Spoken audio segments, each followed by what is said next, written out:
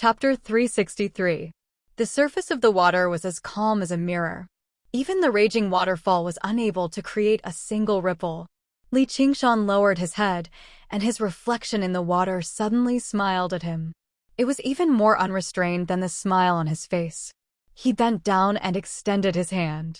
When the tip of his finger touched the surface of the water, ripples spread out in all directions endlessly. From the very center to the edge of the pool, they did not disperse at all. The spirit turtle's demon core constantly flickered. The surging demon chi constantly rose up, constantly being depleted. It was almost completely depleted. This attracted Little Anne's attention as well. In the center of the ripples, two hands, one real and one fake, actually clasped together. A hand extended out of the water, followed by a wrist, an arm, and a similarly handsome face. Pearl-like droplets of water dripped down. Li Qingshan dragged his other self out of the mirror in the water bit by bit. Their appearances were exactly the same, without the slightest difference. Little Anne was slightly surprised. Her eyes could see through the real and the fake, but she was unable to see anything fake at all. It was like she was Li Qingshan's twin brother. Innate ability, water mirror's image. This was the name that Li Qingshan had given it. It was like taking a flower from a mirror and scooping up the moon from the water. It was also known as a clone technique. There were so-called water clones among water techniques, but they were actually just condensed from water. Coupled with some illusions of water, they seemed like real people. However, when it came to actual battle, apart from attracting the enemy's attention, they also served as a punching bag. They did not have much battle prowess to speak of. As for this water mirror's image, it seemed fake yet real, and it was completely under Li Qingshan's control. Li Qingshan felt like his mind had split into two. He was currently looking at the world from two different perspectives. The feeling of seeing his own appearance was rather strange. Moreover, he was rather unaccustomed to controlling it. In Little Anne's eyes, it was even stranger. The two Li Qingshan stood face to face and reached out to touch their own faces at the same time, as if they were looking at a mirror. Li Qingshan raised his hand. Every single line was so real that he could even feel the beating of his heart and the flow of his blood. This was not a dummy made from water or clay, but a real clone. It was said that one could not attend to two things at once. Now, it could be said that he had the doppelganger technique, but he preferred to call it a mirror image. However, it was not an easy task to separate the mirror image from the main body. He could not help but control it as if it was his own body, advancing or retreating together. Little Anne covered her mouth and snickered. She didn't look like a demon general at all. When Li Qingshan glared at her, she raised her head and glared back at him. Li Qingshan had no choice but to close his eyes. He tried to experience the feeling of drawing a circle with his left hand and a square with his right. After a moment, Li Qingshan used his demonic chi and bent his knees to step on the water. Only his clone shot up into the sky. He arrived above the clouds. He looked down at the thousands of mountains and the clouds in the distance. On the earth, the mountain peaks gathered and the waves raged. It was a vast expanse. Suddenly, at the end of this vast expanse, he saw an insignificant little undulating, like a crouching bull. Beside the crouching bull was a quiet little village. Many people were working near the village. It was so peaceful and quiet that it was like a small painting. It suddenly awakened all of Li Qingshan's memories. So his hometown was not far away. For a moment, he forgot the hardships of living under someone else's roof, forgot the pain of hunger and cold. Perhaps his memories had beautified everything, or perhaps he had already let go of these things. In his heart, there was only a child playing a shepherd's flute, riding on a big oxen, walking slowly on the mountain road. That's right, that was his only wealth. He suddenly had a strong thought. He wanted to go back and see his old neighbors. However, he immediately dispelled this thought. There was no need to bury one's bones in mulberry fields. This was the promise he had made to himself. There was nothing he was reluctant to part with there. If there was something he could not give up, one was on the ground, one was in the Bai clan, one was in the sky. He looked up at the sky and smiled. A feeling of incomparable freedom was deeply reflected in the heart on the ground. On the ground, Li Qingshan walked out of the deep pool and came before Little and he half knelt and hugged the only one who shared his happiness, the eternal supporter, tightly in his arms. Little and, do you see? I have become so powerful. From now on, no one can casually bully us anymore. Laozi will definitely make them all pay the price. Little and felt that the current Li Qingshan was somewhat different. This was not a change in his appearance, but in his temperament. Compared to his human form, he always had a kind of unbridled arrogance in his demon form. She liked him like this, because at this time, he always looked a bit happier. But no matter which he was still her Li Qingshan. One Li Qingshan stepped on the ground and hugged the most important person to him in his arms. The other Li Qingshan flew into the blue sky and opened his arms towards the sky. I want freedom. I want freedom to do whatever I want. I want unlimited freedom. 9 provinces, I am coming. 9 heavens, wait for me. Can you wait for me for a moment? Little and tilted her head and smiled. Li Qingshan fiercely kissed her on the cheek, as long as it takes. From that day onwards, Little and entered a meditative state. Li Qingshan left behind a mirror image to protect him in the deep pool. His original body wandered around. He even recovered his identity as Li Qingshan and went to complete a few missions. His face was exposed so that no one would suspect that he had disappeared. After his experiments, he had a more concrete understanding of the various abilities of his doppelgangers. The existence of the doppelgangers would not be affected by his original body returning to human form. However, the demonic aura of his original body was constantly dissipating. It could be maintained by meditating and communicating with the spiritual aura of heaven and earth. But if there was an intense battle, it would probably not be maintained for too long. And to create a doppelganger, he needed to consume all his demonic power in one go and have 30% of his original body's battle power. Don't underestimate this 30% battle power. Because of the 3 great supernatural powers left behind by Brother Ox, his strength, speed, and demonic aura far surpassed that of ordinary demon generals. The overall battle power was even more shocking. According to his estimation, his doppelgangers would not have too much of a problem dealing with Foundation establishment cultivators like Begonia who were not good at fighting. And, according to his past experiences, the effects of this innate ability should increase as his cultivation increased. If he could pull out even more doppelgangers from the water, just what would the effects be? After completing another mission and obtaining a few corpses, Li Qingshan used the glazed mirror of invisibility to hide himself and returned to the edge of the boundless mountains. Little and still had not emerged from seclusion. He had nothing to do, so he crossed his legs and sat down. He took out the high-grade spiritual artifact he had bought below the Green Vine Mountain. The whale's ingestion of water. He still did not have a suitable weapon right now. After becoming a demon general, he could refine human spiritual artifacts and turn them into so-called demon armaments. A powerful wave of demonic chi was injected into it. Perhaps it was because he had already refined this spiritual weapon, but the process was unexpectedly simple. Gradually, the shape of the whale's ingestion of water changed as well. It became a more regular hilt, but the price was that it lost many of its original functions. It could no longer shoot out gray water lightning or ice spikes. However, these 2 functions that were originally very practical were completely useless to Li Qingshan in his demon general form.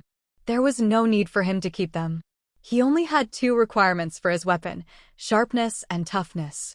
Although Li Qingshan was only a beginner in the art of artifact forging, he used his powerful control over water to force large quantities of water spiritual energy into the whale's ingestion of water. The hilt spat out a blade inch by inch.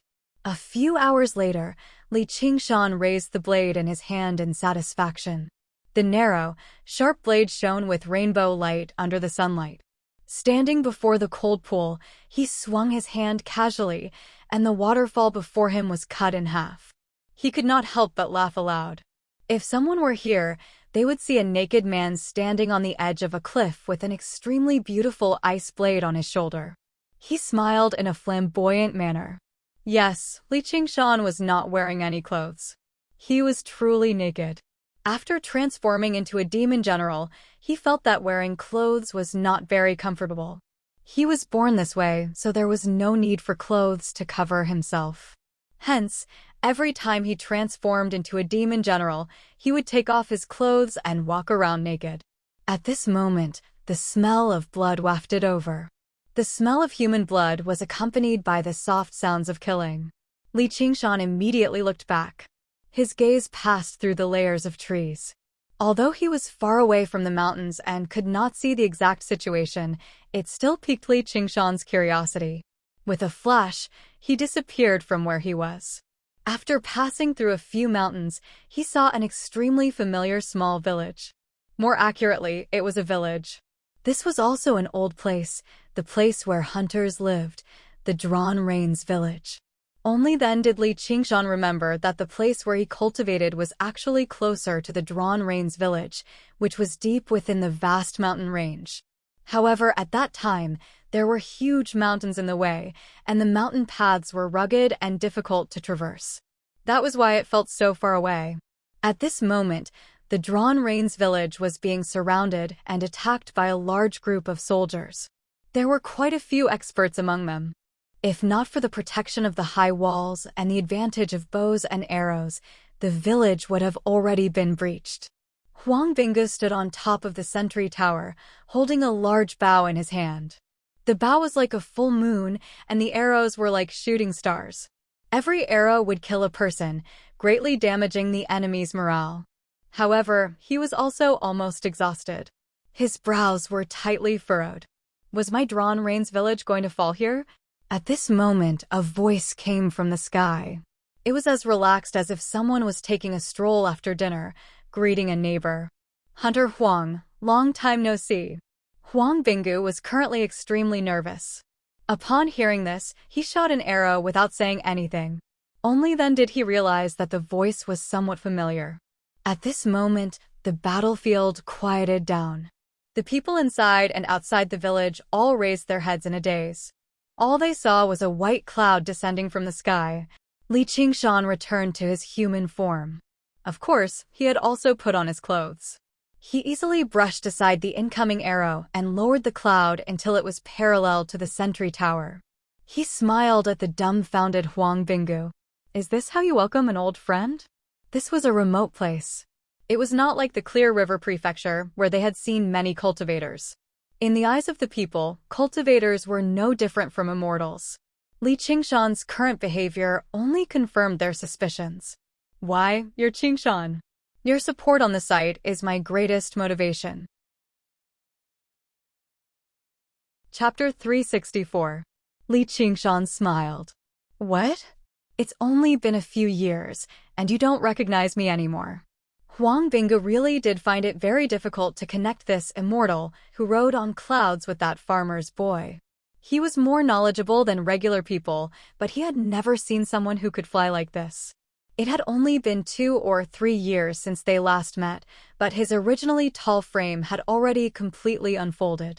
His shoulders were broad and his arms long, and his body was imposing. Just sitting on the cloud gave off an invisible pressure.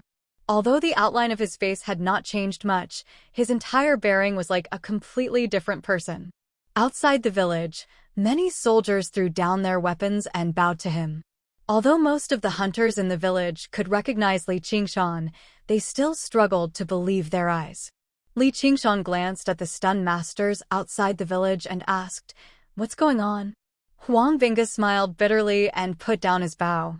He told him the whole story.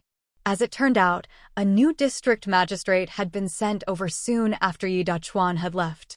This time, he was not someone with connections like Yi Dachuan, but a scholar from the academy. In just a short year or two, he managed the Qingyang district into a solid block, becoming the local tyrant. The Drawn Rains village was a stubborn force from the old era, as well as a flashy name that challenged the authority of the district government, so they became a holdout that was heavily regulated.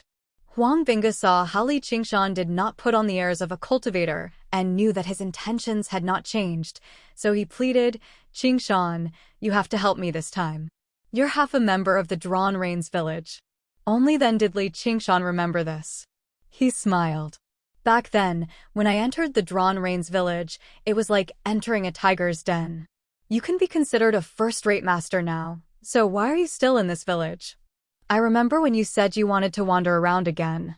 Although Huang Bingu was still called Sickly Tiger right now, his face was rosy. He was in high spirits. Clearly, the ginseng alcohol had played a significant role. He cultivated his inner force diligently and had already reached the level of a first-rate master. Huang Bingu glanced back at the village. The new district magistrate is overbearing. How can I just leave like that? Li Qingshan patted him on the shoulder. Do you have any wine? Huang Bingu's face lit up, and he turned to the manor and shouted, "Bring the wine."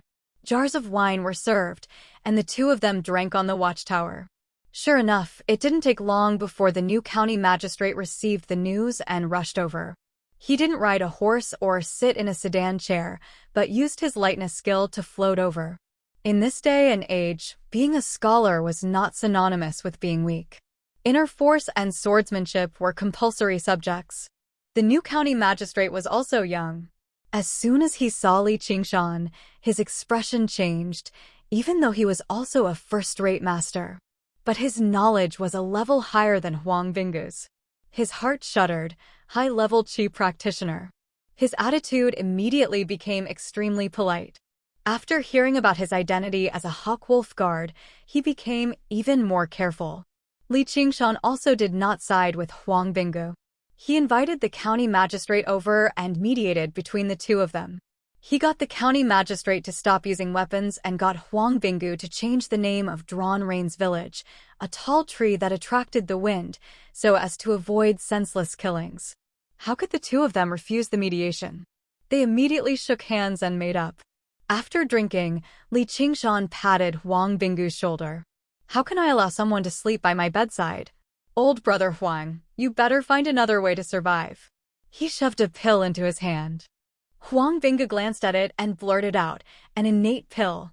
Before he could even thank him, the cloud had already passed over the mountain and vanished. When spring arrived, Little Anne stood up in the cave and made her way towards the sunlight. She allowed the whistling lightning to tear at her clothes and strip away her flesh. Her blood immediately boiled. Most of her beautiful body had already been charred before turning into ash. In the end, only a set of white bones remained. She walked very slowly, but she did not stop at all. Even the terrifying heavenly tribulation was unable to make her waver. That was because he was waiting for her outside. She could not be left behind by him. She wanted to be with him forever.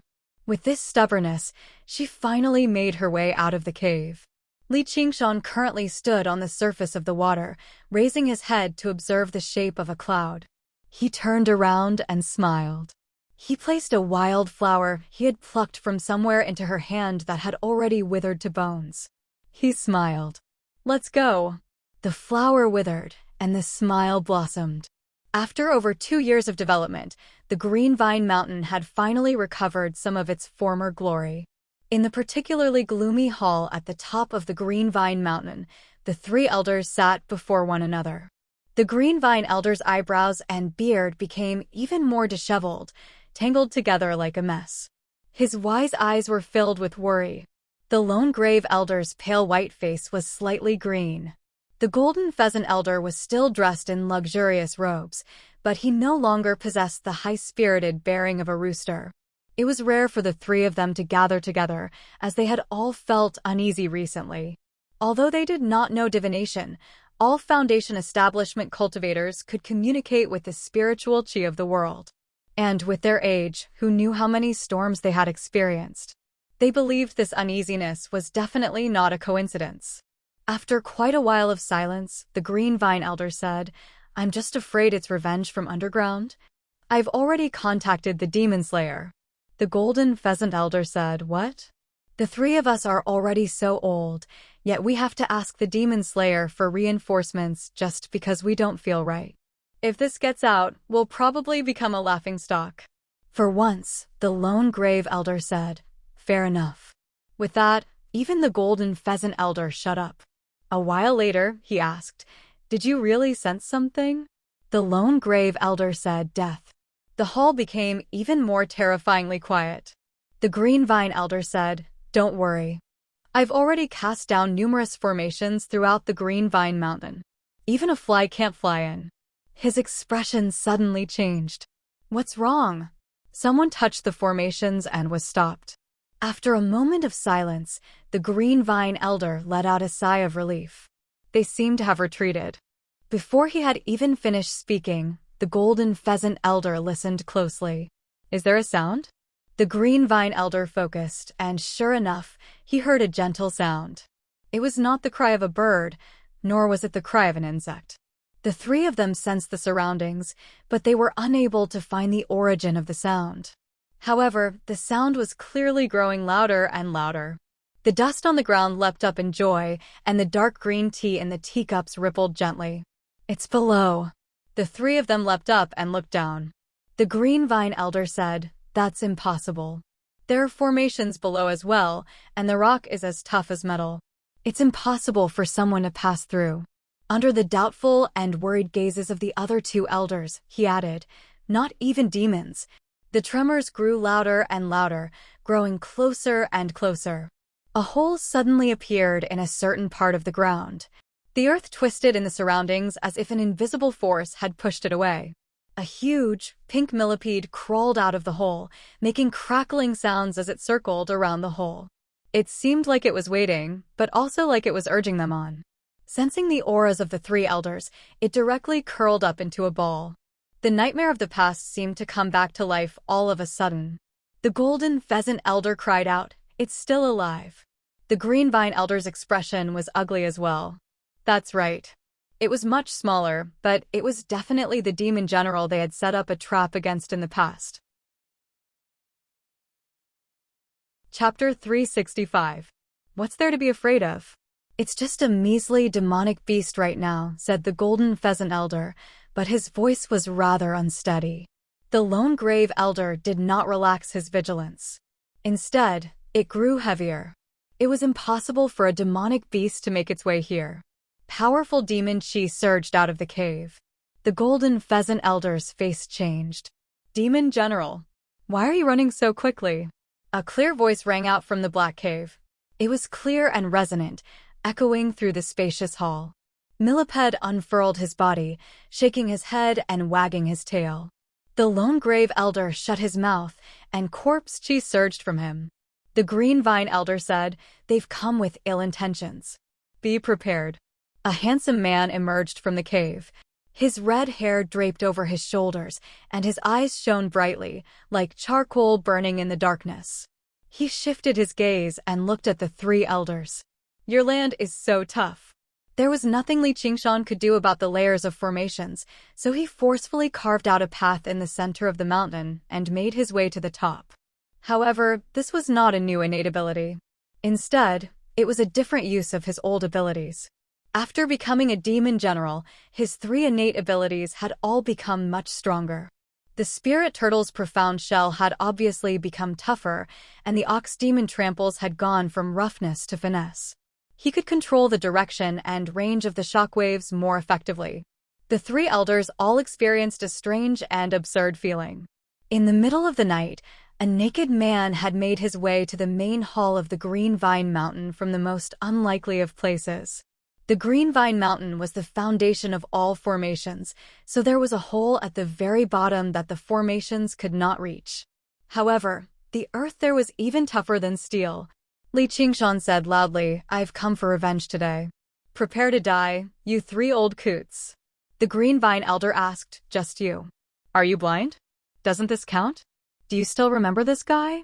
Li Qingshan kicked Millipede under his feet.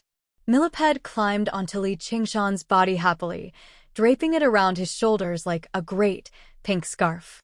Li Qingshan rubbed his forehead. "Sai, let's go. You act like you don't matter at all. You've made me lose all interest in revenge." Millipede crawled back into the hole with a series of clattering sounds. The three elders exchanged glances. Then, they laughed together. So this was the uneasiness they felt? Although the demonic chi he emitted was very powerful, it was only relative to ordinary demons. One look was enough to tell that he had not been a demon general for long. What they feared the most was the demon commander underground taking action, or a large-scale attack and revenge. Was a mere demon general bold enough to make trouble for them on the Green Vine Mountain? A monster core that was delivered to his doorstep. How could he not accept it? Do you know who I am? Li Qingshan asked boldly. He was not a person who liked to talk nonsense. Villains who talked nonsense did not have a good ending.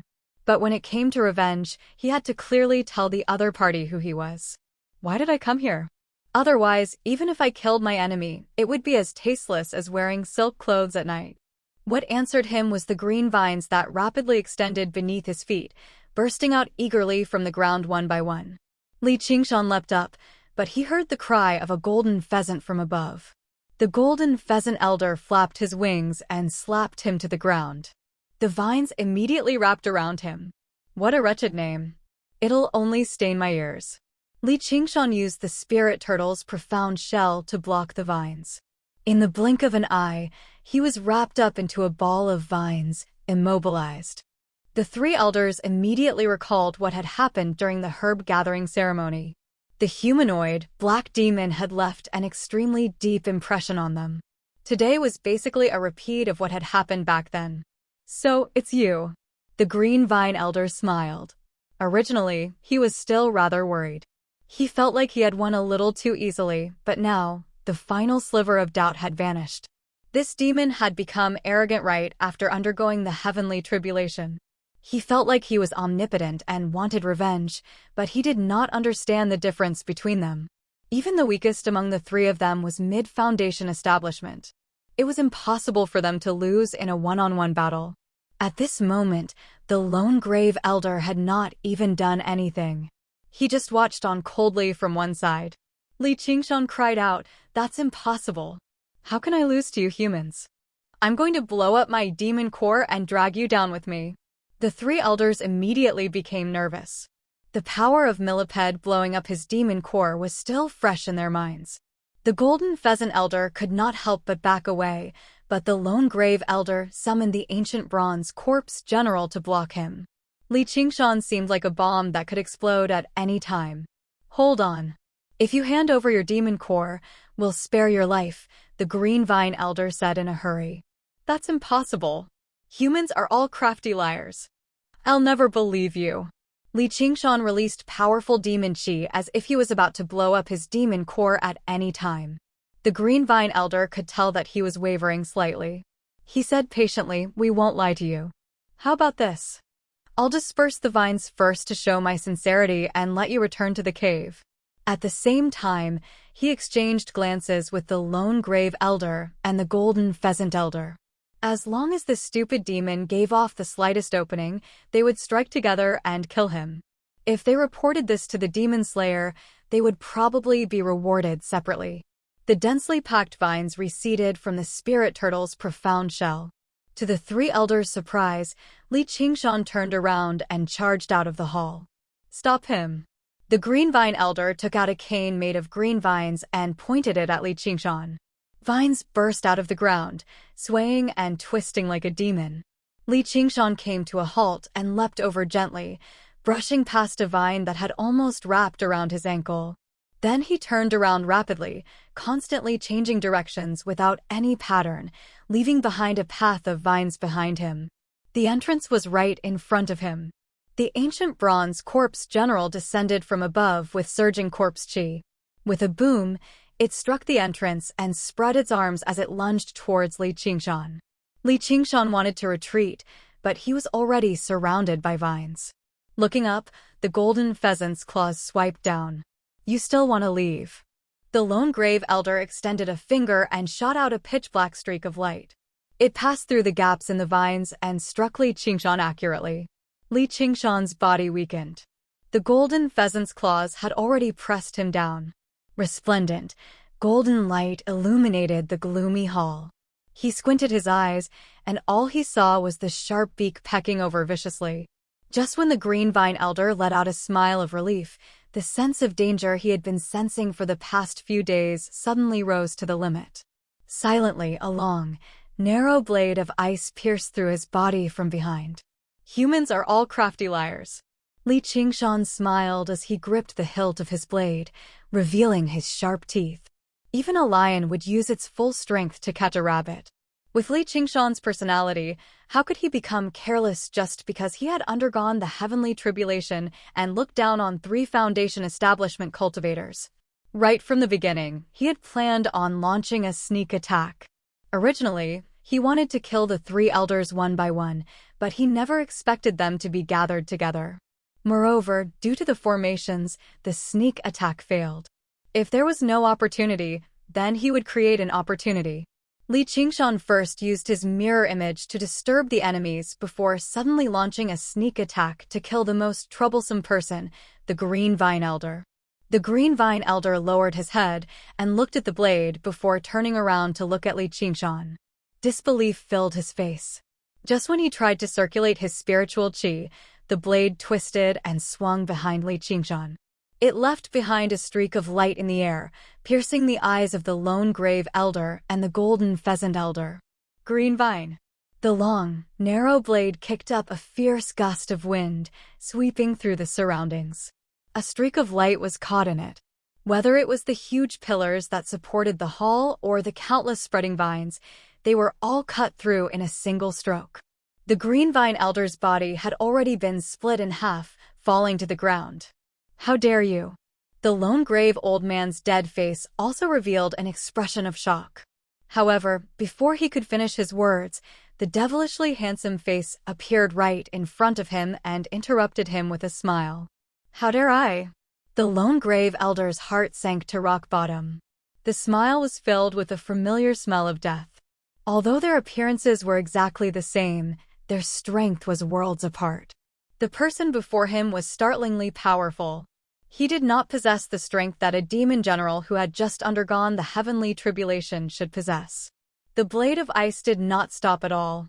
With Li Qingshan's right hand as the center, it formed a beautiful semicircle. Corpse qi erupted. The Lone Grave Elder roared out madly. Black corpse qi gushed out from his sleeves as he retreated to the edge of the hall. He lowered his head in shock and looked at the wound on his chest. The blade had sliced through his protective corpse qi easily. If it were not for the force from the eruption of corpse qi, he would have followed in the Green Vine Elder's footsteps already. A clump of corpse qi that was as black as swamp did not disperse. When it came in contact with one of the pillars, it was like an invisible beast had taken a bite out of it. A gap immediately appeared. With a great rumble, the upper half of the pillar fell down with a piece of the roof. Before it had even reached the ground, it had been melted away by the corpse qi. Even inanimate objects were like that. If living beings came in contact with it, they would probably be reduced to a puddle in the blink of an eye. With a cry, the golden pheasant unfurled its wings and shot out several hundred feathers, which turned into several hundred streaks of golden light that stabbed into the corpse qi. There was a flash of snow-white light, and the corpse qi was split into 2. Li Qingshan emerged with his ice blade and smiled at the Lone Grave Elder. Nice reaction. A streak of moonlight poured down on him, gilding him with a silvery blue sheen. His handsome face and perfect body seemed even less like a living being, more like the statue of a legendary god. From beginning to end, he did not give off any demon qi at all. Lanterns lit up the Green Vine Mountain. Many disciples emerged from their residences and gazed at the hall at the top of the mountain. What's happened? Let's go take a look. Yu Shuquang yawned. It's already so late. What's the matter now? Several hundred streaks of golden light shot out from the ground, stabbing towards Li Qingshan. The golden pheasant swooped down. Lone Grave, why don't you work with me and kill this demon? With a series of rapid, sharp sounds, Li Qingshan swung his ice blade, creating a wheel of blades that landed on every single feather with great precision. The feathers flew out even faster than when they had come. The accompanying wind was like countless huge blades and axes, swinging through the hall viciously, destroying everything in the way. Li Qingshan raised his head and looked at the claws of the chicken. He did not dodge, nor did he block. He only threw a punch. The disciples of the Green Vine Mountain saw several hundred streaks of golden light shoot out of the hall in a straight line. A golden pheasant smashed through the roof and was sent flying. Its golden light had dimmed, and it was in a horrible shape. The Legends of the Great Sage. Welcome, all readers. Read the full text. Chapter 366. It's the Golden Pheasant Elder. Just what has happened in the hall? The golden light illuminated the shocked and terrified faces of every single disciple of the Green Vine Mountain. Yu Shuquang felt his sleepiness vanish. He could not help but stagger backwards. An enemy that could send the Golden Pheasant Elder flying was not someone a measly chi practitioner like him could deal with. Looking around, the other disciples of the Green Vine Mountain reacted the same way. The Green Vine Mountain was not as important as their lives. A while ago, moonlight seeped through every crevice of the damaged hall like water. Silver blue light crisscrossed, turning the dignified hall into a strange world. However, it was immediately purged by the golden light. The golden pheasant that descended from above was like a golden sun, dazzling and resplendent. Compared to it, Li Qingshan's tall figure seemed so insignificant. Within the scorching light, he seemed like a silhouette, let alone the fact that his swinging arm was like a slender piece of firewood that could be set alight at any time. In that moment, the fist collided with the sun. The two powers collided. Streaks of light and waves of air flickered and surged. Not a single intact pillar remained in the majestic hall. It tottered about in the intense wind, but in that moment, it was forcefully propped up by the air currents, which suddenly swelled outwards. Li Qingshan's feet sank into the ground, but an endless power surged out from the lofty Green Vine Mountain, from the vast earth. It surged into his body, into his fist, and was released endlessly towards the golden pheasant. The confident smile on the Golden Pheasant Elder's face vanished. In the next moment, the fist sent the sun flying. Li Qingshan pulled back his fist and smiled. When I'm standing on the ground, it's best if you don't compete with me in strength. The strength of the earth. This was a brand new innate ability that originated from the ox demon. As long as he stood on the ground, he would receive the assistance of an endless supply of divine strength. Originally, Li Qingshan found it to be rather useless. Looking at it now, the effects were quite impressive. His scarlet eyes swiveled and landed on the lone grave elder. A clear expression of shock appeared on his pale white, dead face, but it was not just because Li Qingshan had sent the Golden Pheasant Elder flying. Just as the Golden Pheasant Elder called out for them to work together, he summoned the ancient bronze corpse general to attack Li Qingshan from below. However, no matter how hard he tried to activate the bronze bracelet on his wrist, the ancient bronze corpse general remained motionless. Suddenly, the connection with him was severed. He was scared out of his wits and rushed towards the ancient bronze corpse general without caring about anything else. The motionless ancient bronze corpse general suddenly raised its head. In that instant, the lone grave elder had the illusion that it was not an eyeball. Instead, they were two burning flames. It wasn't until he realized that it wasn't an illusion that the ancient bronze corpse general was pouncing towards its former master. It revealed a small skeleton holding a white bone sword in its hand. Since Li Qingshan said that he would use his full strength, then he would really use his full strength. Little and was his most important strength, 10 times more powerful than any innate divine ability. The lone grave elder was alarmed. He immediately decided to flee. If he continued fighting, he would definitely lose his life here. Black corpse chi surged and gathered beneath his feet, lifting him into the air. Like a rocket, he moved with startling speed, immediately trapping the rebellious ancient bronze corpse general beneath his feet. Just when he was about to break through the roof, for skulls the size of carriages blocked his way, spitting out surging blood flames of corpse incineration. The darkness and moonlight that had just descended on the hall was purged by the flames once again. The hall creaked and trembled, like an old man in his twilight years. It could no longer endure its own weight and began to collapse. At this moment, time seemed to slow down. The movements of every single speck of dust was extremely clear in Li Qingshan's eyes. He did not assist little and, after undergoing the heavenly tribulation, her strength was no less than his. An ability like the Path of White Bone and Great Beauty allowed her to become more powerful than her peers with every step she took. He looked at the sky again. The golden pheasant elder had been completely frightened by Li Qingshan's punch. He did not even dare to circle around. He unfurled his wings and took off into the clouds. Li Qingshan casually let go of the hilt and swung his hand. He exhaled gently and leaned his shoulder backwards. He extended his hand as hard as he could, like he was throwing a shot into the sky. His feet showed no intentions of leaving the ground. Instead, they sank even deeper. Compared to his movements, everything around him was so slow that it looked like a still picture. Surging demon chi surged into his arm. Something was released, and his slender arm suddenly turned the color of black metal. It rapidly expanded and extended. 3 meters, 15 meters, 30 meters. He extended his 5 fingers that were as thick as pillars and grabbed the fleeing golden pheasant in the sky. "Where do you think you're going?" The golden pheasant elder's face was filled with fright. He felt a terrifying power tighten around him, almost suffocating him. He fell towards the hall once again. At that moment, the ratio between the two seemed to return to normal. The arrogant rooster had been grabbed by a human's hand and sent into the kitchen. All that was left was panic. All the disciples of the Green Vine Mountain widened their eyes. All of this was a sight that would only appear in nightmares. The huge, demonic claw was unimaginable. Just what kind of monster was hidden in the hall? The hall was large, but it was probably extremely restrictive to the monster.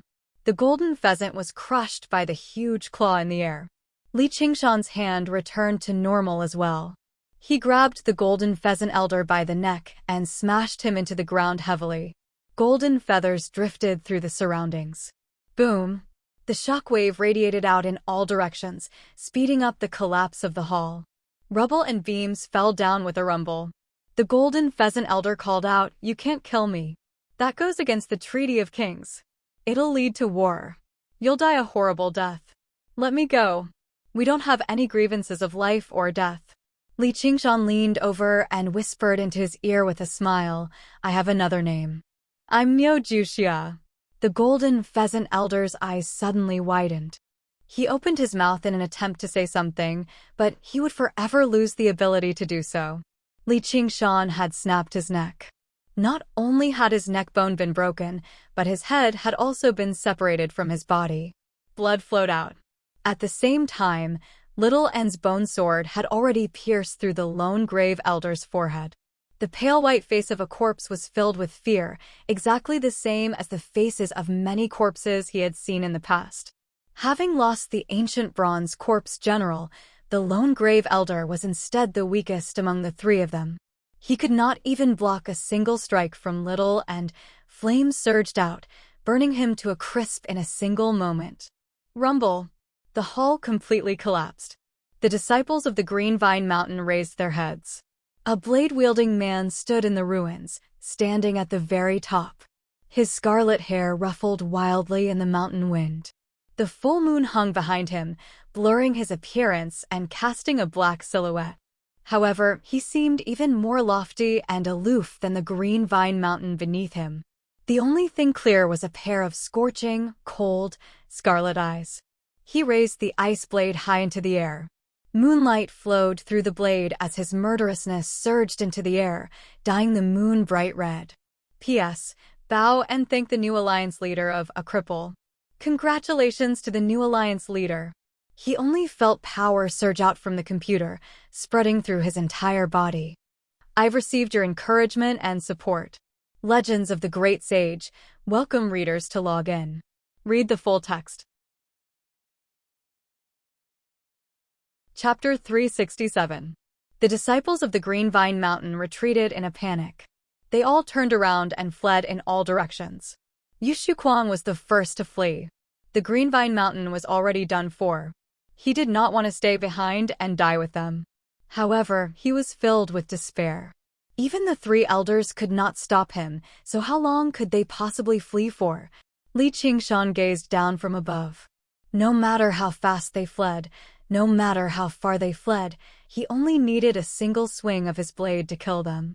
He held the blade in his hand, but he did not swing it down, as he saw 1 or 2 familiar people among them. He smiled and lowered the blade. He's gone. Little and emerged from the rubble. Are you sure? Li Qingshan raised an eyebrow. Yeah. Little and nodded.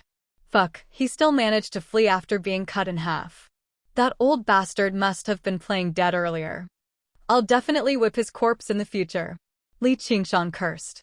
As it turned out, the green vine elder who should have been lying on the ground obediently had actually vanished after the intense battle. It went without saying that he must have used this opportunity to flee. Now that he thought about it, even mortals would roll around for a while after being cut in half, while the green vine elder was like 2 pieces of wood. He was even better at playing dead than Millipede. Just who was the demon here? Li Qingshan had used the mirror image to divert the attention of the 3 elders, while the green vine elder had used his 2 old friends to divert Li Qingshan's attention. Let's go hunt down that actor. Li Qingshan sniffed the air and dove into the hole. According to the smell of blood, the green vine elder had fled through the hole he had created. It would be terrible if he ran into that idiot Millipede. Little and tilted his head in thought. What was an actor? In the pitch-black, cramped hole, the green vine elder clutched his neatly gaping stomach as he lay on the enlarged green vine staff, fleeing along the way. The tremors above him gradually grew distant, but he did not ease up at all.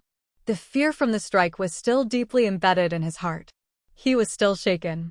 From the moment Li Qingshan stabbed the green vine elder sensed it. It was impossible for him to win this battle, because he knew very well that he wasn't completely defenseless. It was just that the saber had come too fast and too ruthless.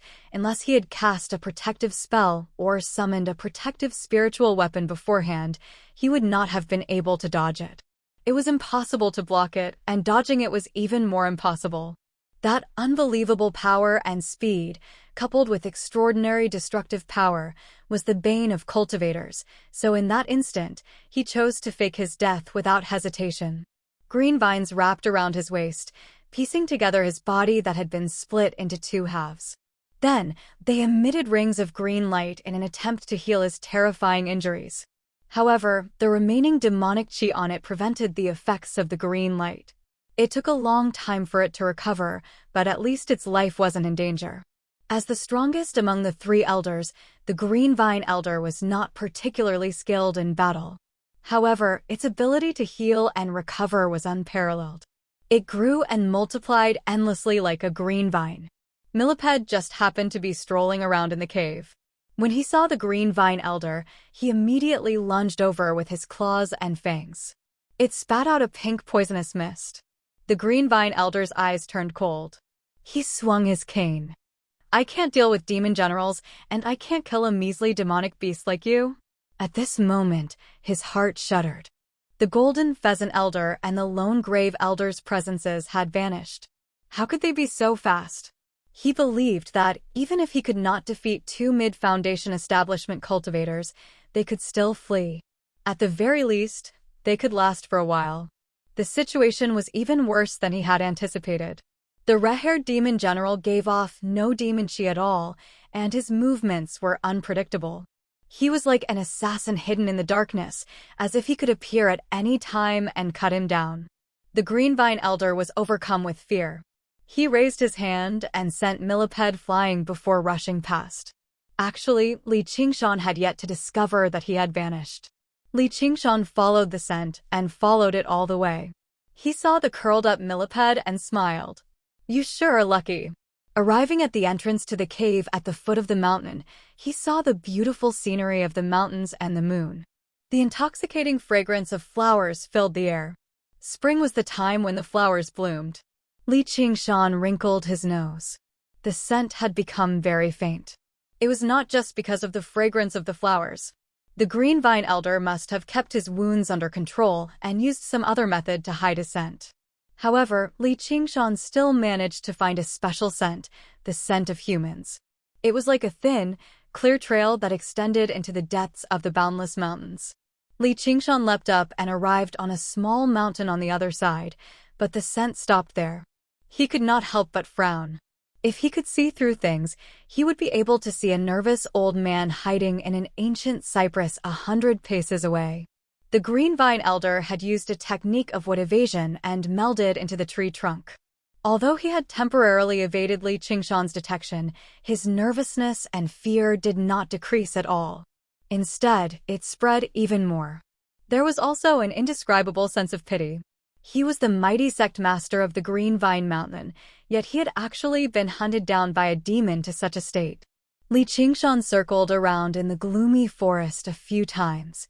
Suddenly, he snorted coldly, "I can see you." He had learned this from Han Qiongji, and sure enough, it scared the Green Vine Elder witless. He resisted the urge to run away.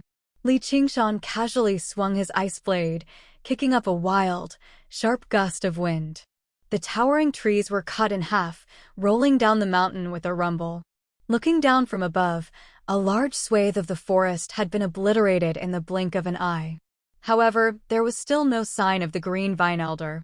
Li Qingshan called out, "Green Vine, no matter where you run off to, there will be a day when I kill you. Kill you, kill you, kill you." The sound of metal clanging echoed through the mountains again and again. It made the Green Vine Elder's heart tighten. He was currently curled up, rolling down the mountain with the severed tree. In the end, he collided with a boulder. Just now, he had stopped. He felt like his waist was about to snap again. The forest fell silent once more, but he dared not move at all. Who knew whether Li Qingshan was currently hiding in the darkness, waiting for him to reveal himself so that he could kill him? Even when the sun had risen, he still did not move at all. It was said that people were more afraid of death as they grew older. He had basically used his actions to prove this truth. As long as there was even the slightest possibility of danger, he would continue to hide. Only 3 days later did he slowly emerge from the tree. Only after confirming that Li Qingshan was indeed gone did he let out a sigh of relief. Gazing at the smoke-shrouded Green Vine Mountain in the distance, he suddenly burst into tears. If it were not for the fact that his would-escape technique had almost killed him, he obviously would not be bold enough to return to the Green Vine Mountain. Only by seeking the Demon Slayer's assistance could he have a chance at revenge. Actually, after Li Qingshan had said that, he had directly left. If he could not kill him today, he could just kill him in the future. Why would he have the patience and obsession to squat in the forest and waste time? After this battle, he felt like he was showing signs of breaking through to the third layer of the tiger demon. He was just about to go make trouble for a few more fellows and fight them again. Li Qingshan, Little, and Millipede. The three demons moved through the darkness underground. The familiar environment made Millipede extremely excited. He moved his 1,000 feet eagerly, rushing towards his bed.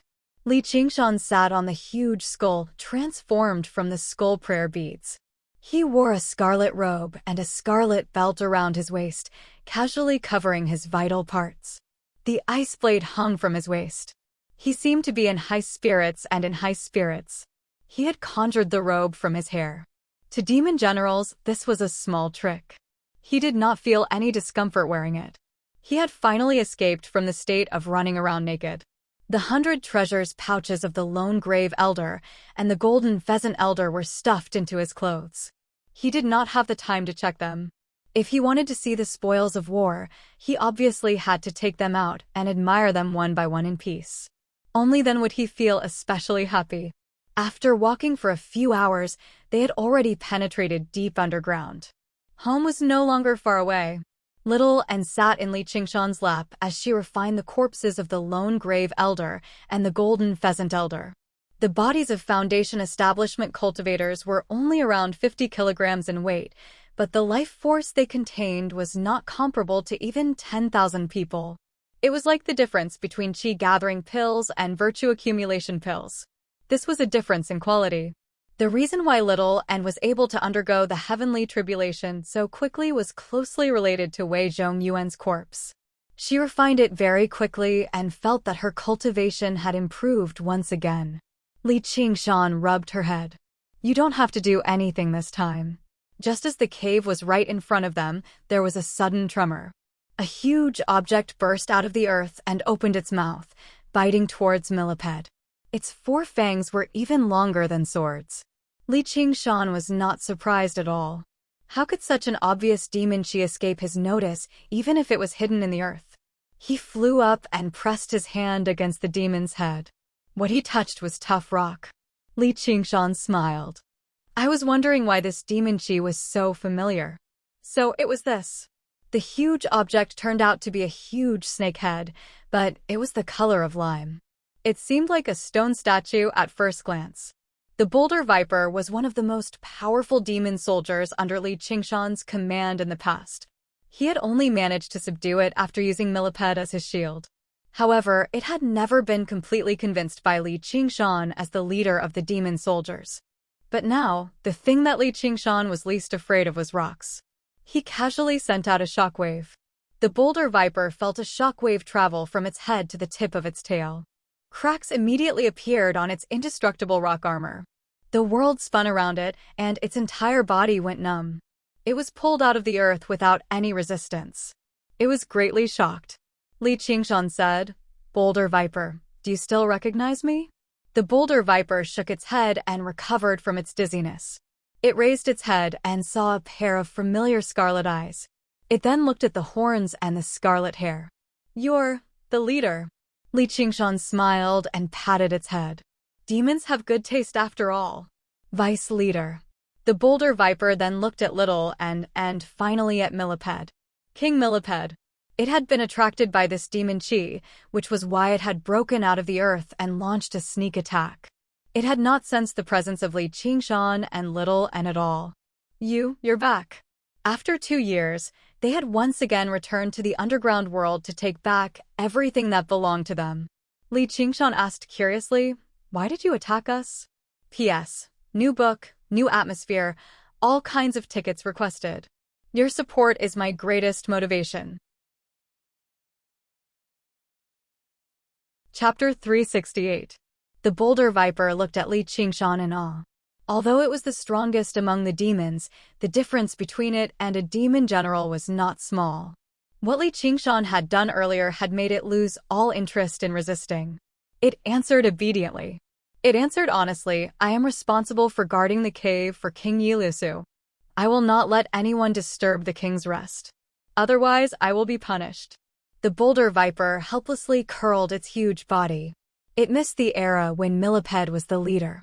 Back then, he was unrestrained and did not need to listen to anyone's orders. "King Yiliusu?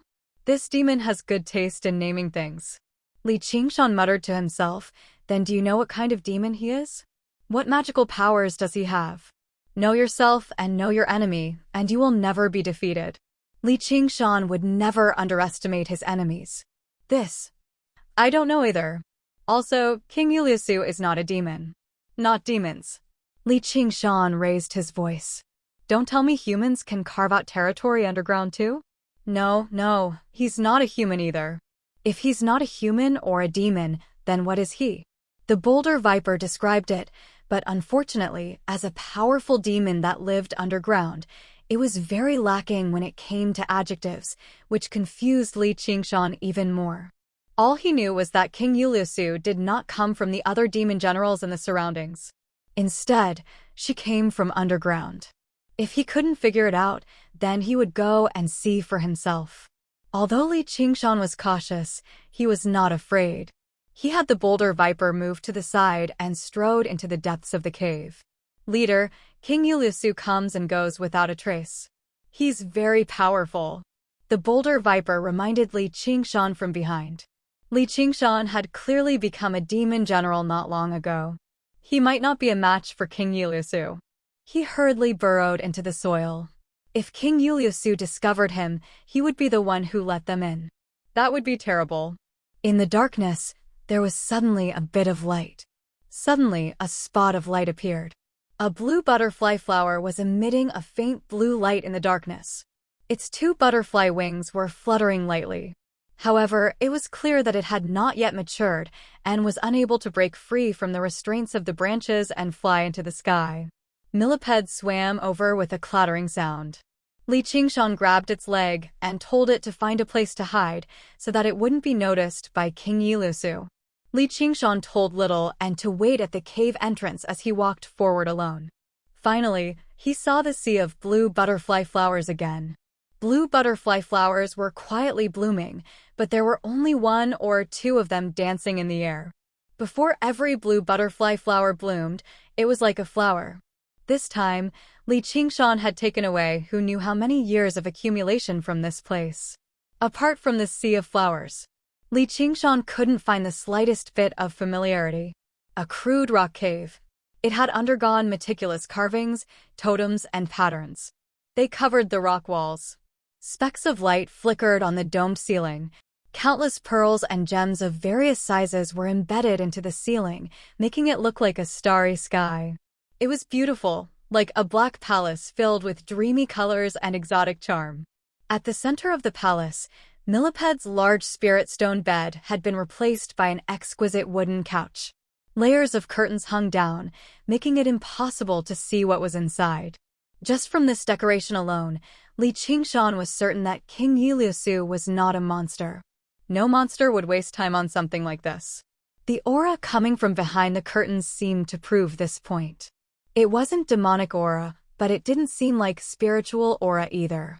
It was something in between, something that seemed right but wasn't.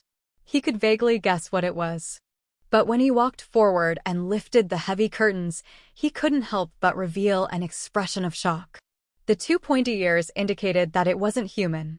Its smooth skin seemed to be shrouded in a layer of night. It was the color of the midsummer sky. The mixture of black and blue further proved this point. It was not human, nor was it a demon, but other folk. Li Qingshan could even tell its race with a single glance: night roamers.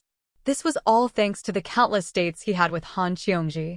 When the two of them chatted about everything, Li Qingshan was the one listening most of the time. Han Qiongji had mentioned the existence of this race in the past. Their ink blue skin was their most prominent characteristic. They were the complete opposite of humans who moved around during the day and rested at night. They were nocturnal.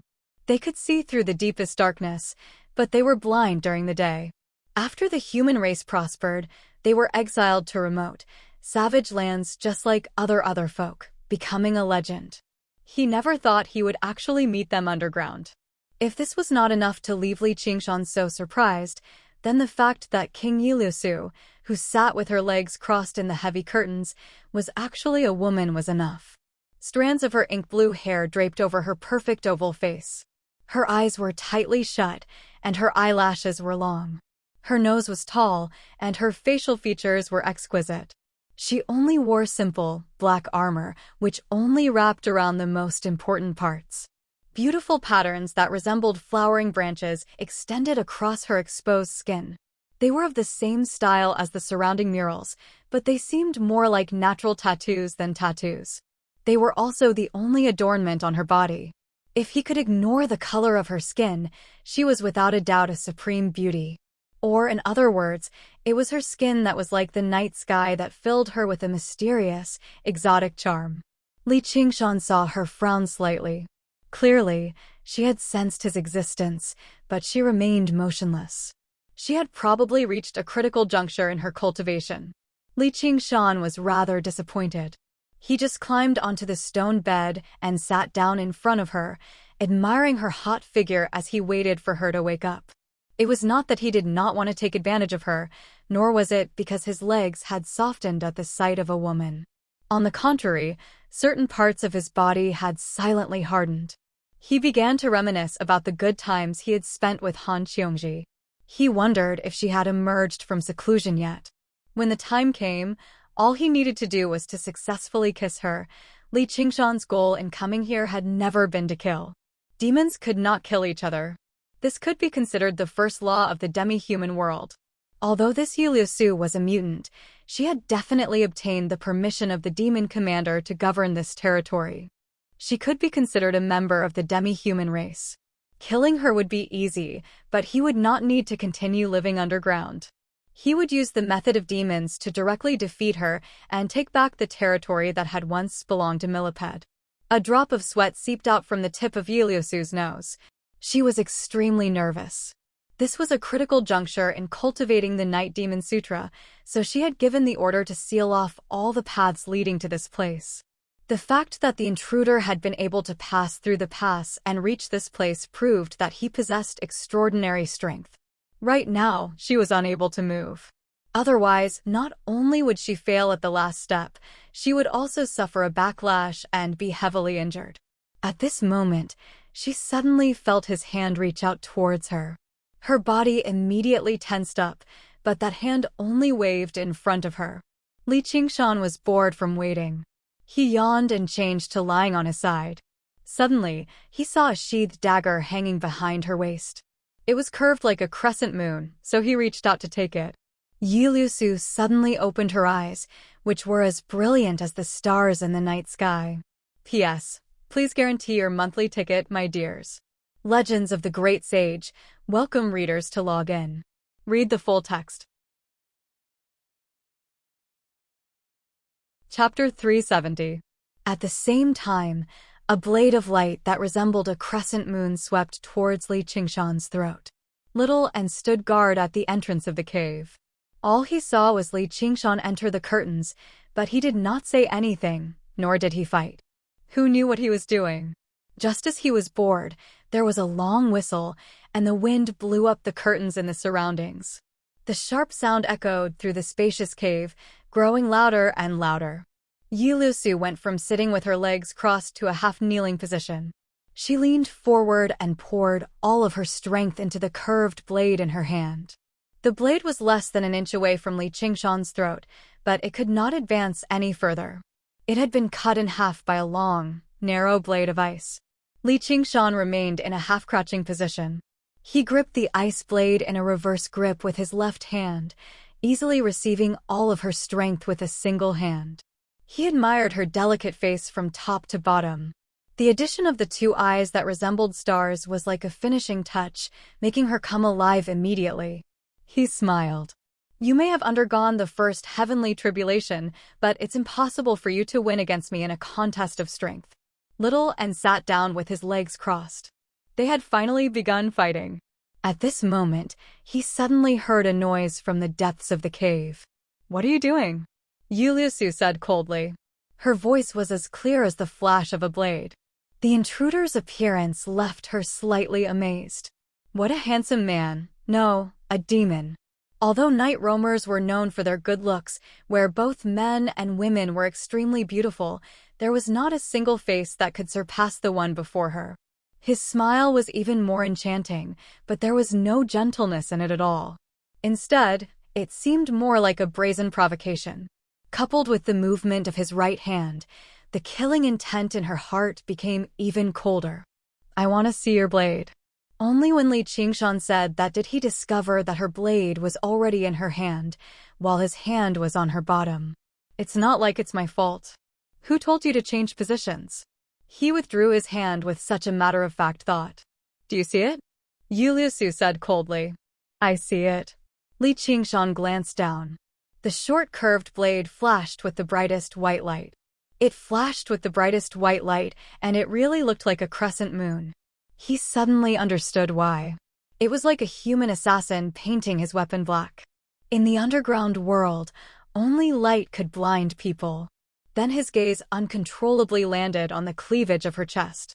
In this world, it was rare to see a woman who dressed so boldly. Then die, Yi Liusu reprimanded. She turned the blade in her hand and slashed it down. The blade light cut through the darkness. It was faster and more ruthless than the one she had used just now. As a strength-type monster general, his reaction and speed must be a bit slower. How dare he get so close to me? This is the biggest miscalculation you've made today.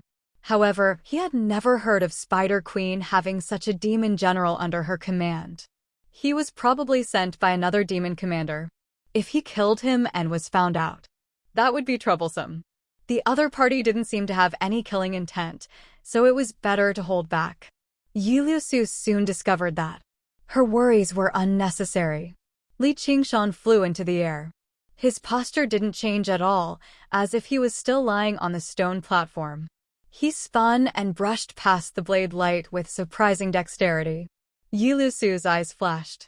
The curved blade was like a swallow gliding over the water. With an unbelievably beautiful posture, it changed from a downward slash to an upward slash.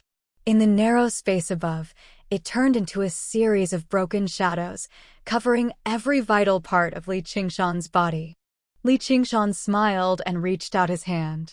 He accurately caught her right hand that was holding the blade. Yi Liusu immediately let go. She grabbed his arm and pulled it down. At the same time, she caught the curved blade with her left hand and slit his throat. She was like an antelope hanging its horn, untraceable. Her killing intent was hidden in it.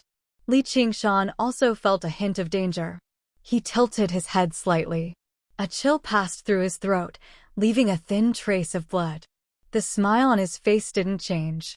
Taking advantage of the weakness of his attack, he grabbed her left hand again and pressed her heavily on the stone platform. Yi Liusu struggled for a while. Naturally, it was useless under the suppression of Li Qingshan's strength. She raised her long leg in black boots and kicked at the back of his head. Li Qingshan leaned down and avoided the kick. He said, "Before you make a move, you'd better listen to what he's here for." Their eyes met. The tips of their noses almost touched. They could clearly feel each other's breath. It was ambiguous and charming. Yi Liusu stared at Li Qingshan's eyes without showing any weakness. The light in her eyes dimmed a little, showing the original dark blue color of her eyes, like ice in the night. "Who are you?" Li Qingshan was taken aback. For a moment, he didn't know how to answer. He raised his eyebrows. Good question. He currently didn't have a proper name. Xianwei had once called him Big Black. This was clearly a terrible name. He had once called himself the Old Demon of Black Mountain, but this was even worse. Was he afraid that others wouldn't be able to contact Li Qingshan? Li Qingshan instantly fell into distress. He had never been good at coming up with names. He had almost forgotten that there was a peerless beauty pressing down on him. Yi Liusu used this chance to keenly observe her enemy. She suddenly noticed that there seemed to be something engraved on the two sharp and proud horns on his head. She murmured, "North Moon." Li Qingshan's eyes instantly lit up. Right, that's it. He retraced his memories to a few years ago. In the depths of the boundless mountains, the naughty and adorable cat demon had forcefully engraved this promise on his horns, leaving it in the depths of his memory. Even the heavenly tribulation could not erase it. On Ice Sword Cliff, he had roared at the sky as loudly as he could, swearing that he would obtain the power to send her to the Dragon Province. No, how is he now? Yi Liusu squinted her eyes and suddenly raised her head. She sneered and sighed. "Hasn't anyone ever told you not to be distracted when you're fighting?" With a thump, Yi Liusu lay back down on the stone bed. She gasped in pain. "So hard." Li Qingshan returned to his senses and smiled. "Just call me North Moon." How's your head?" A huge bump had appeared on Yi Liusu's smooth forehead, little and crouched at the entrance of the cave. His teeth chattered as he let out a chuckle. "I'm going to kill you." Yi Liusu squeezed out the words from between her teeth. Li Qingshan said, "I'll give you that chance later. Let me finish first." "Where should I start?" "Oh, right. You know the previous demon general of this territory, right? I think it was an idiot called Millipede. A human lured him out and killed him. Don't tell me that's you." Yi Liusu's face was filled with ridicule. "Of course not. He might be a little stupid, but I won't allow you to talk about my friend like that. Anyway, this territory originally belonged to him, and it also belonged to me. In other words, you're living in my home right now. Lie on my bed. I want you to. Piss off." Li Qingshan himself found this to be extremely interesting. It was like something someone would say to his ex-wife after a divorce. He tilted his head slightly. "Do you agree or not?" "So what if I agree? So what if I don't?" Only then did Yi Liusu understand that this guy was a demon soldier under Millipede's command. He wanted to take back his territory after going through the heavenly tribulation. An even greater question arose in her heart. How could a demon that had just gone through the heavenly tribulation be so strong? He could completely suppress her in terms of physical strength. If you agree, then that's for the best. If you don't, I'll beat you until you agree. Li Qingshan's smile was very sincere. Beating up a beauty like this should be a different kind of flavor. Then let's try it. Yi Liusu said coldly. The curved blade began to spin. She spun her scimitar and turned it into a circular wheel, slicing towards Li Qingshan. Li Qingshan leaned back and dodged it, cursing inwardly. A gust of wind came from the back of his head. He grabbed her round and powerful thigh with a backhand. Yiliusu used the force to bounce up. She grabbed the hilt of her scimitar and stabbed towards Li Qingshan's right eye. Li Qingshan wanted to use the same trick again. He tried to grab her hand, but he only caught air. It was just a feint. On the narrow stone platform, Yiliusu turned into a shadow, flying up and down around Li Qingshan. Li Qingshan did not move from his spot. He only danced the ice blade into a wheel, blocking her every stab. At such a close distance, the flash of the blade filled every gap between the two of them, but there was not a single sound of collision. Yiliusu displayed her dexterous and mysterious blade technique to the extreme. Her blade never left Li Qingshan's vitals. Suddenly, the scimitar spat out an arc of light, bypassing the ice blade's obstruction. It drew a strange arc, circling behind him, and hooked towards his back. Soul hook. Just like its name, this technique had helped her take the lives of countless people. Even those with similar strength could not escape death. With a long clang, the ice blade was slanted behind Li Qingshan, blocking the tip of the scimitar. This proved that the two's strength was not similar. Yiliusu slid to the edge of the large bed like a ghost. She panted slightly, staring at Li Qingshan. Too strong. Not only was his strength overwhelming, but his reaction was also faster than hers. Was this really a demon general who had just passed the heavenly tribulation? That was close. Li Qingshan saw a small crack on the ice blade. He wiped it with his hand, and the ice blade returned to its original state. This battle was not for killing or revenge, so he was not in a hurry to kill with one strike. Yiliusu's martial arts were extraordinary, and she could help him break through the third layer of the tiger demon in battle. The scimitar in Yiliusu's hand suddenly lit up, and she swung it. Moonbreaker. Li Qingshan suddenly leaned back, and a cold crescent of light slid past his face by a hair's breadth. He saw a blue butterfly flower fluttering in the path of the crescent of light. It was easy to imagine its fate when it was cut in half. He immediately soared into the sky and caught up to the crescent arc of light, destroying it with his saber. "This is my flower. You'd better be careful." Li Qingshan stood above the sea of flowers. The blue butterfly flower was completely unaware of the danger it was in just now and flew over his head. The flower was not a flower, and the butterfly was not a butterfly. It was a true spirit pill that could fly. "It's mine." Moonbreaker. Yiliusu swung out an even bigger crescent of light. Li Qingshan dodged to the side. With a boom, the crescent of light landed on the rock wall behind him, leaving behind a huge mark on the exquisite mural. Li Qingshan glanced backwards and said with ease, "Fortunately, the mural isn't mine." Yiliusu was furious, but she really did not dare to swing her blade carelessly anymore. Every single mural here was the result of her painstaking efforts. Repairing them would be extremely troublesome, and this guy could not be dealt with something like that. At this moment, demon chi and the dark aura unique to night roamers surged over from all directions. P.S. Thank you for your encouragement. My monthly votes have never been so impressive.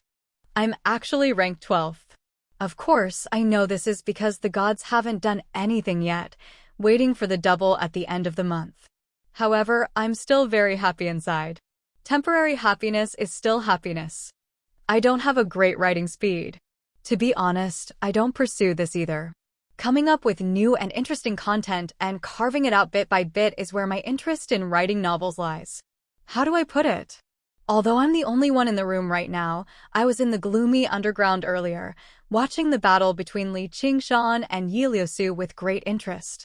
It was too greedy to pursue joy all the time. If reading these words can make you feel like your usual loneliness is easier to endure and that you can look forward to tomorrow, that will be my greatest honor. Oh, right, it's snowing today. It's beautiful.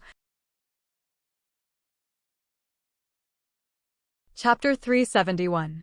Li Qingshan began to admire Yiliusu a little. The sight of reinforcements coming from all directions proved that Yiliusu's control over this territory could not be compared to that idiot millipede. Demons that Li Qingshan was extremely familiar with appeared at the entrance of the cave one by one.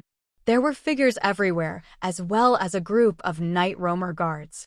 There were both men and women, and their appearances were all rather delicate. They wore simple armor and wielded bows, arrows, and spears. Leader?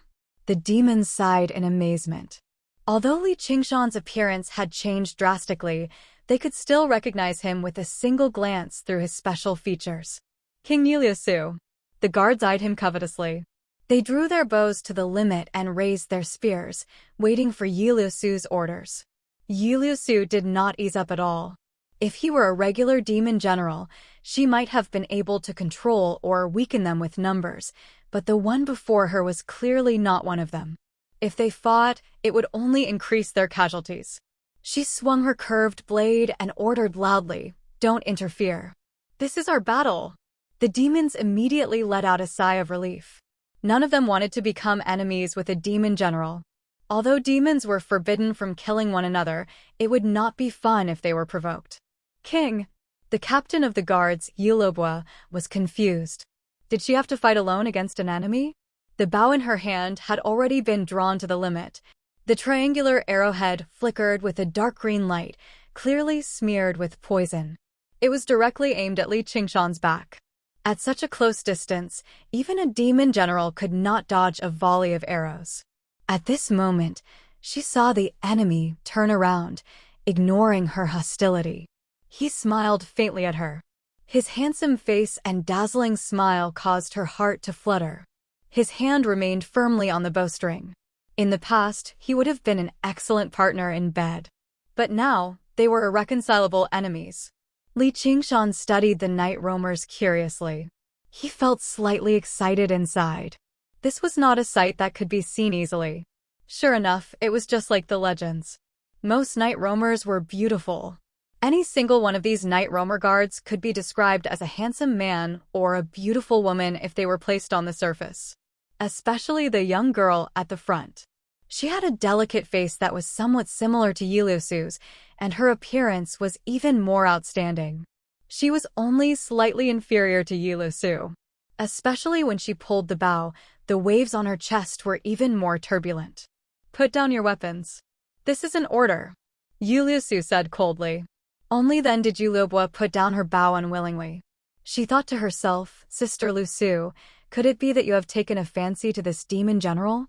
Wasn't she never attracted to men?" It seemed that she had been enlightened after seeing this rarely seen handsome man among demons. If that was the case, it would be a good thing. He wondered how many days he could borrow it from her. Will she agree? What's this? Yulubwa suddenly saw Little and crouching in a corner. Because he gave off no aura at all, he seemed like an inanimate object at first glance. However, she clearly saw the skeleton move earlier. The skull turned towards her. Flames surged within its skull. Vice leader. The demons were surprised again. Yulubwa waved her hand and pointed at Little, and he's also an accomplice of the enemy. We'll deal with him, and we'll leave the Great King to deal with him. Once we're done, let's have some fun with our sisters. She glanced at Yiliusu from the corner of her eye, testing her reaction. The red-haired demon general was truly tempting to her. Seeing how Yiliusu had no intentions of objecting, she beamed inside. The night roamer guards answered loudly. In particular, the female guards all stared at Li Qingshan with shining eyes. Their gazes were like a group of bandits staring at a rare, noble beauty. Their gazes easily pierced through his robes. It made Li Qingshan feel rather uneasy. Suddenly, he remembered what Han Xiongji had once said, "There's a very bad evaluation of night roamers, which is that men and women can get together at will. They have no concept of chastity like humans." There was once a person who got lost and came across a village of night roamers. Due to his handsomeness, many night roamer women fought over him. He stayed at their homes for the night, and when he returned, he relished it when he returned. Li Qingshan even sighed. Why does such a great place disappear? In the end, he was pinched viciously by Han Xiongji. She continued, "That's just a misunderstanding among mortals, as night roamers are a race where women are superior to men. Women are not bound by any etiquette. They toy with men just like how human men toy with women. It's only natural. If you like it, I'll go find a few male pets to keep you company." Li Qingshan immediately became excited. Heaven did exist. He said loudly, even if it doesn't work out, I'll still let the sisters have some fun. Yi Liubo burst into laughter. You sure are interesting. I just wonder how you're like in bed. Great king, don't hurt him, especially down there. It led to a roar of laughter. Li Qingshan turned around and said to Yi Liusu, looks like your clansmen are very confident in you. Yi Liusu said, aren't you worried about your companions at all? I forgot. Do demons have feelings like that? Li Qingshan said without even looking back, little Nan, don't hurt them. Little and gazed at the night roamers who lunged over innocently. He was taken aback when he heard the two words, little Nan, but he immediately understood what it meant. The two words, North Moon, came from the scholar wood tablet engraved with the two words South and on little N. In the world of demons, he obviously could not use his original title. Yi Liubo did not use a weapon. She directly extended her hand towards little N.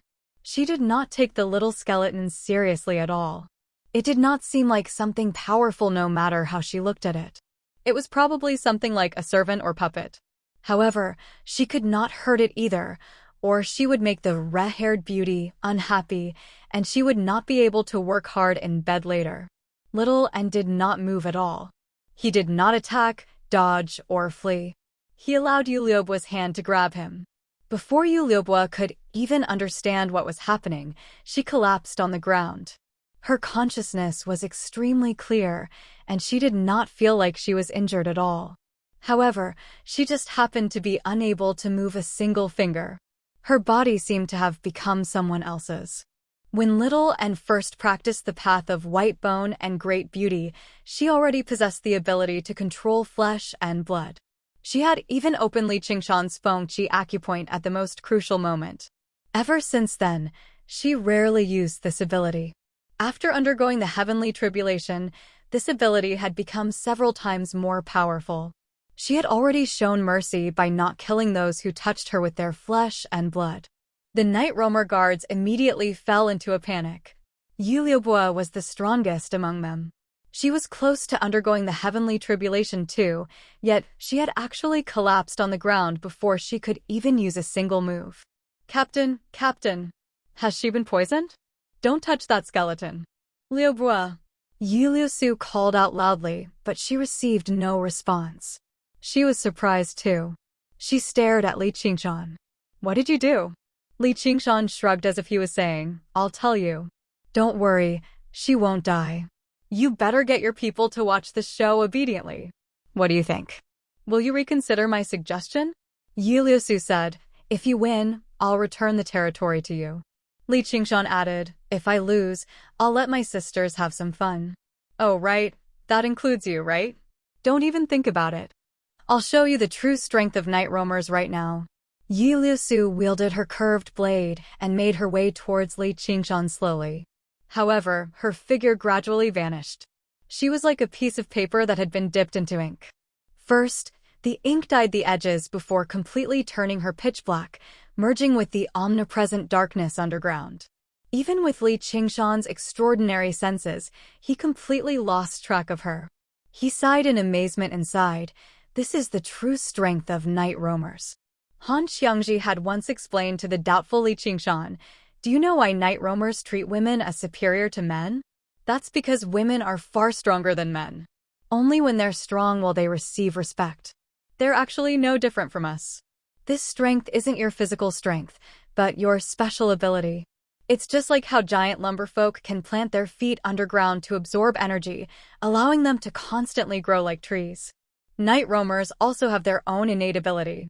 They can absorb energy from the darkness and merge their bodies with the darkness. By other folk, they don't just refer to other folk.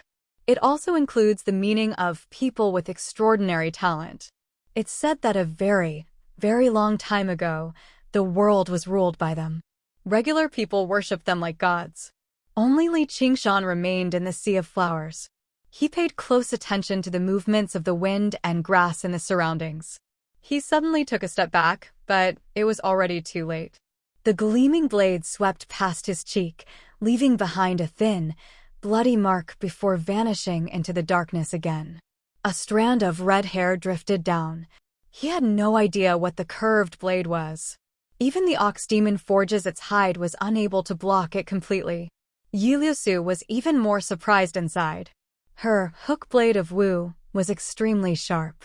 Combined with the night demon blade technique of disaster from the night demon scripture, it was unstoppable and unstoppable. However, when it landed on this guy's face, it actually felt like it could not penetrate any deeper.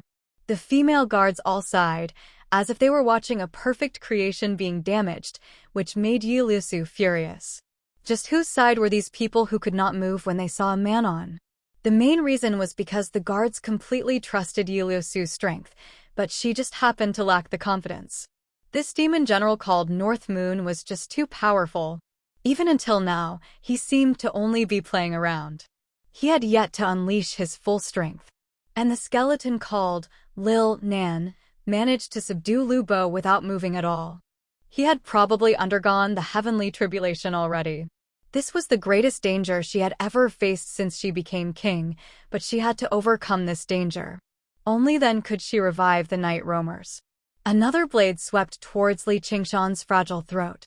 He raised his hand in an attempt to catch the blade, but all he caught was a patch of scattered light. It also left behind a bloody mark on his palm. In the blink of an eye, a few more wounds appeared on Li Qingshan's body. Yu Lubo was dragged out of Little Anne's range of control by her companions. She finally regained control over her body. Before she could even glare at Little Anne, she propped herself up with one hand and extended her other hand in Li Qingshan's direction, calling out loudly, "Great King, don't hurt him down there. Your support on the site is my greatest motivation." Chapter 372. It's fine, Captain. Demons can grow back. What do you know? If it's traumatized and can't harden up, it won't be beautiful anymore. Yu Liusu felt disgusted. She could not be bothered with them. She swam through the darkness like a fish. The world became completely different in her eyes. Li Qingshan's existence was as bright as a white speck in the darkness. She approached him silently and swung her blade. Little and became nervous. She had her own perspective, which allowed her to see the living. Yu Liusu's dense aura of life was difficult to hide even in the darkness. She could see every change in position. The sharp blade of light rapidly swung towards the back of Li Qingshan's neck. He smiled and turned around, swinging his blade countless times in a single moment. The ice blades bloomed like flowers, enveloping every inch of space behind him. As long as Yu Liusu was there, she would definitely fall into the web of blades. The temperature in the cavern seemed to plummet in that moment. The cold wind that swept over forced the night roamer guards to retreat step by step. Yu Liubo shivered. The arrogance on her face vanished, replaced by solemnity. She grabbed her bow again. Only then could she feel a sliver of safety. She could not even block a single blade. What a terrifying blade technique. He's definitely not a regular demon general. However, the Great King won't lose. It's impossible to defeat the Great King with this method. The curved blade vanished with a flash, like a comet. It was impossible to grasp. The thousands of ice blades gathered together again and hung down, illuminating a strand of scarlet hair. His scarlet eyes flickered. Looks like it's not just invisibility. He's actually merging his body into the darkness. He could cut through water with his blade, but he could not cut through shadows. Admit defeat. You can't see me, nor can you harm me. Yu Liusu's voice rang out from everywhere, from every corner of the darkness. Coupled with the echo effect, it seemed like thousands of voices were speaking together. Yu Liusu's voice rang out from everywhere, from every corner of the darkness. Coupled with the echoes, it seemed like thousands of voices were speaking together. You can see me, but you can't harm me either. Li Qingshan placed the ice blade on his shoulder. Li Qingshan placed the ice blade on his shoulder. All of the tiny wounds on his body recovered instantly. I just don't want to use a killing move. You better not know what's good for you. Wasting time like this is futile. That's not necessarily true. Li Qingshan suddenly raised his saber up high, and it glowed with a resplendent blue light. Just use light to slash. However, there was still no sign of Yiliusu. Do you think that any kind of light will work? Yiliusu mocked. Do you think that any random torch will be able to break my night vision? I see. Since we're night roamers, we need sunlight. Li Qingshan withdrew his demon chi and rubbed his chin in thought. Come and give it a try, Yiliusu said. Yulubwa smiled and said, this is the underground. Even if you have great means, don't think about letting the sunlight shine here. That's not necessarily true. Li Qingshan shook his head and raised his hand. Suddenly, a golden spot of light appeared on top of his head. The spot of light became extremely large. It turned into a golden fireball. What is this? It's so dazzling! Yiliobwa covered her eyes instinctively. The dazzling light dispersed the darkness. A black figure appeared in front of a mural to Li Qingshan's left. The golden light did not possess any terrifying destructive power, but the thick darkness receded bit by bit reluctantly, revealing Yiliusu's original appearance. It revealed Yiliusu's original appearance. She stared at the golden fireball blankly. This is the sun? That's right, this is a sun. Li Qingshan held the miniature sun he had conjured from the divine talisman of great creation in his right hand. He placed it before his eyes and gently stroked its golden fur. It was scorching hot. It was not particularly hot. As a result, he poured in a bit more power of belief to make it a little brighter. It was as easy as controlling a large light bulb. Of course, compared to the real sun, even if Li Qingshan poured in all of his power of belief, it would not even reach a billionth of its brightness. However, it was not fake. What it gave off was real sunlight. The tiny, golden ball of fur was the bane of the night roamer's abilities. Perhaps they were the kings of the night, but he had turned this place into daytime. Yilubwa tried her best to widen her eyes, but Li Qingshan's figure was completely obscured by the light from the sun. It was a blur. The weaker night roamer guards even teared up. They turned around and closed their eyes. Actually, sunlight did not cause any harm to night roamers. It was just like how darkness affected regular people. It would only affect their abilities. In particular, night roamers who had cultivated should not have been affected by sunlight at all, let alone the miniature sun Li Qingshan had conjured. However, they had already lived underground for far, far too long. Basically, every single night roamer would be completely submerged in darkness from birth to death, which made their abilities even stronger. However, at the same time, their resistance to sunlight had become unprecedentedly weak. Yiliusu did her best to put on the cloak of darkness again. Darkness constantly surged around her. Just this slight interference prevented her from merging with the darkness perfectly and unleashing her ability to roam at night. This was the first time she had ever experienced such interference. Who would have thought someone could actually bring the sun underground? In her eyes, Li Qingshan became more and more unfathomable. If this was a part of his ability, then he was basically the bane of night roamers. I just thought of a pretty good move. Give it a try. Li Qingshan tossed aside his ice blade and arrived before Yiliusu in a flash, hurling a punch through the air. Although sunlight has affected my ability to roam at night, you're dreaming if you think you can hit me with a direct attack like that. The punch was like a fierce gust of wind, producing a series of explosions in the air.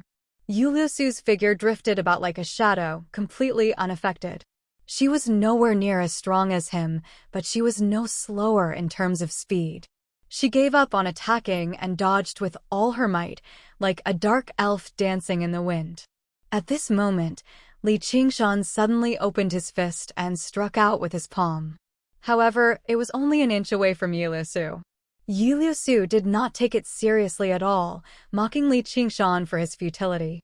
In that moment, an invisible, terrifying force slammed into her abdomen viciously, spreading through her entire body. All Yilubwa saw was Li Qingshan strike out with his palm, and Yiliusu was sent flying. She shot through the sea of flowers and slammed into the wall heavily. The residual force was unleashed through Yiliusu's body. The wall immediately became riddled with web-like cracks, shattering into pieces. The sound of the collision was completely drowned out by a thunderous sound, shaking up the night roamer guards to the point of dizziness. The sound came from Li Qingshan's palm strike. Waves of air surged out in all directions, lifting the curtains high into the air and pushing down the sea of flowers. The might of his palm strike shocked everyone, human and demon alike. Only after being taken aback did they cry out, "Great king!" Yi Liubo rubbed her eyes. Just what was he doing? Li Qingshan looked at his palm in surprise and joy. The effects were even better than he had imagined. That's right, this was still his innate ability, the Ox Demon Tramples. In the past, he had always found the Ox Demon Tramples to be on a completely different level compared to a defensive skill like the Spirit Turtle's Profound Shell. It was basically useless. In particular, how many cultivators would still stand on the ground and fight with him obediently after reaching Demon General? Only after becoming a Demon General did he barely manage to use it to open up an underground tunnel. It was basically recycling trash. Only now did he realize that the so-called Ox Demon Tramples was just a misunderstanding of the innate ability. Its true ability was vibrations. In the past, because his demon chi was too weak and his cultivation was too low, he could only use a method like stomping on the ground to strengthen the power of the shockwaves. Otherwise, the tiny vibrations would not be enough to cause enough damage, which was why it was a false impression. In the battles that followed, he never thought about using the shockwaves anywhere else either, as there was no need for him to do so. As long as he managed to break through the protective true chi of the enemies he encountered, they would basically be dead. There was no need for him to use the shockwaves at all. Otherwise, it would be useless even if he used it against opponents he could not defeat like the three elders. After becoming a demon general, the power of his innate ability increased drastically, finally demonstrating the power it was supposed to possess. Just now, Li Qingshan used the air to transmit the shockwaves.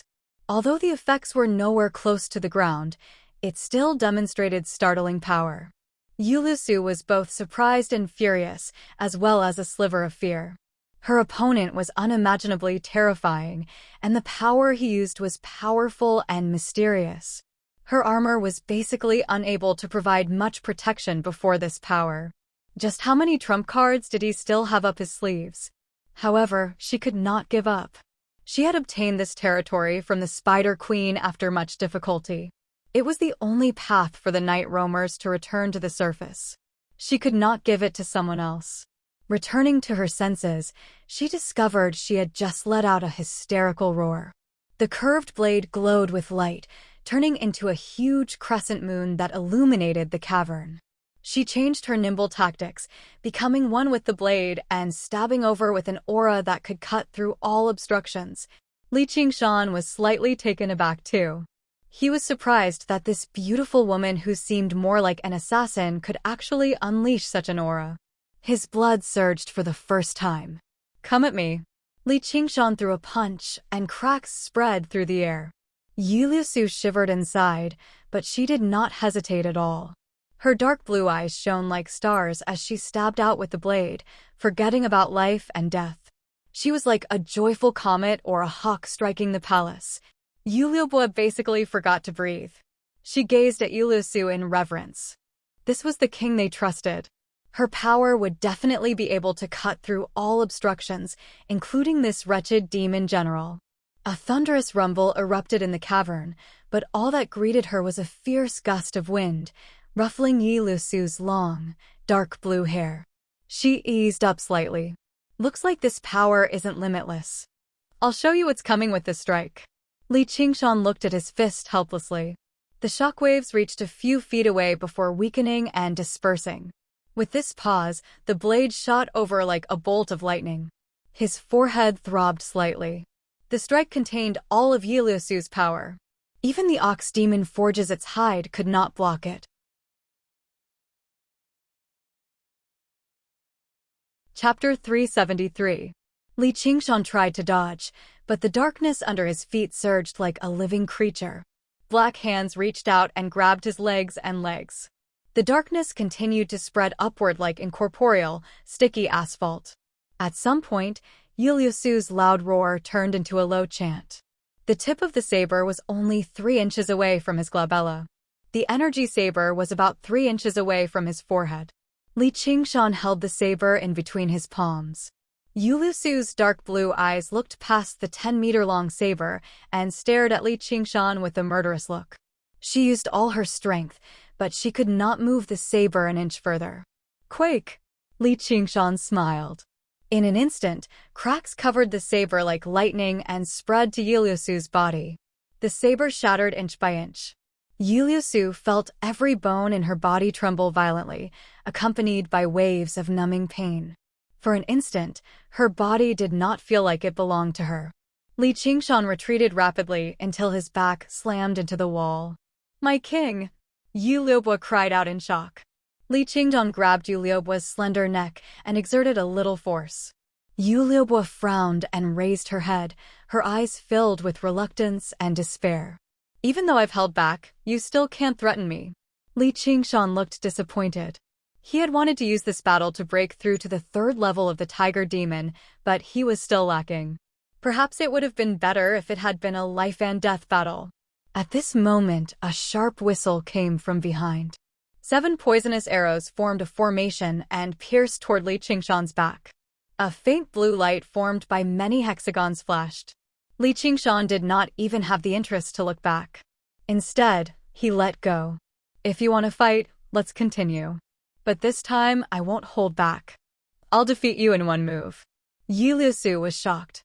If he had used such a defensive method from the beginning, in that case, all of her attacks would be futile. Failure was not unacceptable, but it was like this. Her failure didn't make the other party serious at all, but it made her feel deeply frustrated. In the past 2 years, she had been on expeditions everywhere. Not only did they reclaim their rightful territory, they even expanded it a bit. Other than the few people by the Spider Queen's side, they no longer cared about the 2 words Demon General in their eyes. Only now did they realize how big the world was and how there were many strong people who couldn't be underestimated. "All right, I can promise you. Your Majesty." Yulia's expression changed. This territory had been obtained with great difficulty. "Shut up," Yuliu said coldly. Learning to respect the strong was the rule of survival in the underground. "I can also make my sisters happy."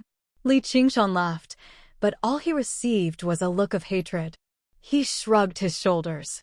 He was unconcerned. "However, this isn't something I can decide." Yuliu's eyes flickered. No one knew what she was thinking. Then who can decide? Li Qingshan hooked his arm around Yulusu's shoulder. "Earlier, you said you'd give the territory to me if you lost, yet now you're saying you can't decide. Are you doubting my decisiveness?" Empress Helicoverpa Rosa. Yulusu shivered. Afraid of angering him, she added in a hurry, Lorsi won't interfere with the territorial disputes of her demon generals, but if a demon general suddenly wants to take over a territory, it's impossible for her to ignore her opinion." "That does make some sense. What do you think? I can take you to see Lorsi and hand over the territory to you in person." Li Qingshan was expressionless. "You mean, you want me to go underground with you, to the main camp of the night roamers, and then see the demon commander who's very familiar with you, but not me? I want her to decide who the territory belongs to." Yulusu felt scorching breaths land on her ear and neck. There was no ambiguity at all, as if she was in the mouth of a monster that could fly into a rage at any time. She gritted her teeth and said with great difficulty, "Yes." Li Qingshan laughed aloud. "Then what are we waiting for? Let's set off immediately." Yulusu was surprised. She found this handsome and powerful demon general to be even more unfathomable. Was he so confident in his own strength? That was why he was bold enough to set off for that dangerous place under the lead of an enemy. He was rash and arrogant, yet filled with unbridled charm. Compared to the gloomy male night roamers who seemed constantly uneasy, he was basically the other extreme. "But before that, I need to find a suitable place to settle my friends down. I think this is a good place." Li Qingshan looked around the cavern. He found the murals to be rather beautiful. They were very suitable as decorations for his home. Yulusu agreed through gritted teeth. Li Qingshan stood on the stone platform and gave a speech to the demons, receiving their absolute obedience. Millipede wriggled out too, returning to the bed he was familiar with and curling up comfortably. Little and sat on his back. After going through numerous trials, they had finally returned to square one once more, taking back what belonged to them. This was because Li Qingshan said to Yi Su, "You go ahead first. I'll catch up later." All Yi Su could do was lead the Night Roamer guards and set off first. No one spoke along the way. The atmosphere was very oppressive. They gradually left the cavern and arrived at the edge of Milliped's territory, but they still did not see Li Qingshan. Yi Luobo went up and said, "Great king, will that guy really come? Don't tell me he's lying to us." Yi Su fell silent. Then all she could do was return to the clan and ask for reinforcements, but would that be enough to deal with him?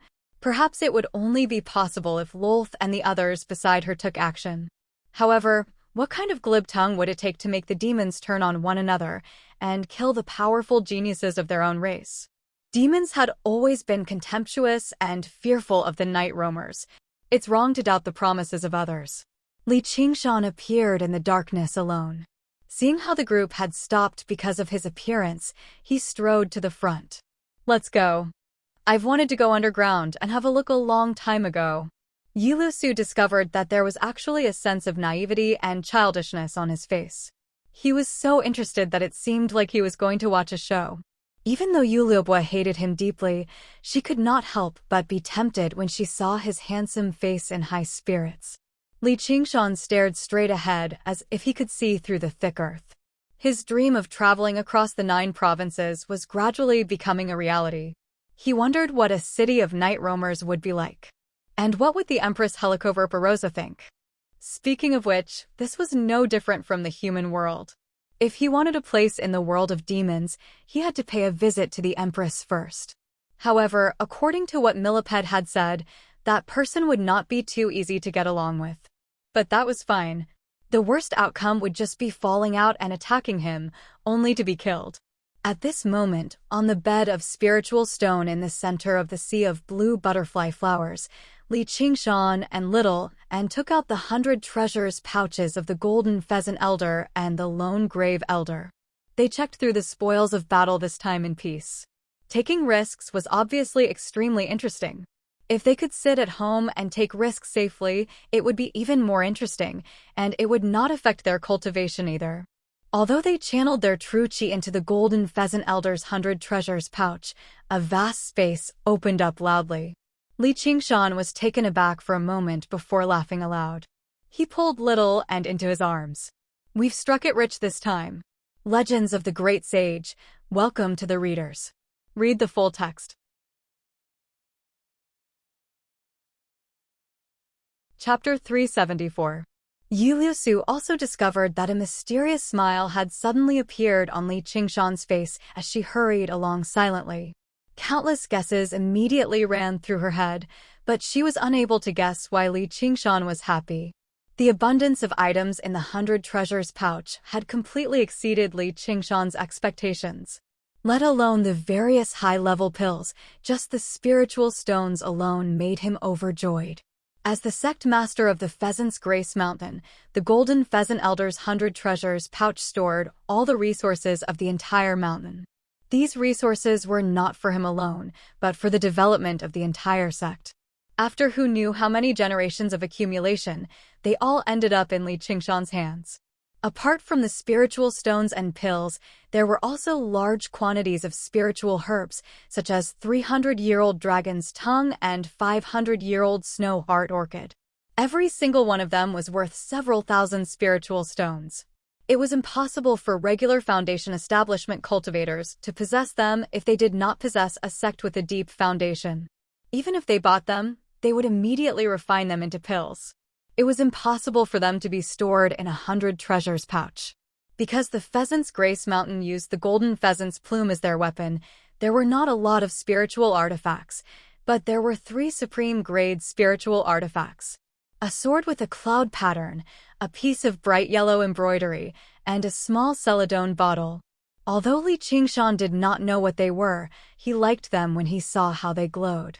In particular, the small bottle seemed rather familiar. Suddenly, he remembered. Wasn't this the one that had been sold for almost 10,000 spiritual stones in the auction below the Greenvine Mountain in the past? The functions of the small bottle had been introduced in detail during the auction. Regular water could be converted into spiritual water. Whether it was used for refining pills, forging artifacts, or watering spiritual herbs, it was extremely beneficial. Out of the 3 spiritual artifacts, only this item showed signs of being refined.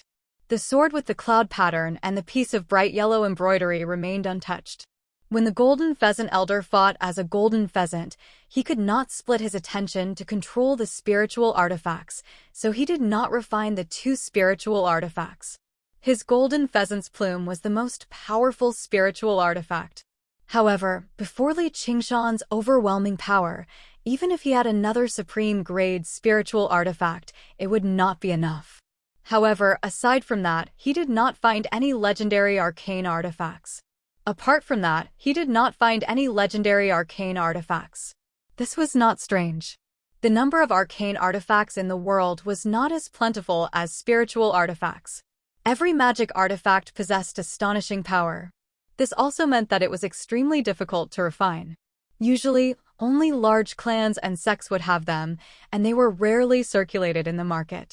Foundation establishment cultivators usually used supreme-grade spiritual tools.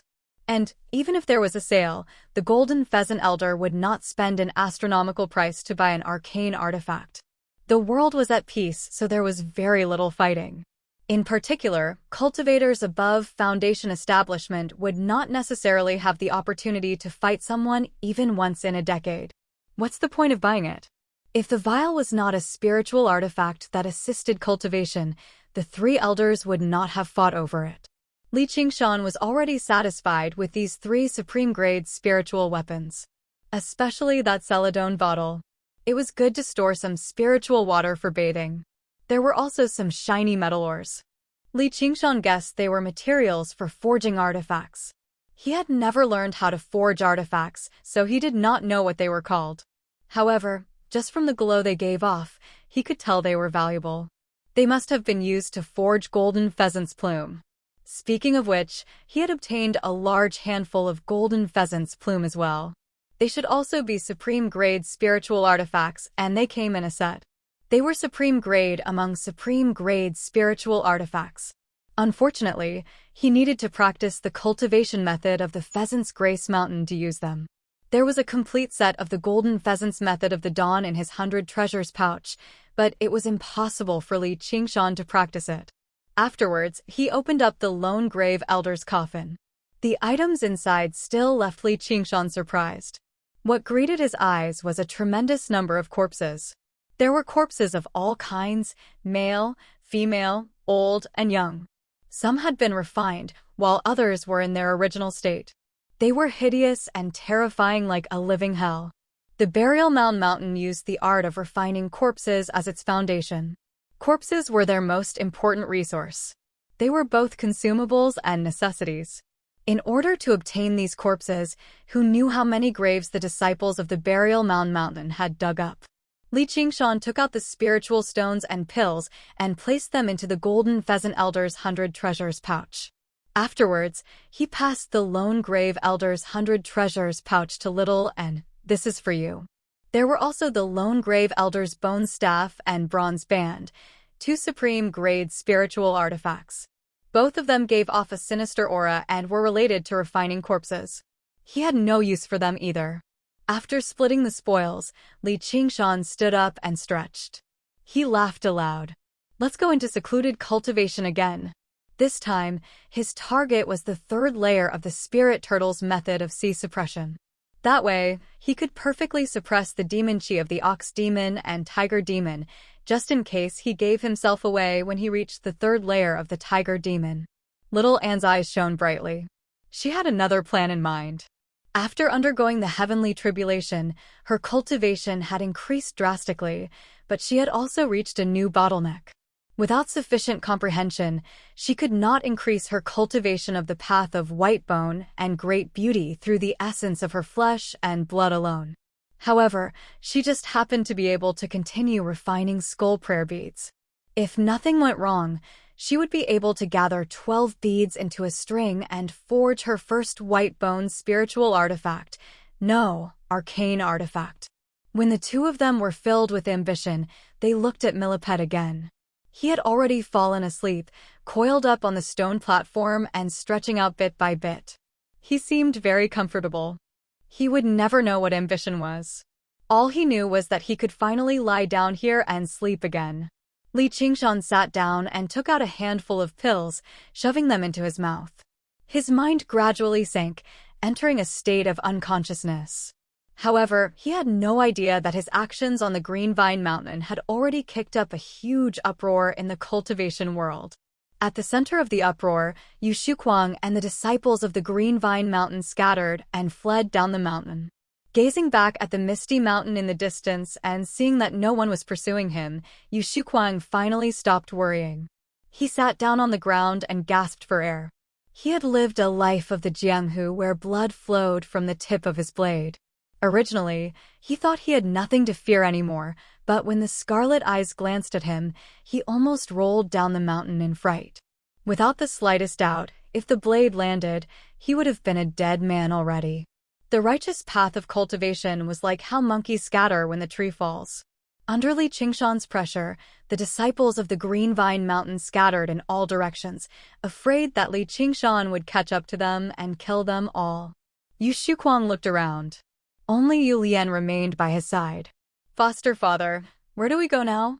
Yu Lian remained gentle, but he had become much steadier. He was originally Yu Shuquang's trusted disciple.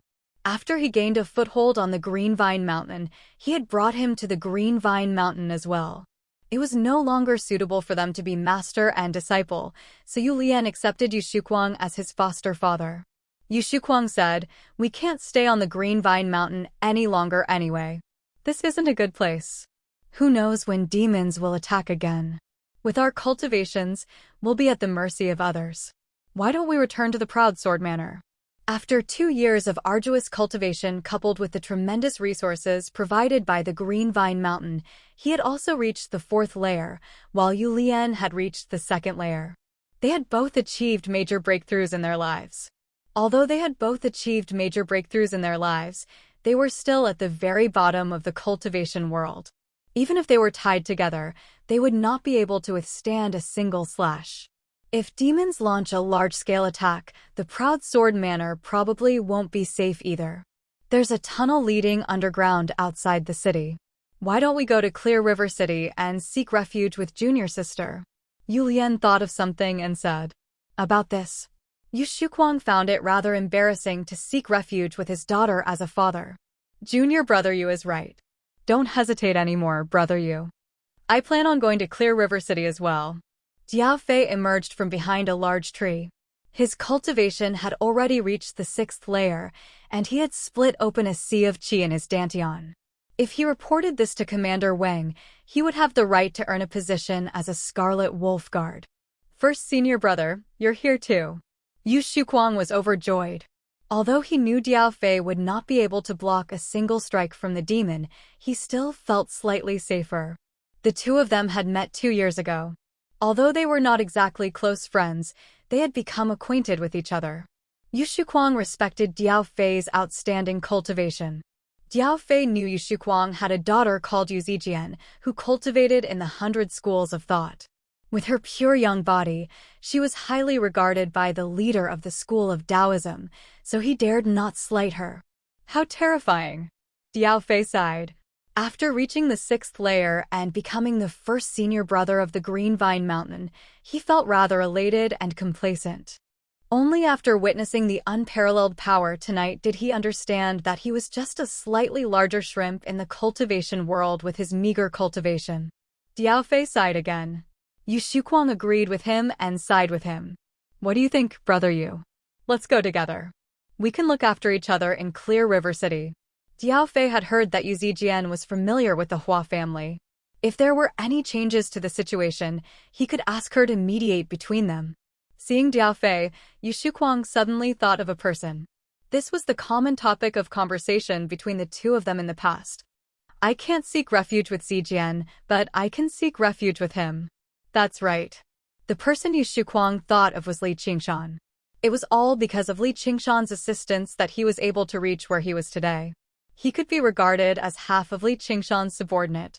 If he sought refuge with Li Qingshan, it would not be embarrassing. He had heard that he was doing quite well in the 100 schools of thought right now. If he knew that the person who had scared him off was Li Qingshan, who knew what his expression would be like. All right, let's go right now. Are you telling the truth? After listening to Diao Fei's story, Wang Puxi's eyebrows furrowed into a knot. A demon general had actually killed the 3 elders. It was unbelievable no matter how he thought about it. With how crafty the 3 old coots were, even if they could not defeat him, could they not escape? Then he looked at Diao Fei. There was not a single wound on him. If the demon general was so arrogant and powerful, why would he leave them alive? As a result, he asked another question. It's completely true. If you don't believe me, Commander, there are 2 other junior brothers who came with me. The other seniors and juniors have all seen it too. I believe it will spread before long. Please make a decision soon, Commander. Come with me. Wang Puxi leapt up from his chair. Recently, the conflict between the humans and demons had become more and more intense. It was not just limited to the Clear River City, nor was it limited to the Rui Commandery. Instead, the entire Green Province was filled with the flames of war.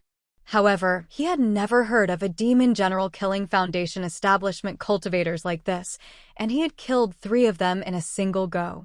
If it was true, then it would be a huge matter. He had to report it to Commander Gu immediately and ask her to make a decision soon. Chapter 375. Diao Fei followed Wang Puxi to a square room in the corner of the floor. He saw that the room was empty. The snow-white walls, floor, and ceiling were covered in runes and runes, leaving behind many grooves. Wang Puxi placed the spirit stones in and activated the formation. With a flash of light, an illusory figure appeared in the room. It flickered for a moment before stabilizing. It was an attendant dressed in green. He bowed and said, "Sir, why did you activate the illusion formation?" The commander of the Clear River Prefecture, Wang Puxi, has an extremely urgent matter, so I wish to meet with Ma M. Gu. Wang Puxi clasped his hands, placing emphasis on the word meet. "Sir, please wait a moment." When Gu Yenying heard that Wang Puxi had something urgent to discuss with her and had even activated the illusory formation, she could not help feeling curious. When she arrived at the room with the illusory formation, she saw Wang Puxi's image and asked with a smile, "Old Wang, what happened to make you so anxious?" Wang Pu bowed and pulled Diao Fei to his side. "Repeat what you said just now." Subordinate Diao Fei greets Lord Gu. Diao Fei lowered his head, not daring to look directly at the white-clothed figure. He recounted everything from the beginning to the end. At first, Gu Yenying looked relaxed, but her smile gradually disappeared. In the end, she felt helpless. There was smoke everywhere, but why did it have to be here that caught fire in the end? Do you know why that demon came? He did not kill anyone else and only killed the 3 elders. Not only did Wang Puxi find this strange, but Gu Yenying sank into her thoughts as well. The pitch-black arm that extended from the hall and the scarlet-red eyes made her think of something. However, he immediately dispelled this thought. How could this be possible? The leap from demon to demon general was like a chasm between heaven and earth. Even if it took 100 years, it would still be considered fast. This subordinate does not know? Do you remember what that monster looked like? I can't remember. Diao Fei was afraid that his gaze would attract the demon general's attention, so he didn't dare to look any further. At that time, he clearly remembered many characteristics, but in the end, the only thing that remained in his heart was that pair of charcoal-like crimson eyes. "Isn't Xu Shidao in Clear River? Let him draw." Wang Puxi hurried to the 100 schools of thought. "Father, why have you come?" In the 100 schools of thought, Yu Zijian grabbed Yu Shuquang's hand in surprise and joy. Yu Shuquang knew this was an important matter, so he was afraid to speak carelessly about the Green Vine Mountain. All he said was, "I missed you, so I came to see you, all right?" "Sai, you've really grown up. You're exactly the same as your mother." "No, you're even more beautiful than your mother." Yu Zijian wore azure Taoist robes. Her hair was tied up into a bun, and she carried the 9 young sword on her back. Her attire was simple. However, it seemed even more pure, beautiful, and spotless. In just 2 years, she had reached the 5th layer of the aura training realm, and this was because the slovenly Taoist wanted her to build a good foundation. Otherwise, he would have been able to cultivate even faster. His entire person was like a piece of unpolished jade that had its stone shell shaved off bit by bit. Only a trace of flawlessness was revealed, yet it was filled with boundless brilliance. Unknowingly, her figure had also become slender. Why not? In the past, I let you come. Why haven't you come? Has something happened at home? Yu Zijian asked in doubt. Yu Shuquang knew his daughter was not as easy to coax as before, so he suppressed his voice. I can't tell you right now. I'll tell you later. You're acting so mysterious. Then, have you heard about Niu Juxia's whereabouts recently? Worry immediately filled Yu Zijian's clear face. It was this question again. Yu Shuquang and Yu Lian exchanged glances. Yu Shuquang smiled bitterly. Don't worry. He's doing better than you. How do you know? Do you have news of him? Yu Zijian grabbed Yu Shuquang's arm and asked urgently. You're the one who told me. Yu Shuquang had only obtained news of Li Qingshan from Yu Zijian's letter when she mentioned the interesting matters of the 100 schools of thought. However, he could not say, Father swears on his dignity. All right. I do have news of him, but I can't tell you. That's what he wants. Is he really fine? He's really fine. Then why hasn't he come to find me? You've made me worry for him.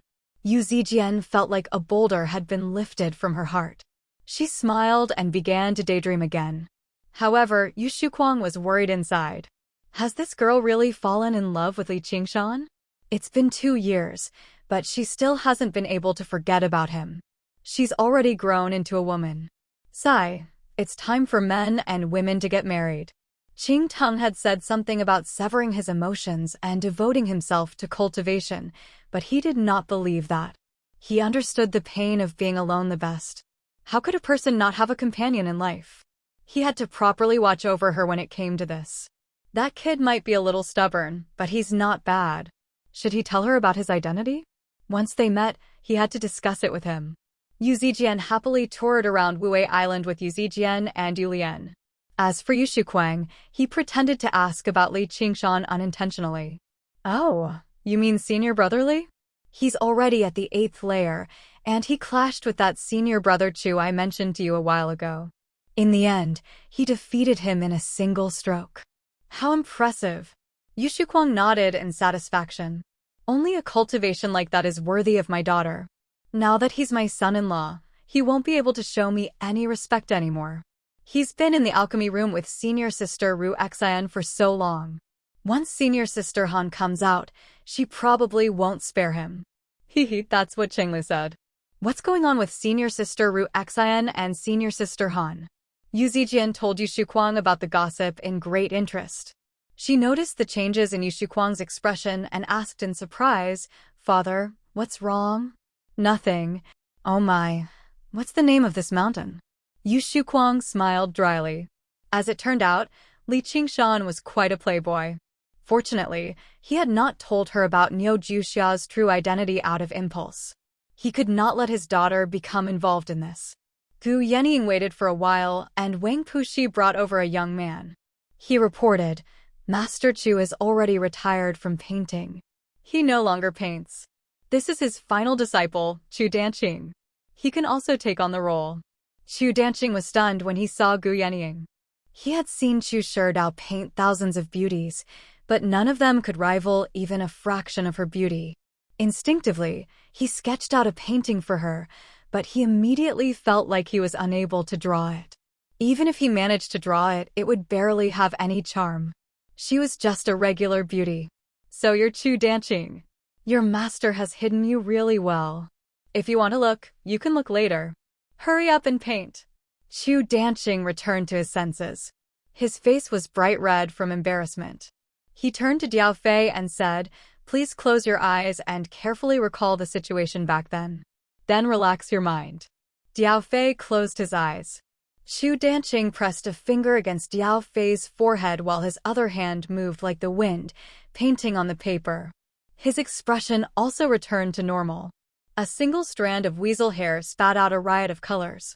Sometimes it would fold up and draw carefully, and at other times it would spread out in thick, heavy colors. Immediately, a brightly colored painting leapt onto the paper. Xu Danqing blew on it gently and showed the painting to Diao Fei first. Look, it's like this. The nightmarish, scarlet eyes filled his vision once again.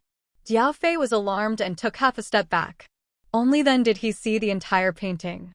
On the ruins, there was a black silhouette, a dark red moon, a raised ice blade, and drifting long hair. The various details that he had lost in his memories had all been retrieved. It was basically even more detailed and vivid than what he had seen back then. Yes, it is. Wang Puxi could not help but look at the painting too.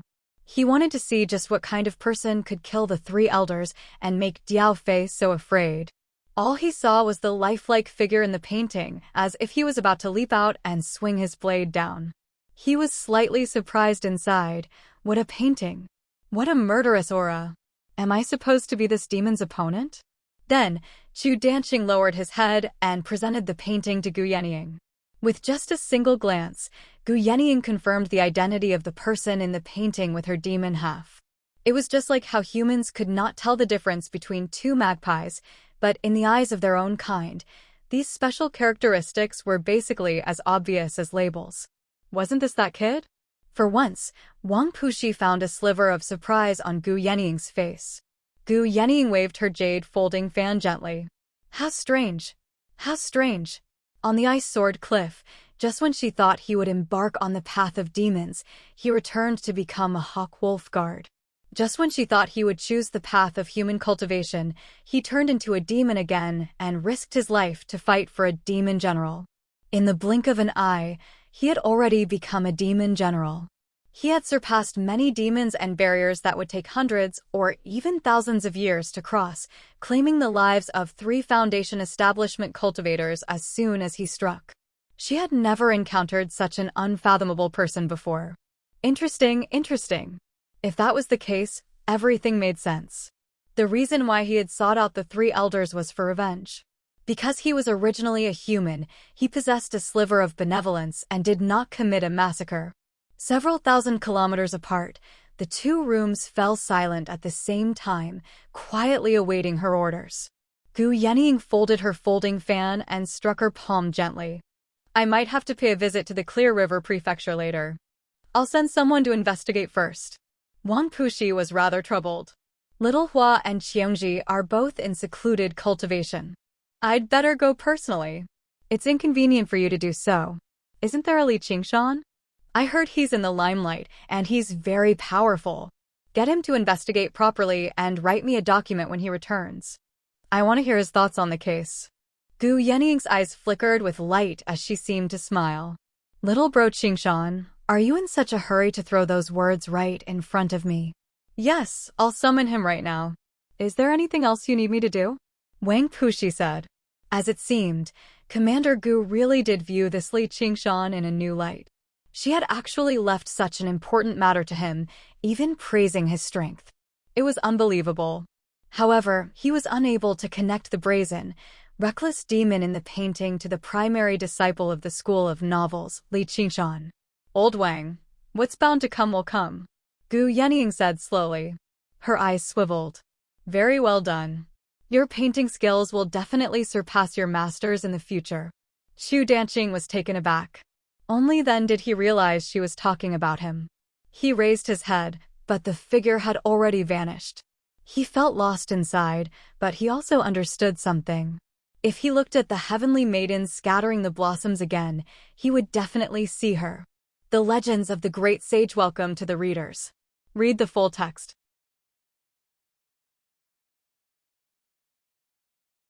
Chapter 376. Li Qingshan moved underground with the group. The twisting and turning paths seemed endless, sometimes to the east and sometimes to the west. The only thing that did not change was going down, diving even deeper underground. Having dealt with the issue of cultivation, he no longer had to spend so much effort on it, so he directed all of his attention back to the mirror image. Yi Liusu and Yi Liubo led the group at the very front, leading the way. They would choose the fork without the slightest hesitation. The cavern was quiet. Not a single person in the group said anything. There was not even the slightest sound of footsteps. It was like they had all become illusionary shadows. Night roamers are basically natural-born assassins. I wonder what kind of environment has trained them to be like this. Li Qingshan praised and sighed. In particular, Yu Liusu basically seemed like she was floating. Coupled with her terrifying innate ability, it was probably very likely for her to kill him if she tried to assassinate him when he was caught off guard, even if he was much stronger than her. They turned into a new cavern. Yu Liubo glanced at the emotionless Yu Liusu, who only cared about advancing. She frowned slightly and lowered her head. Her expression changed as she struggled with her thoughts. Suddenly, she slowed down and arrived at the back of the group, grabbing Li Qingshan's hand. I have something I want to say to you. Just as Li Qingshan was confused, Yu Liubo said something through the pulses of her aura. She knew a little about how demons communicated with each other. Ah! Yu Liubo cried out and was pulled into Li Qingshan's arms. The two of them stopped. Yu Liusu looked back with a frown. The group stopped. The night roamers all had different expressions. The men were obviously furious, while the women were rather envious. You can go first. We have some matters to attend to. Li Qingshan lowered his head and sniffed Yu Liubo's neck gently. Yu Liubo blushed slightly. Hurry up and catch up. Yu Liusu glanced past the two of them before continuing with the group. They're gone. What do you want to say? Before he finished speaking, Yu Liubo wrapped around Li Qingshan like a snake and kissed him on the lips. He stuck out his tongue. Li Qingshan was slightly surprised, but he was not to be outdone. The two of them actually kissed passionately in such a place. After a while, Yu Liubo has no intention of giving up. Li Qingshan is aroused and forcibly separates her. Pursing his lips, he said, "You can tell me now. Can I trust you?" The expression on Yu Liubo's round face was complicated, but it was definitely not the shyness of a woman. Looks like I'm the only one you can trust now. Of course, Li Qingshan didn't think that Yu Liubo was just a love-struck fool. Looking at her appearance, it was obvious that she really had something to say. I can tell you one thing, something very important to you, something related to life and death, but you have to promise me two things. That doesn't seem fair. Then just one thing. Please don't hurt my sister. Why do you think I'll hurt her? If I tell you this, you'll do it. Then why do you want to tell me? If I don't say it, she'll hurt herself. I don't accept it. Li Qingshan shrugged. Why? What you want to say is that she came up with some stupid idea to harm me, but to be honest, I'm not afraid at all. Li Qingshan's mirror image. To a large extent, it was to test the waters. It was nothing to be killed once or twice. Once he understood the situation underground, what revenge couldn't he take? One more thing, you don't have the right to make a deal with me. Li Qingshan's expression was cold. Then I'll beg you, okay? I can be your servant and work for you. If I work for you, I can also tell you the situation underground. Yu Liubo felt powerless. She knew very well that he was right. Even Yu Liusu was unable to oppose him at all. With her strength, what right did she have? If it were not for the fact that his personality was not as vicious as regular demons, probably even King Yu Liusu would not be able to maintain her pride right now. Many times, the feeling he gave her was more like a human. It was exactly because of this that she was bold enough to negotiate with him. And after the test just now, she had discovered that he had feelings for women. As a result, she felt like her chances of success had increased by quite a lot. This was not a joke. Many demon generals underground would not suddenly change their sense of beauty after assuming human form and take a liking to creatures that walked on 2 feet. They would still treat them as walking food. You finally told me what I want to hear. Li Qingshan smiled. Right now, what he wanted to know the most was the situation with the night roamers and the situation with Helicoverpa. As long as he could grasp the overall situation, what would Yu Liusu's petty scheme against his mirror image amount to? Then you've agreed? Yu Liubo beamed with joy. Can a servant ask for a master? Li Qingshan said sternly. But the master will consider the servant's feelings. Li Qingshan rubbed her cheek with a smile. Tell me, or I'll have to consider rejecting your allegiance. My elder sister wants to harm you. Yi Liubo was helpless. In the end, she still chose to believe him. He could have used even more intense methods to interrogate her, or he could have viciously humiliated Yi Lusu, but he did not do that. As expected, it's basically written all over her face. Li Qingshan curled his lip. She lured you into the enemy's territory. However, what Yu Lusu said next finally surprised Li Qingshan. Wait, you mean the enemy? Who can be her enemy underground? Since he had been appointed as the lord of the territory by Helicoverpa Rosa, other demons could not kill him willy-nilly. Obviously, the night roamers of other clans. As it turned out, the night roamers underground were not united. Instead, they were divided into a few large clans. Queen Helicoverpa Rosa forbade open warfare, but she revered chaos and assassination. Coupled with the competition for benefits and resources, the conflict between clans was extremely intense. Assassinations, poisoning, and traps were used against one another. As long as they did not leave behind any direct evidence, they could get away with it. As for the incompetent failures who left behind evidence, they would be judged and turned into sacrifices for the Spider Queen. It was possible to imagine just how welcome Yi Lusu, a genius of her clan, would receive when she returned to the Gloom region and the territories of other clans. And, in order to silence her, a witness like Li Qingshan would definitely be hunted down. That's a stupid idea. Li Qingshan shook his head. Yi Lusu sure was vicious enough.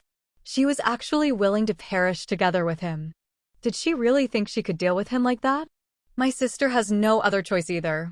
In order to take over that territory, our Spider Shadow clan has already become the target of attack of a few large clans. We've suffered very heavy losses. If we attract an enemy like you, it'll probably be the end of our clan. Even if we can't harm you with this method, it'll be enough to heavily injure those clans. If Li Qingshan escaped, those clans would bear the crime of killing a lord and attacking a demon general. If he died, he would definitely drag a bunch of people down with him, and the Spider Shadow clan would be able to get someone else to take over the territory. Only after thinking that through did Li Qingshan truly begin to admire Yi Lusu a little. What an impressive spirit of sacrifice. Lubwa, you're nowhere near that. I can't wait for the Spider Shadow clan to be destroyed. What does it have to do with us if all the night roamers die? Yi Liubo sneered. She was actually filled with hatred towards her own clan. Only afterwards did she look at Li Qingshan eagerly, grabbing his hand and calling out, "Master." Li Qingshan's heart turned numb from her call. Regular people would not be able to emulate such a lewd and flirtatious feeling. If it were not for the fact that he was thinking about Han Qiongji in the distance, he basically would have done something. In consideration of your feelings and loyalty, I won't kill your sister if she doesn't bring about her own destruction. Actually, she's still of some use to me. Yu Lubo beamed with joy, but she also felt rather strange inside. Originally, she wanted her sister to capture him and toy with him, but she ended up becoming his servant instead. However, he seemed even more charming right now. What attracted her was no longer his perfect face. With his strength, he would definitely become a major figure who could run amok underground in the future. Being his servant would be much better than being ordered around by the clan. Thinking like that, she did feel like she had taken a good step forward. In the underground world, the strong preyed on the weak. No matter how handsome a person was, he was just a plaything. Only great strength could gather people's hearts and rule over everything. Strength was a form of charm in itself. I'm curious about that matter, though. I want to ask you to protect me. Who wants to harm you? If you lose your territory, there'll definitely be a very severe punishment once you return. There are plenty of people in the Spider Shadow clan waiting to kick you when you're down. Yu Liubo felt resentful, but she also felt rather complacent. Now that she had gained the protection of a powerful demon general, even the matriarch could do nothing to her. Don't worry. The master will protect the servant. Thank you, master. Yu Liubo's heart warmed up, and she smiled sweetly. Yu Liusu was currently leading the group of night roamers, stopping to rest in the cavern. She felt slightly worried. At this moment, the two of them returned. Yu Liubo hugged Li Qingshan's arm intimately as she smiled gently. That's enough. Li Qingshan shook off Yu Liubua's hand. Yu Liubua glanced at him begrudgingly and said to Yu Liusu, "Sister, I've already told Sir North Moon about your plan." Yu Liusu shuddered and sighed. What she worried about the most had happened. She roared out furiously, "Liubua!" However, Li Qingshan grabbed her hand that was about to draw her blade. Yu Liubua glared back at her without backing down. "Sister, even if you want to sacrifice yourself, you'll have to ask the sisters first." When she told Yu Liusu's plan, the Night Roamer guards immediately fell into an uproar. "I was wondering why the route seemed a little off." Liusu, is that true? They did not have the spirit to sacrifice themselves for the clan. It was not like they would be punished for losing the territory anyway. At most, they would just be dragged into it a little. Yu Liusu said nothing, as if she was agreeing to it. "From today onwards, I will leave the Spider Shadow clan and become Sir North Moon's servant." At this moment, Yu Liubua's words kicked up a storm. This was equivalent to betraying the clan, entrusting her fate completely to Li Qingshan. If Li Qingshan refused to protect her, she would no longer be able to survive underground. Li Qingshan smiled. This was probably the legendary aura of a king. If he really had the power of a king, why would he worry about no one following him? As long as he had enough influence, there were many things that he did not have to worry about at all. P.S. I'm done with this chapter. I'll go write the second chapter now so that I can face the blackout tomorrow. Phew, I'm a little tired.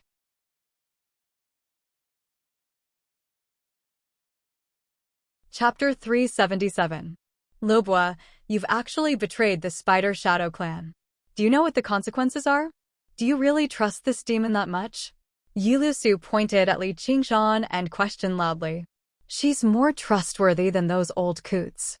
I'd rather die than go back and be humiliated by those bitches. Yu Liubua raised her head stubbornly. I won't allow you to die for them either. Sister, why don't you follow Sir North Moon with me? That way, we won't have to worry about those old women anymore. Shut up, you traitor. I've taken care of you for so many years to no avail. You're ungrateful.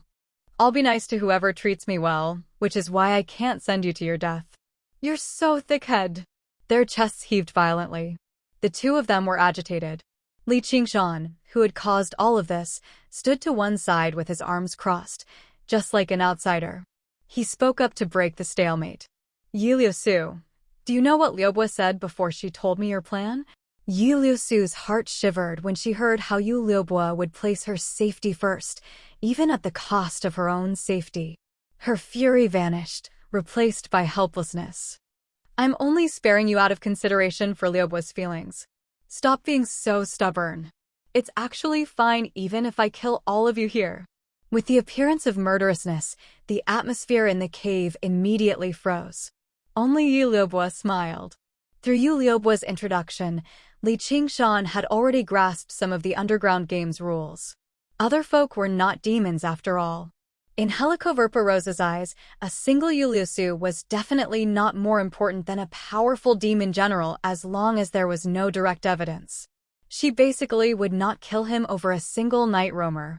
In his opinion, Helicoverpa Rosa was clearly using trickery to divide the night roamers, making them kill one another and drain their strength, preventing them from growing stronger.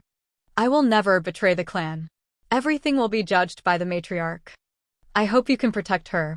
In the face of absolute power, Yu Liusu could only lower her head. She was not afraid of sacrificing herself. But he was also unwilling to make unnecessary sacrifices. After revising the route, the team set off again. Not long after they left, two black shadows appeared where they were just now, whispering to each other. It seems to be Yu Liusu and her sister. Those two voices, I can't be wrong. Why are they here? I don't know. Go back and inform Lady Matriarch. She must make sure that they remain here forever. Yes! Yu Liusu and her sister lost control of their emotions and argued loudly. They sounded like the beating of gongs and drums in the quiet night, along the cobweb-like cave. It was transmitted to a faraway place. The team was already close to the borders of the other clan's territories, which immediately attracted patrols. One of the black shadows went back to where it came from, while the other blended into the darkness and chased after it. Li Qingshan was striding forward. Sensing that something was amiss, Zhang Xian halted his footsteps and a brilliant gleam flashed across his eyes. Clang! He drew his ice blade and swung it at the rock wall. Before the blade had even arrived, it lit up with golden light. The darkness receded like the tide. There was a black figure on the rock wall. It was extremely eye-catching. There was a shriek and blood spurted from the rock wall. A male night roamer fell out and cried out, "Who are you?" There was another shriek soon afterwards. "Oh no, it's the Bat Shadow clan." Yu Liubo lunged over and finished him off in a single stroke. "Don't tell me you can't sense it?" Li Qingshan looked at Yu Liusu. This male night roamer's cultivation was only at Yu Liubo's level. "Liubo, lead the way. Let's go. I don't want to be used by others." With his original body here, he did not mind killing a few more and comprehending another tiger demon. However, this mirror clone only possessed 30% of Li Qingshan's strength. If they engaged in an intense battle, it was unavoidable for him to show weakness. All right. Yu Liubo took the lead, and the group immediately sped up. With that, their speed became apparent, turning into a long, winding snake. Li Qingshan and Yu Liubo were obviously at the very front. "My sister isn't with us. Ignore her." As soon as Yu Liubo stopped, Li Qingshan scooped her up and advanced even faster. But, no buts. She's digging her own grave. Under Li Qingshan's stern gaze, Yu Liubo was afraid of acting rashly. All she could do was call out loudly, "Sister, come here." Yu Liusu stared at the darkness before her and sensed auras that were hidden extremely well rapidly approaching. Her eyes were already filled with determination. At this moment, she suddenly heard Yu Liubo's call. She sighed and drifted away. "Find another path. Hide." Yu Liusu shot past the night roamer guards one by one, searching for another cave in a hurry. The night roamer guard at the very back reacted a little slower. Just as he was panicking, he suddenly stopped and was silently torn to pieces. In the end, only the three of them remained, advancing side by side. The cave was deep, like the intestines of a monster. It twisted and turned as they shot past quickly. Li Qingshan spent most of his time running along the walls, constantly changing his figure according to the direction the cave extended in. The black figure tailing behind him continued to draw closer and closer. Yu Liusu was puzzled. Why was he so much slower than during battle? Suddenly, the familiar sound of water rang out. The rumble was a waterfall. The cave was cut off by a surging underground river. The water was wide and rapid, almost like a clear river.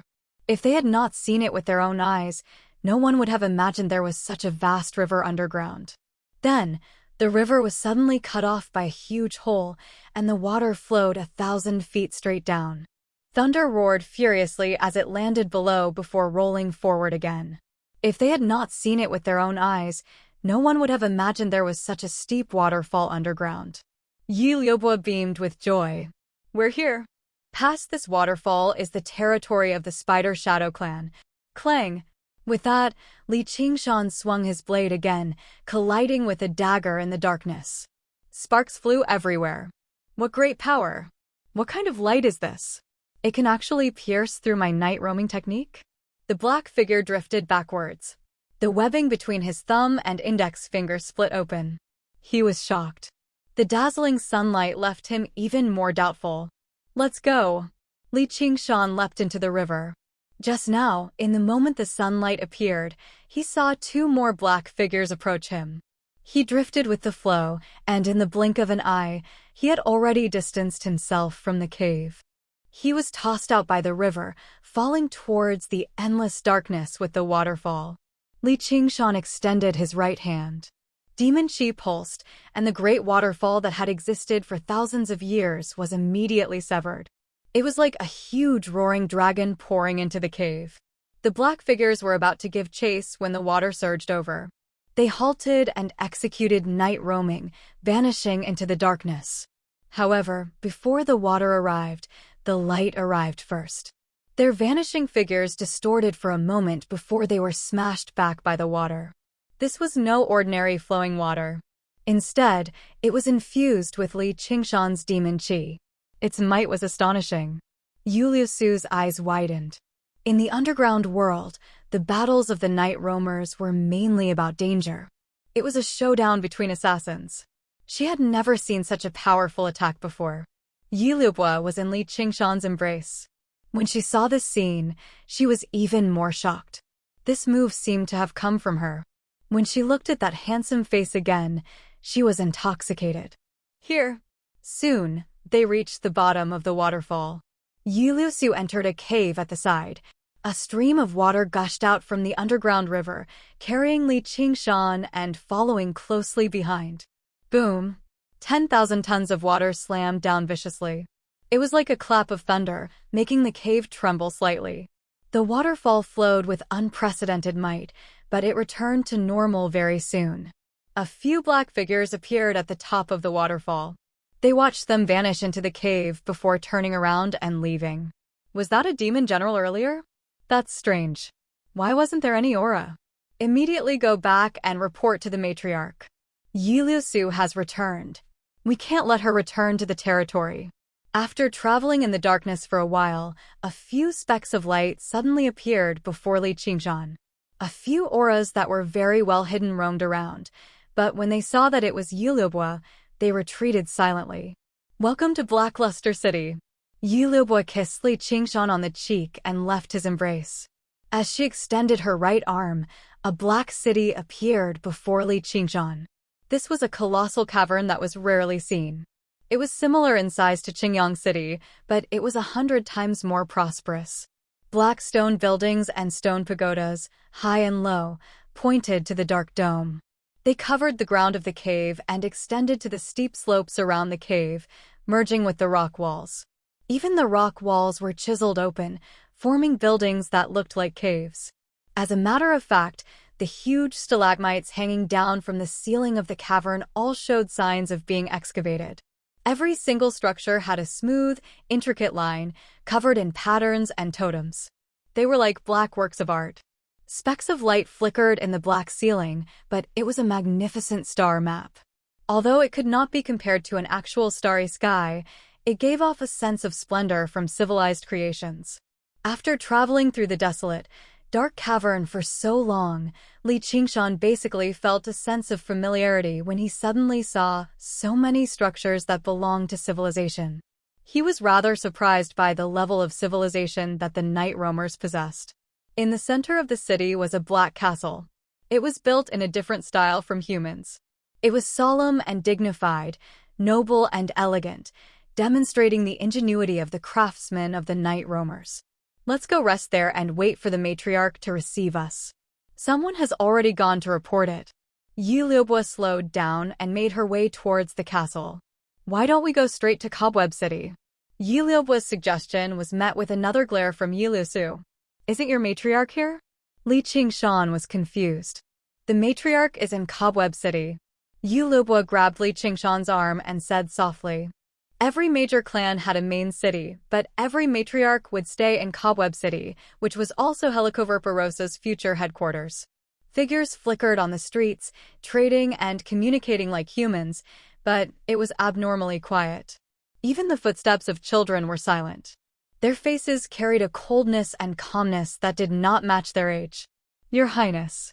Seeing Yi Liusu and her sister walk over, they all lowered their heads and bowed extremely politely. Among the night roamers, there was a clear hierarchy. Yi Liusu and her sister were the matriarch's daughters. If regular night roamers dared to disrespect them, they would be severely punished. Only after they had passed by did the crowd discuss softly, why have Princess Liusu and Princess Liubua returned? Has something happened in the territory? That demon general is so handsome. If he can spend a night with me, I'd be willing even if I have to shorten my lifespan by a decade.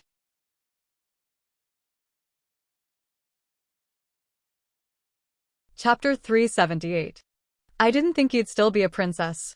Li Qingshan smiled at Yi Liubua beside him. I'm not anymore. I'm your servant now, master. Yi Liubua's eyes were seductive as she hugged Li Qingshan's arm even tighter, sinking it into her abnormally plump chest to hide her fear and unease. Is the matriarch really that terrifying?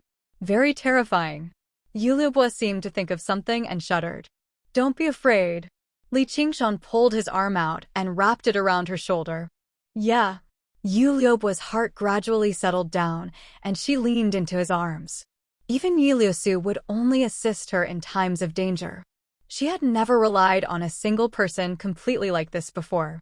Along the way, Yi Liusu constantly paid attention to Li Qingshan's behavior, but all she saw was that he was like a tourist, studying the surrounding structures and scenery with great interest. Yi Liubo played the role of a tour guide, introducing him to the history of Blackluster City. Influenced by his relaxed attitude, she relaxed too, teasing him from time to time. She did not seem like a defeated general who had just lost an important piece of territory. Yi Liusu glanced back and let out an undetectable sigh. She instead became rather envious of her. This piece of territory held extremely great significance to the Spider Shadow clan, or even the entire race of night roamers. It was a territory where she could see the stars and the bright moon. She could still remember the shock she felt when she saw the night sky for the first time. That was the hope for the night roamers to return to the surface, yet she had personally destroyed it. She clenched her fists and her nails dug into her palms. It was impossible for her to not hate Li Qingshan, much less serve the demons. Become a servant. Yi Liubo, why have you returned? How dare you bring outsiders to Blackluster City? An icy cold, sharp voice rang out. Li Qingshan looked over and saw a female night roamer standing on the spire of the castle, staring at him coldly. Her thin, straight nose demonstrated the coldness and determination of its owner. Compared to this distinct nose, the rest of the facial features seemed slightly faint. It was like a sketch. But when put together, coupled with her cold expression, it had a different kind of charm. Let me come all the way. Li Qingshan, who was used to seeing the various beauties of the night roamers, also felt his eyes light up. Her dark blue hair was combed into a thick and short braid, looking very neat and tidy. She was wearing a black leather shirt and pants and black boots that went all the way to her knees, outlining her seductive curves. She had a short sword on her waist. She was a beauty that did not lose to Yi Liusu, and her cultivation was above Yi Liusu. Sister Lu Xing, I have something to report to Mistress. This demon general of the North Moon is an honored guest of my clan. Please open the gate. Yi Liusu bowed respectfully. She didn't dare to announce the loss of the territory in public. Yi Liuxing studied Li Qingshan's handsome face with a gaze as sharp as a blade. However, her cold expression did not change at all. She only sensed that something was amiss. You sisters really do look very different. Li Qingshan smiled and said to Yi Liubo softly. It's not like we're sisters by blood. Yi Liubo pouted. It turned out that they all came from different families and relied on their talent to surpass their peers. Through their talent that surpassed their peers, they became the daughters of the mistress and were conferred the titles of princess and princess. They referred to each other as sisters, but they were not related by blood. The sisters were not ranked according to their age, but according to their cultivation. Welcome, Your Highness Princess Liusu. Welcome, Your Highness Princess Liubo. The gate swung open loudly. A group of guards stood to the left and right, raising their spears and speaking in unison. Sir, please give me your weapon. A skinny caretaker in black robes arrived before Li Qingshan. Did I bring a weapon? Li Qingshan waved his hand with a smile, and the ice blade vanished.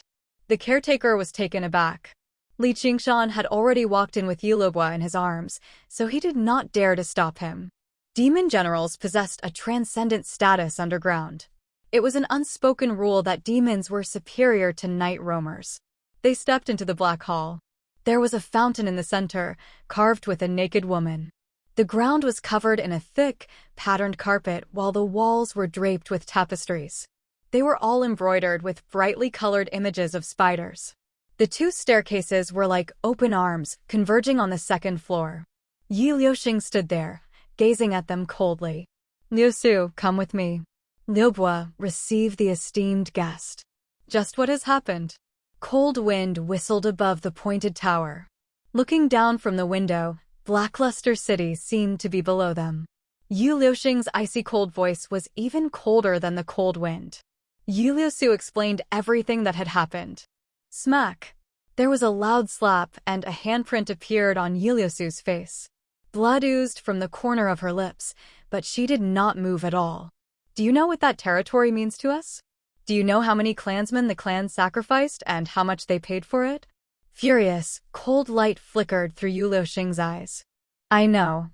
He must die. Before the matriarch returns. Yu Liuxing raised her hand again, but she hesitated to swing it down. She cut through the air viciously. I don't agree. Yi Liusu raised her head. Her gaze was determined. Do you want to be punished by the snake cavern? Even if the matriarch returns, would I persuade her not to do that? Don't tell me you've taken a liking to that guy and want to protect him? Yi Liuxing grabbed Yi Liusu by the neck. Her cold voice was like a blade against Yi Liusu's neck. He's too powerful, and he possesses the ability to suppress night roamers. Once he strikes, regardless of whether he succeeds or not, he'll heavily injure us. Yi Liusu was unfazed. She persisted. We're assassins. We've always had to defeat the strong as the weak. Yi Liuxing pushed her against the wall viciously before embracing her again. However, under her cold, unfazed gaze, she let go and turned around to go downstairs. Where is this? Li Qingshan stood in a luxurious room. The air was filled with fragrance. The oval, lace mirror reflected Yu Liubua's slender figure. My room, obviously. Yu Liubua tidied up her rather messy hair before turning around and throwing herself into Li Qingshan's arms.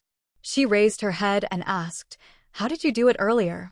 With 100 treasures pouch, obviously. Li Qingshan said matter-of-factly. Before he set off, he had brought 100 treasures pouch with him. There were a few items that he might be able to use in there, including over a dozen supreme-grade talismans he had obtained. If he really did end up in battle, he could still maintain the necessary lethality. After undergoing the heavenly tribulation, the nature of his demon chi had changed. Not only could he refine spiritual artifacts, but he could also activate talismans.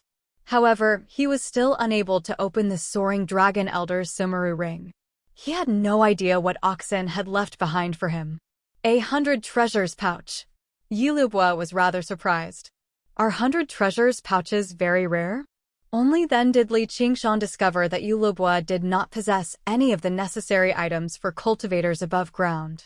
Of course. Only after undergoing the heavenly tribulation do you have the right to receive one from the clan. Night roamers could forge artifacts too, but they could not forge 100 treasures pouches. The 100 treasures pouches underground all came from cultivators who had come to explore above ground. They were left behind after they were killed, so there were relatively few of them. I even purposefully stood guard at a few caves for a very long time, but no cultivators above ground came down to explore. How strange. Yi Liubua mumbled to herself. Li Qingshan understood that when he massacred all the cultivators last time, no one would be bold enough to come down to die. Once we return to the territory, I'll give you one. What Li Qingshan lacked the least right now were 100 treasures pouches. He had no idea what to do with the piles of them. Really? Thank you, master. Yi Liubua kissed Li Qingshan in surprise and joy before pushing Li Qingshan onto the bed in the center of the room gently. Afterwards, she twisted her waist and removed her black armor, only leaving behind a silk undergarment that covered her private parts. She threw herself onto Li Qingshan. What are you doing? Li Qingshan placed his hand on Yu Liubua's shoulder and looked at Yu Liubua's chest. They really did live up to the bow in their names.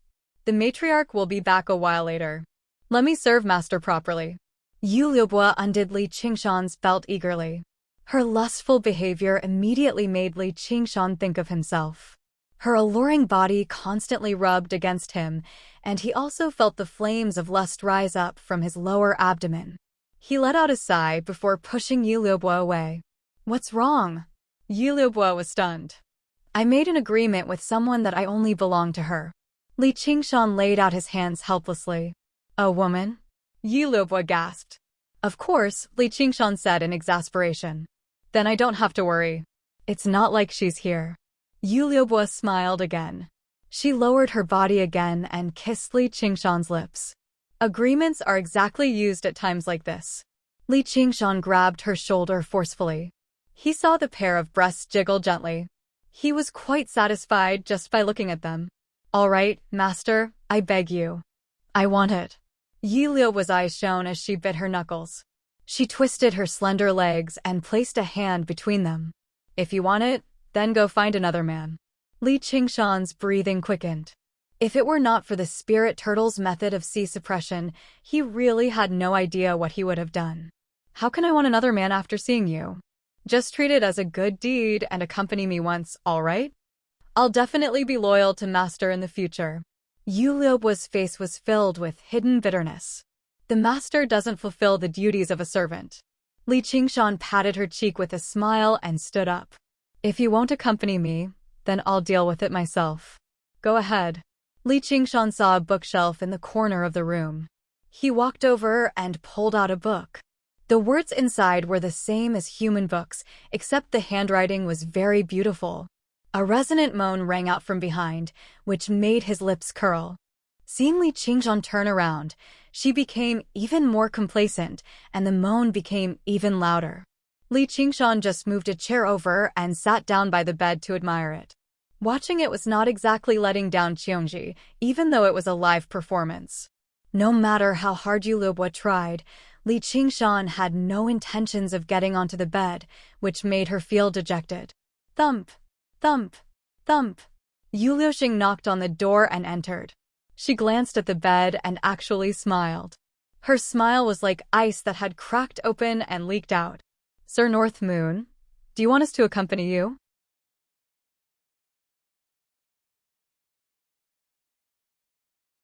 Chapter 379.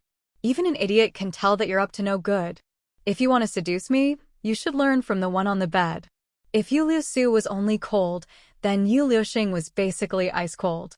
Regular men would lose all thoughts with just a glance at her. Sure, Li Qingshan had to admit that he was very curious about how she would seduce him.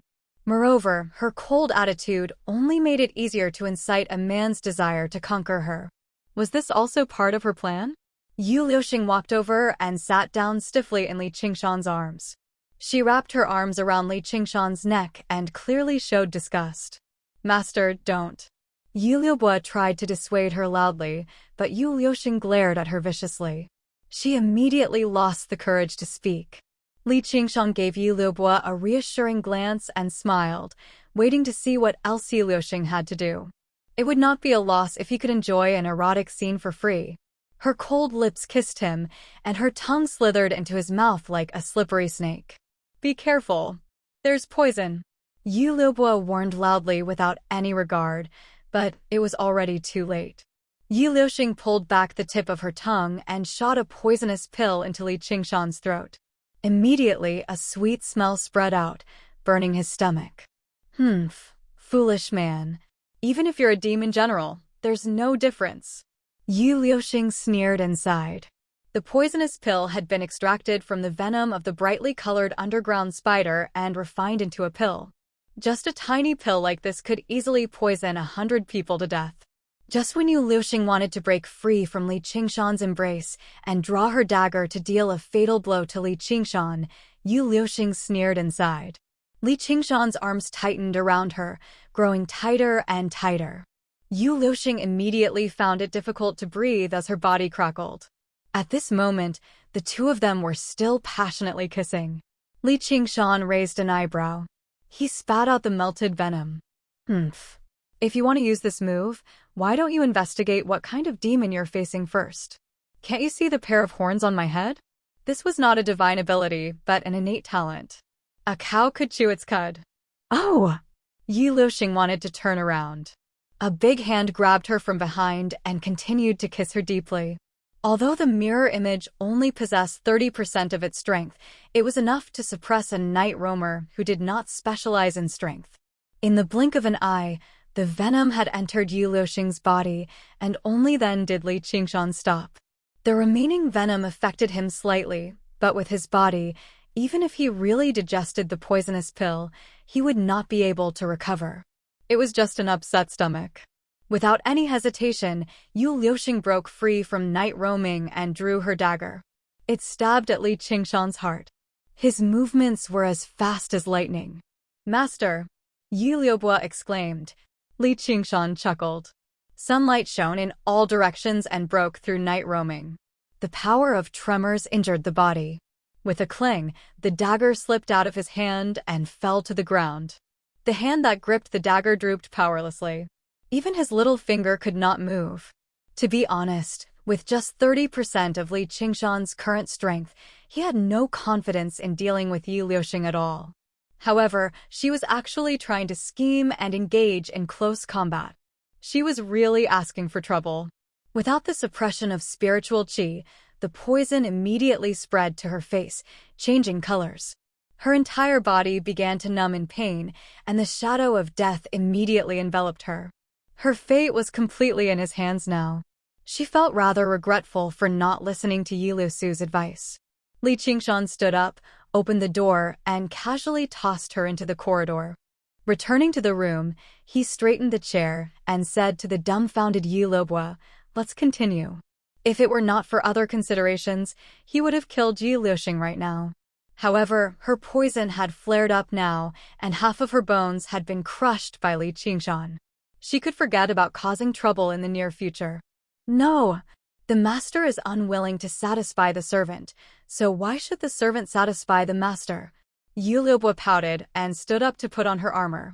However, the feeling of dread lingering in the room did not disperse so quickly.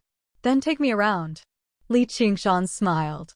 It was rare for him to come underground, so how could he not take a good look around? When he opened the door again, Yi Liuxing had already vanished. As soon as he arrived at the end of the corridor, the caretaker in black robes reported, "Sir North Moon, the matriarch has returned. She has invited you to dine with her." "She's come so quickly." Li Qingshan saw Yi Liubo tremble all over. He grabbed her hand, which was rather slippery. Li Qingshan followed the caretaker into a hall in the depths of the castle. The seats had already been arranged. There were a total of 14 people seated there. The person seated in the center was a woman in a luxurious dress. She wore a spider-shaped accessory on her head, a spider necklace around her neck, and a spider ring on her finger. She was the night roamer with the most accessories that Li Qingshan had ever seen. Her facial features were actually quite similar to Yi Liusu's. If it were not for her mature charm, he basically mistook her for Yi Liusu's older sister. Although her aura was completely concealed, Li Qingshan could still instinctively tell that her strength was probably no weaker than the slovenly Taoist priest from the 100 schools of thought.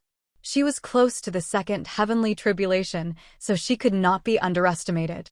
To the matriarch's left, Yi Liuxing sat in the seat of honor. Her gaze towards Li Qingshan was bone-chilling.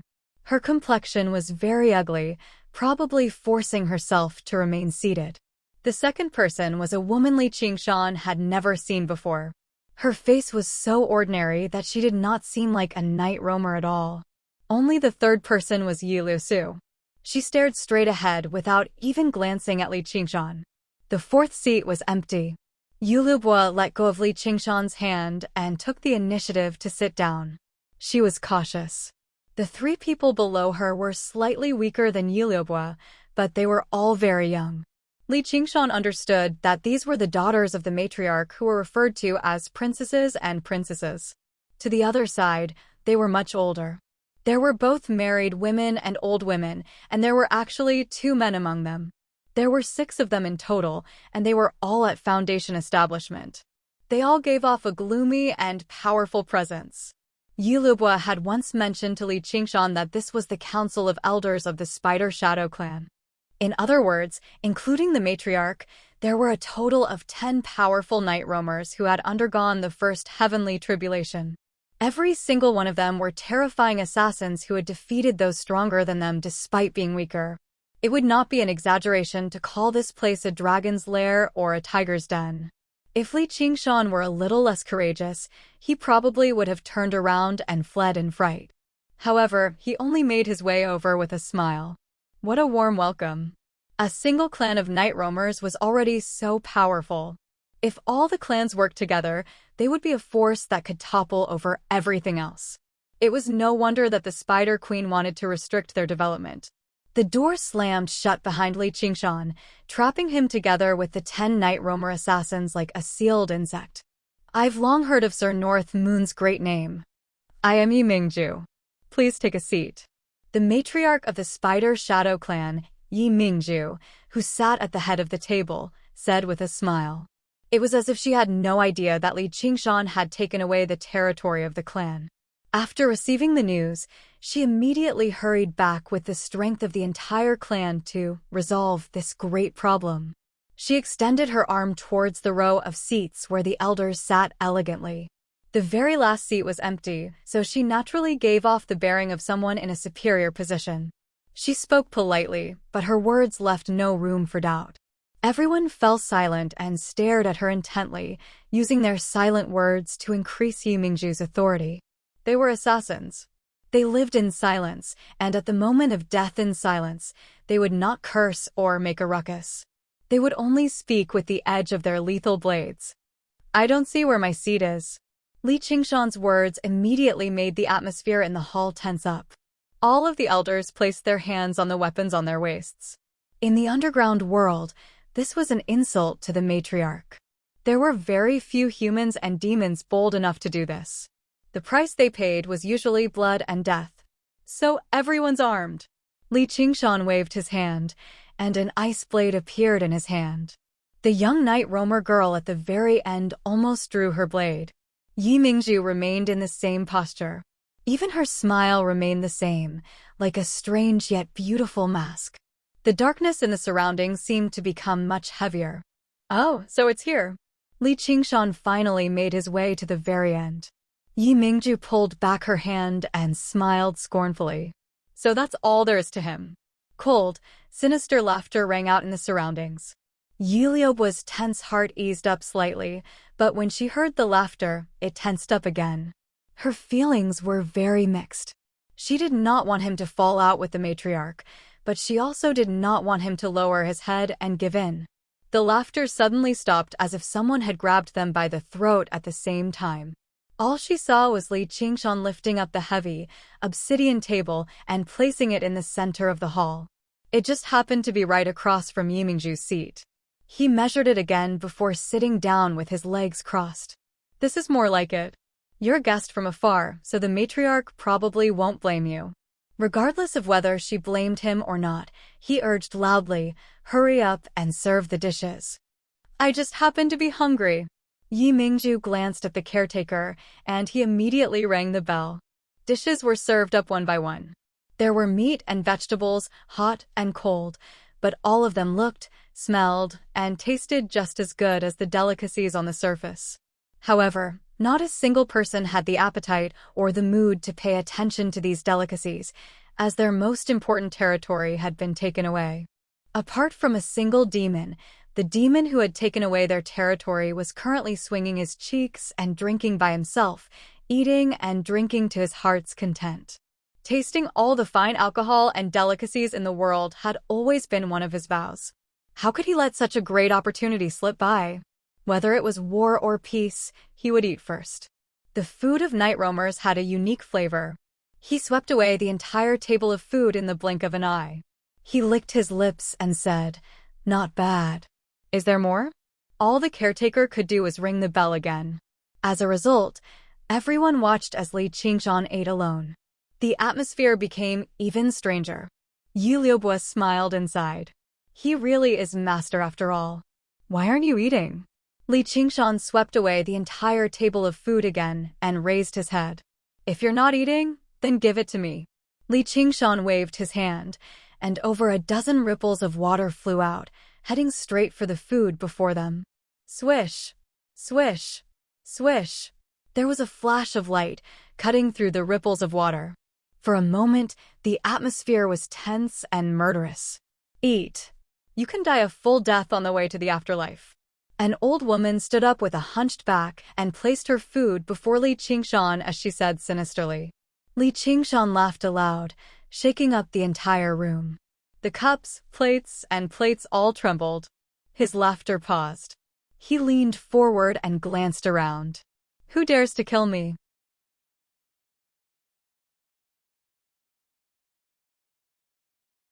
Chapter 380. How arrogant! The old woman drew her sword and struck out with a speed that did not match her age, stabbing towards his throat. She was as swift as lightning and as insidious as a venomous snake. The elders vanished from their seats at the same time, silently appearing around Li Qingshan. 6 lethal weapons stabbed towards 6 vital points, weaving into a net of death. Who could survive an attack like that? Li Qingshan raised his cup and drank. His clear gaze passed through the forest of blades and swords. Yi Mingju sat there without moving. Her eyebrows furrowed slightly. The blades and sword stopped. The tip of the old woman's sword was only an inch away from his throat. Swallowing a mouthful of alcohol, his Adam's apple bobbed, almost piercing through his skin. Stand down. Did I say you'd attack? Yi Mingju waved her hand, and the elders immediately returned to their seats as if nothing had happened. After hearing Yi Liusu's report, her first thought was kill. What followed were various doubts. He clearly knew there was great danger, so why was he still bold enough to come? If he fought like a cornered beast, just what kind of losses would the clan suffer? That was why today's banquet was held. As long as he showed even the slightest hint of weakness, it would be a fatal situation.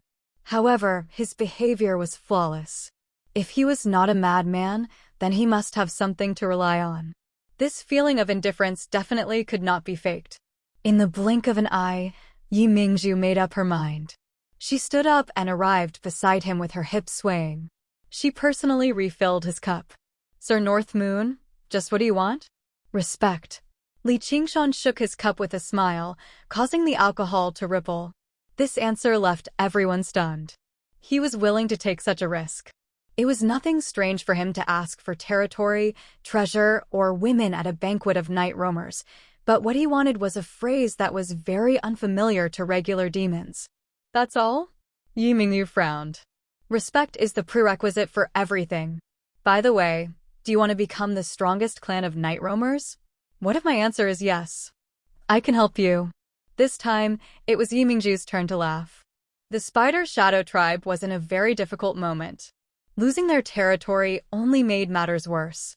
Right now, their greatest enemy was actually saying he could help them become the strongest night roamer clan. Everyone present.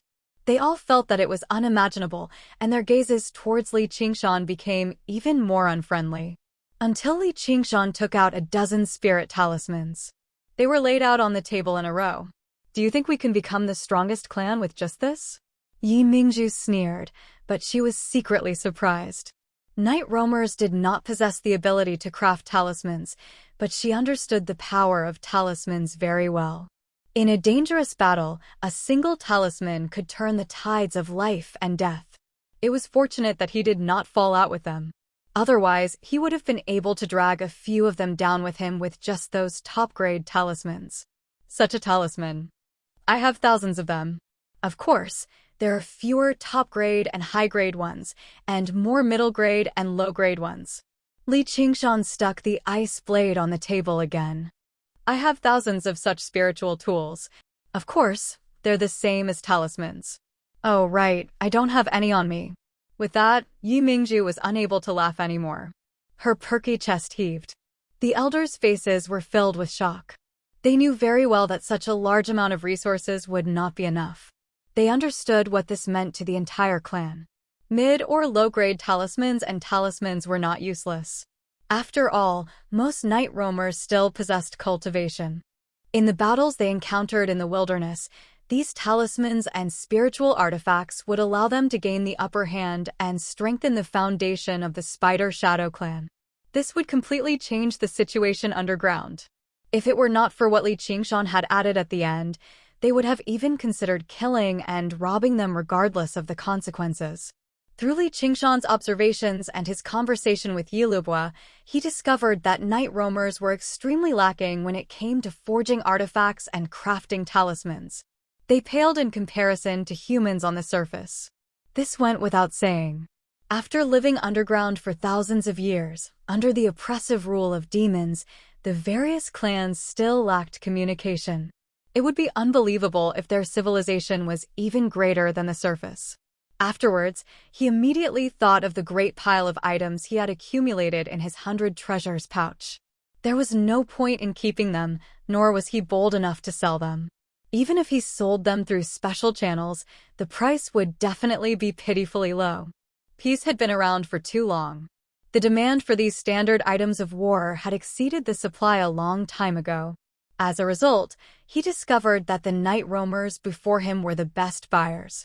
Oh, right, I still have over 1,100 treasures pouches. One of the elders squeezed the wine cup in his hand flat. What do you want?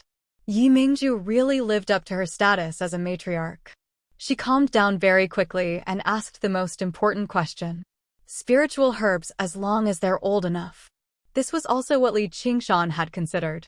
There were plenty of spiritual herbs that were hundreds or even thousands of years old underground. Demons did not know how to refine pills, but night roamers did know a little. However, what they used the most was the toxicity of these spiritual herbs. They would refine them, mix them in alcohol, and smear them on weapons. It was an absolute waste. However, in the world of humans, any spiritual herb that was old enough could definitely be used in more than one pill formula. Once they surpassed 1,000 years of age, they would become priceless. If Sir North Moon had mentioned this earlier, there wouldn't have been a misunderstanding like just now. Yi Mingju smiled, as beautiful as a flower. In war, people were willing to exchange their food for a gun so that they could finish off their opponents. However, spiritual herbs were not an indispensable resource to night roamers.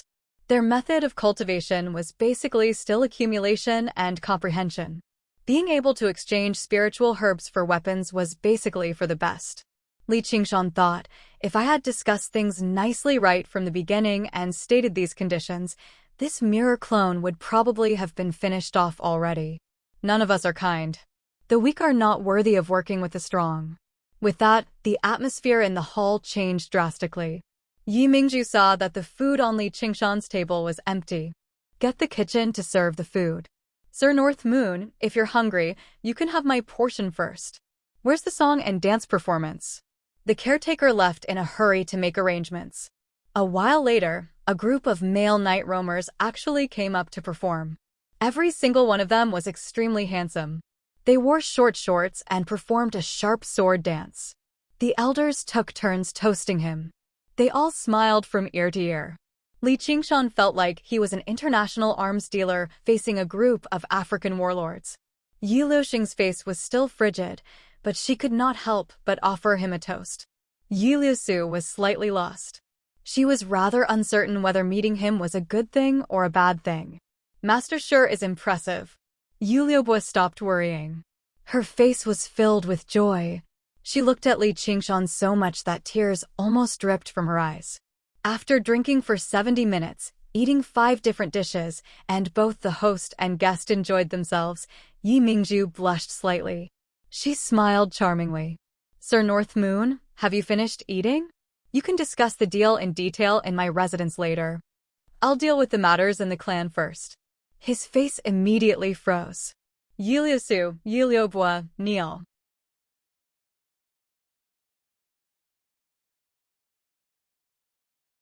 Chapter 381. Yi Liusu was expressionless. Yi Liubo's expression changed, but she did not dare to disobey the matriarch's orders. She glanced at Li Qingshan and knelt down in the hall. Do you know your crimes? I know my crimes. Yi Liusu bowed. Yi Liubo could only lower her head. Elder Mingjing, how should they be punished for their crimes? They lost their territory. They should be punished by the snake cave. The old woman said sinisterly. Yes. Yi Liusu did not resist at all. Yi Liubo trembled all over and revealed a look of fear. She felt a hand land on her head and heard Li Qingshan say, Liubo has already recognized me as her master. She is no longer bound by your laws. Only then did she calm down. Traitors of the clan should be punished by death by 1,000 cuts. Matriarch Yi. Yi Liubo looked at Li Qingshan like a drowning person desperately grasping at a life-saving straw. Li Qingshan glanced at Yi Mingzu. Do you still want to put on the airs of a matriarch at a time like this? Sir North Moon, you're making things difficult for me. The clan's laws cannot be abolished. There's no room for negotiation. However, in consideration of our friendship, I'm willing to make compensation. Lulu, Loon. What orders do you have, matriarch? The two women who originally sat below Yulubwa walked up. They were both rare beauties. From today onwards, you're Sir North Moon's servants. Whatever Sir North Moon wants you to do, you'll do. Yes, the two of them said in unison. 1 for 2. That's a good deal. Li Qingshan smiled. Master. Yulubwa's face paled. She wailed. However, I can't. Sir North Moon, are you not satisfied with this compensation? Then speak up quickly. Night roamers. There aren't many other things, but there are plenty of beauties among my daughters. If you like anyone, just tell me. Is that so? Li Qingshan's gaze fell on Yi Liusu, who was on the ground.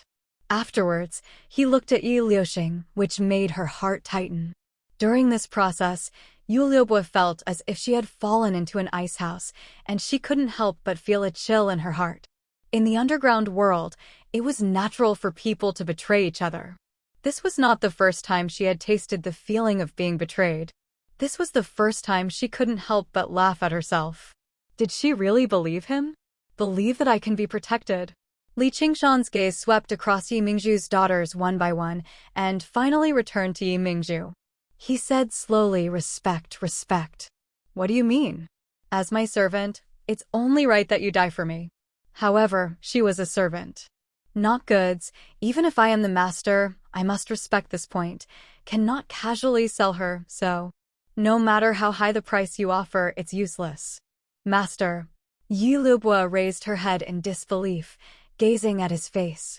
Her heart felt like it had risen from hell to heaven, and her eyes could not help but moisten slightly. Yi Liusu was rather moved as well. She relaxed.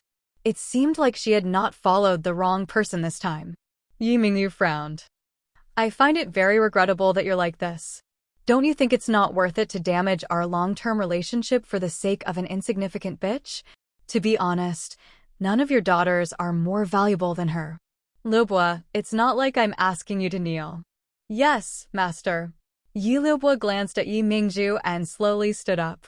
She puffed out her chest and looked down on those who had once needed her to bow and scrape. Her heart was filled with pride. If you find it unacceptable, I can work with the other matriarchs. I believe they'll be very willing.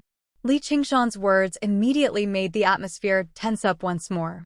Since you're so insistent, fine then. Yi Mingzhu sighed. She could only suppress her anger and her face turned cold. Yulubwa, since you've already admitted to your crimes, we'll begin the punishment immediately. Take her away. Sister. Yulubwa could not help but call out. The punishment of the snake cavern sealed up all of her strength, making her suffer the bites of thousands of snakes. The venom in the mouths of the snakes might not be fatal to her, but it was extremely painful. Hold on. Ma, North Moon, what else do you have to say? Yi Mingzhu squinted her eyes, trying to find an opportunity she could use. I'm not your servant. Yi Liusu's eyes flickered, but her face remained cold. You will be very soon. Matriarch, I have another question. Do the night roamers still want to use that territory? Of course. Yi Mingzhu's eyes immediately lit up. The importance of the territory went without saying, but she had never been bold enough to mention sharing the territory with Li Qingshan. Demons were extremely territorial. Something like that was basically a naked provocation. It was like asking a man, can you lend me your wife? Demon generals with weaker tempers would immediately fall out with her. I've always hated these trivial matters. I want a servant to help me manage it. Li Qingshan was actually not interested in the territory. All he cared about were the resources underground. It was impossible for him to stay underground and watch over it. He was still longing for the pleasures of the mortal world. Under these circumstances, Millipede could not even subdue the demons below with his current strength, and the territory could easily be devoured by other demon generals. He needed a suitable person to manage the situation. Unfortunately, Yulubwa had yet to undergo the heavenly tribulation, so he had to settle for the next best thing. Yi Liusu became the best choice. Of course, he would not accept any sharing. He could only accept her as a servant. Yi Liusu, from today onwards, you are Sir North Moon's servant. You will listen to all of his orders. You will no longer be restricted by the Spider Shadow Clan, Yi Mingju said immediately, as if she was afraid Li Qingshan would go back on his word. She was a servant, but whether she obeyed him or not was just a single thought. Within the entire Spider Shadow Clan, there was no one more loyal than Yi Liusu. Matriarch Yi Liusu, who had always been meek and submissive, finally could not help but raise an objection. However, under Yi Mingju's gaze, she could only grit her teeth and lower her head. Yes, mother. Li Qingshan came to a realization. As it turned out, they really were mother and daughter, but he did not take it to heart. He did not care what the night roamers wanted to do with the territory at all. Moreover, loyalty could change. Servant Yi Liusu greets master. Yi Liusu arrived before Li Qingshan and bowed. She was hugged by Yi Liubua and smiled. Sister, from today onwards, we're all master's servants. Yi Liusu smiled bitterly inside. She had never seen someone so happy being a servant. However, as a mighty night roamer, her own mother actually did not even know how to respect demons.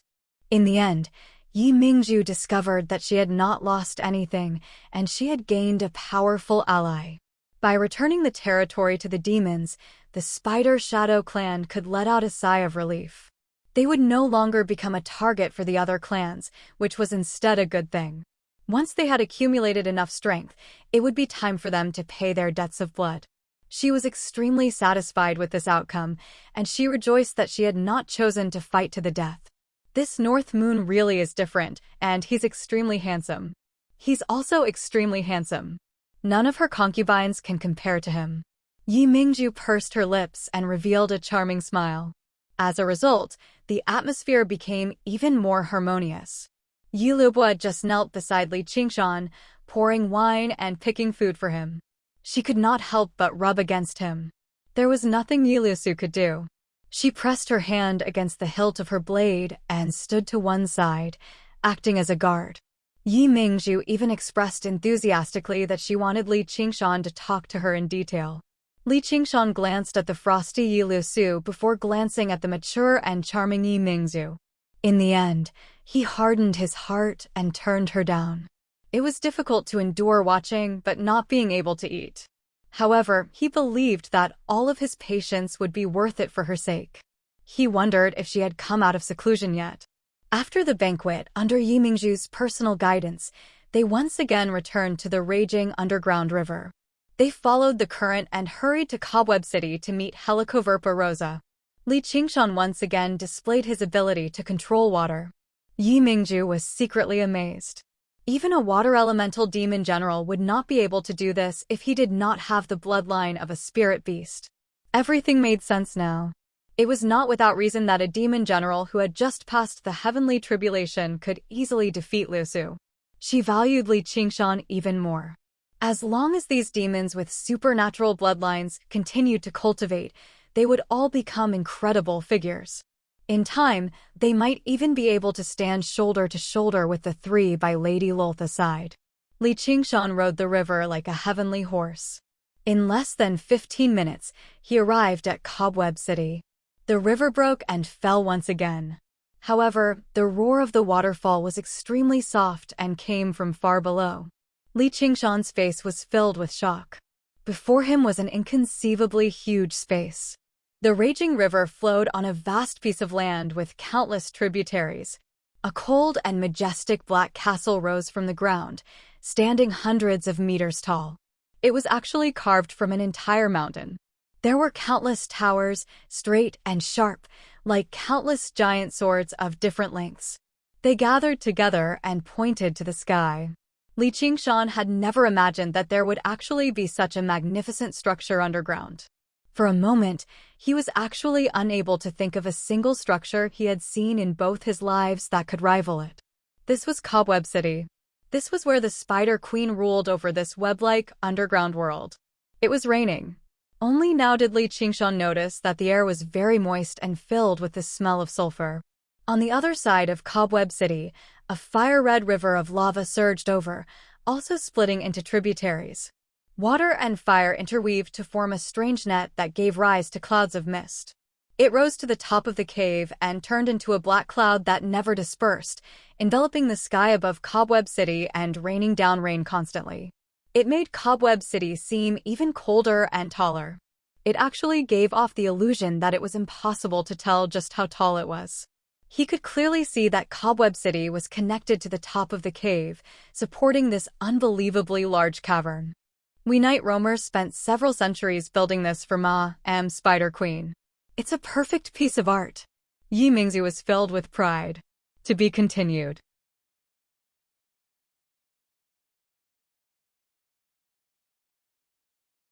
Chapter 382. Li Qingshan sighed. Without the civil engineering skills of the school of Moism, only other folk had the ability to build something like this. Only demons possessed such patience. Outside Cobweb City, at the foot of a relatively flat mountain, was a large, complicated city district. The buildings of night roamers rose and fell endlessly. There were actually no streets. Li Qingshan felt like he was moving through one building after another. The space was completely sealed off. The pitter-patter of black rain against the roofs was the only sound here.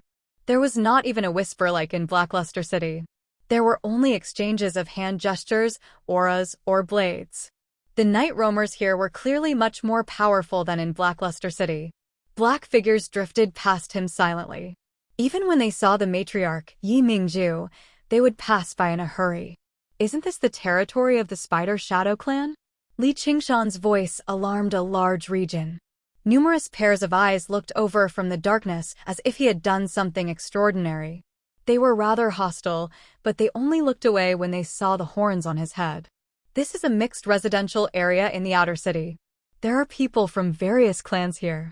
Yi Mingzhu still chose to communicate through her aura.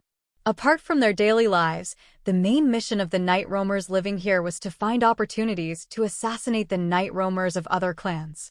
This was the battlefield of assassins. Only by passing the test here could every night roamer gain the right to enter the inner city and become part of the middle echelon of the various clans. They really don't have anything better to do. There was clearly a deep-seated grievance, yet they just had to live together. It was conceivable. Scenes from books really would appear here. People selling dumplings, people sharpening scissors, peddlers, and children would all suddenly pull out their weapons and charge at you. Being born as night roamers sure was pitiful, but he also found it rather funny. This was probably not just because of Helicoverparosa's political schemes, but also because of the dark nature of the night roamers themselves. Only after entering the inner city did the situation take a turn for the better. The clans had been divided into a few large regions. Of course, it was in every single corridor. Every hall was filled with killing intent and unease. As he walked through Cobweb City, Li Qingshan couldn't help but sigh at the grandeur and delicacy of the building. It was as if every stone had been meticulously polished by a craftsman, and after a long period of time, it had become even smoother and heavier. Spider totems could be seen everywhere, like some kind of primitive worship. He even saw the existence of a sacrificial offering. In the eyes of ordinary people, a demon commander's strength was akin to that of a god. Li Qingshan was very curious. What would Helicoverparosa look like after ruling this place? Could she see through his mirror image avatar? Should he tell her about the three elders? All kinds of doubts were waiting to be answered. The only fortunate thing was that monsters still couldn't learn the complicated etiquette of humans. After Yi Mingzhu reported, Lin Mengya's expression changed. Soon, he received the news. Walking up the spiral staircase, Li Qingshan ascended to a higher level in Cobweb City and passed through a long, winding corridor. The stone door opened silently, revealing Li Qingshan. It was a large, trapezoidal platform that stood like a cliff. Or perhaps it should be said that it had always been a cliff. A woman in a long, red dress stood on the side of the cliff with her back to them. When Li Qingshan approached, she turned around just now, revealing a stunning face. However, what Li Qingshan felt first was not stunning, but undisguised cruelty and viciousness. Her lips were scarlet as if she had just drunk human blood. Her eyes seemed to ripple with venom. Humans, even if they were evil, would do everything they could to hide it. They would find various excuses to accuse the darkness of society and the depravity of the human heart, or they would propose some sort of philosophical viewpoint to justify their actions. Whether it was a genius or a madman, all of their actions and thoughts would always be restricted by the ideals of human society. There were no exceptions.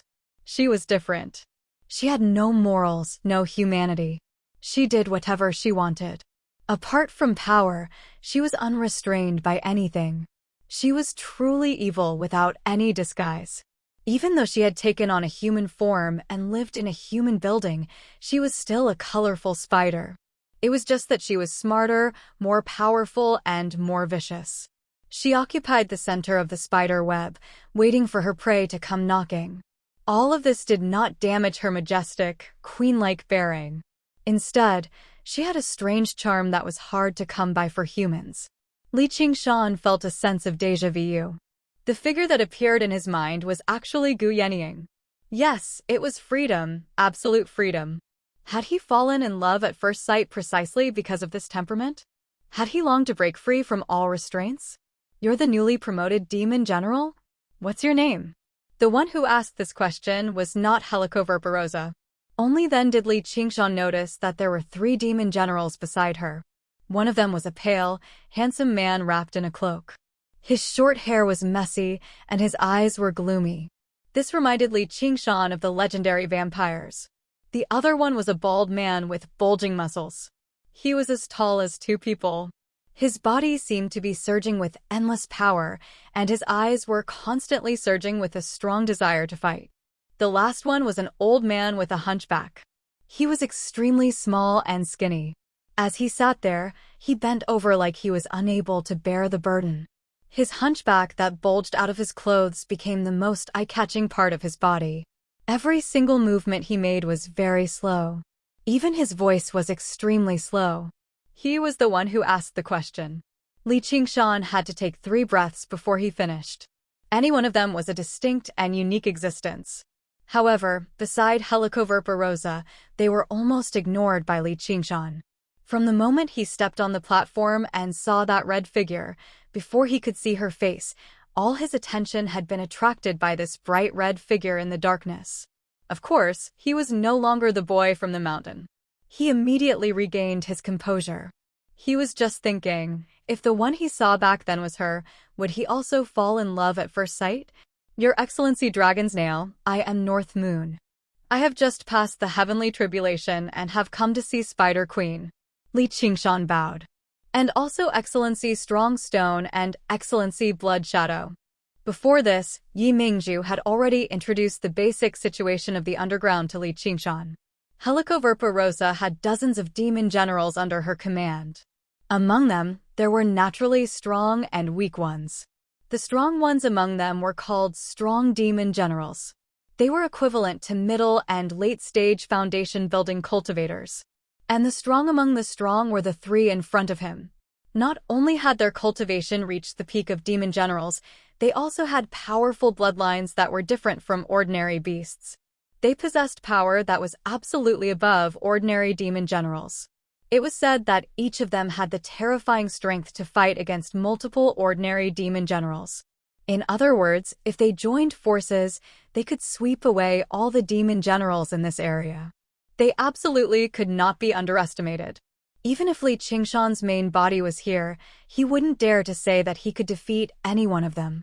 Of course, it wouldn't be that easy for them to defeat him either. Why did you put my name at the end? Helicoverparosa still didn't have the intention to speak. She silently sized up Li Qingshan.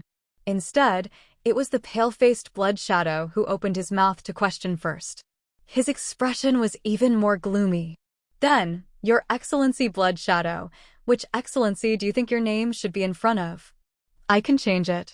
Li Qingshan raised his eyebrows. I just casually said something, and you're using it to find fault.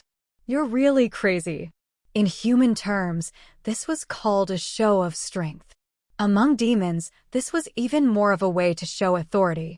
Monkey kings fighting over ordinary monkeys' food might not be for the sake of eating, but to let others know who was the boss.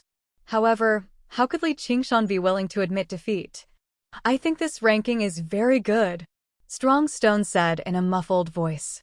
You're very bold. Blood Shadow stared at Li Qingshan. In this territory, very few demons or humans dared to speak to him like this. Li Qingshan thought about it. Just as Yi Mingzhu said, these three demon generals didn't get along well with each other. Of course, this was also nonsense. It would be rare for demon generals of the same strength to get along well. Why have you come for an audience? Dragon's Nail didn't seem to hear these arguments. The three of them spoke 4 sentences before he slowly said one. I was originally a demon soldier under Milliped's command, and I've come to claim this territory. After answering Dragon's Nail, Li Qingshan said to Blood Shadow, I've always been very bold. I wonder how strong you are? Strongholder grinned. Of course they're very bold. Li Qingshan did not back down at all. Only the weak would show weakness, submitting to the strong so that they could avoid disaster. Human modesty was not popular among demons. Displaying their strength or even putting on a show of bravado was necessary. Oh! Then I'd like to try, Blood Shadow said coldly. I really want to know where you've been during this period of time. Dragon's Nail finally said something else. I've been cultivating arduously in the Boundless Mountains. I've never heard of your name. You're not a demon that belongs underground at all, so how can you claim territory underground? Millipede has lost his identity as a demon general, so he's no longer fit to be a lord. That territory has already been bestowed to the Night Roamers. The Night Roamers have already agreed to give me their territory. Whether I can possess territory underground probably isn't something you can decide, right? Blood Shadow. Li Qingshan directly referred to him by his name. Very good. Blood Shadow's figure vanished, appearing behind Li Qingshan. His pale white fingertips turned into sharp claws, reaching over with lightning speed. He actually struck out as soon as he said he would, without any hesitation at all. He moved with startling speed. In that moment, even Li Qingshan failed to grasp his movements. He reacted, and his back throbbed with pain. Strong Stone only grinned viciously. Since he dared to provoke the strong, he had to bear the corresponding consequences. Only by enduring it could he earn respect. If he could not, then he was an idiot. He deserved to be taught a vicious lesson. Dragon's Nail was still organizing his words leisurely, ignoring everything that was happening before him. Helicoverpa Rosa finally became interested. With a clang, the spirit turtle's profound shell rose up. It was azure and slightly transparent. Countless hexagons formed a perfect, stable structure, blocking the claws. Blood Shadow's face became even colder. His cloak fluttered as he turned into a black shadow and surrounded Li Qingshan. In that moment, who knew how many attacks the spirit turtle's profound shell had endured? A black tornado whistled and spun, connecting the heavens and the earth. It rushed straight to the dome and scattered the thick clouds. However, it wasn't a divine ability or Dharma spell. It was merely caused by Blood Shadow's figure. Li Qingshan stood in the eye of the storm with his arms crossed. He did not move at all and looked extremely relaxed. Even after thousands of trials and tribulations, it is still strong, no matter what winds blow on it. To be continued, RQ.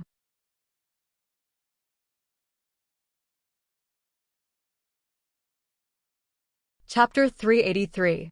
He's actually able to face Sir Blood Shadow's attacks so easily. The North Moon really isn't a regular demon general. His existence alone can change the situation underground. Yi Mingzhu backed to one side and watched on from afar. She was surprised before sinking into her thoughts. In the darkness, countless pairs of eyes also watched this startling sight. They all had different thoughts. When Li Qingshan was still a demon, even when the three elders worked together, they were unable to smash through his spirit turtle's profound shell so easily, let alone now that he was a demon general. Why don't you try smashing through the spirit turtle's profound shell at 30% strength? Blood Shadow, did you not eat today? Do you want me to try? Strong Stone's laughter drowned out the sound of the wind. He was eager to see who was stronger and tougher. Li Qingshan did not ease up either. His demon chi was being rapidly depleted. Once it reached a certain level, he would not even be able to maintain his mirror clone, let alone fight. And he could tell that Blood Shadow had restricted his attacks to a very small area the entire time. He had not unleashed his true strength. After all, this was Cobweb City. Oh right, There's something else I forgot to tell you. I'm afraid that once I tell you, even Ma M Spider Queen won't be bold enough to keep me underground anymore. Oh! Blood Shadow, come back. Helicoverpa finally said, I'd like to hear what I'm afraid of. Blood Shadow immediately returned to his original position as if nothing had happened. His face became even colder. Nothing. I just paid a visit to the Green Vine Mountain after the tribulation and got some revenge. Li Qingshan thought about it. What he had done on the Green Vine Mountain definitely would not end so easily. He would probably get back to the demons very soon. Since he could not keep it a secret, he might as well use it as a bargaining chip. He refused to believe that he would lose a demon general. Helicoverpa did not become angry at all after that. She refused to believe that the demons would use him as a scapegoat so easily. You killed the Green Vine Elder. Helicoverpa was stunned too. No, he got away. Are you toying with us? Blood Shadow said coldly. Helicoverpa face turned cold. I never thought the old man Green Vine would be able to escape after being cut in half. Fortunately, though, the three of them happened to be together, so I killed the other two. The Lone Grave Elder and the Golden Pheasant Elder, Dragon's Nail asked slowly. There was some surprise in her eyes as well. Not bad. What proof do you have? Blood Shadow asked. Evidence? The humans would soon come to question them. I'd better leave now, lest I implicate the lords. Li Qingshan turned around and left. Stop. Li Qingshan stopped and turned around, only to see Helicoverpa pupils shrink into 2 dots. If you dare to deceive me, at Lady Spider Queen's disposal. You've done very well. Helicoverpa stared at him for quite a while. A bloodthirsty smile appeared on her face.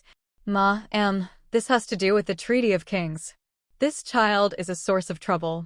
We can't let him live. Blood Shadow advised. Blood Shadow, are you afraid?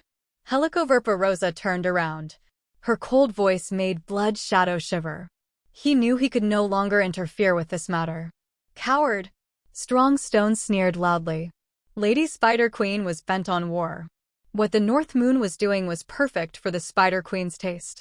It was also perfect for his taste. Blood Shadow was just asking for a rebuff by saying something like that. However, this kid had killed a human Foundation establishment cultivator before, while he did not have the opportunity. Would he not make Lady Spider Queen look down on him? It was the humans who invaded the underground world en masse and killed demons. It was the disciple of the Sword Collection Palace, Fu Qingjin. He even snuck underground and used a type of incense to lure Millipede out, which led to this. It was the humans who broke the treaty first. Li Qingshan tossed out another matter. He must have used this as a precondition. His chances of being betrayed were even smaller now. From today onwards, that territory belongs to you. Helicoverpa cut to the chase. If the humans came looking for trouble, that would be for the best.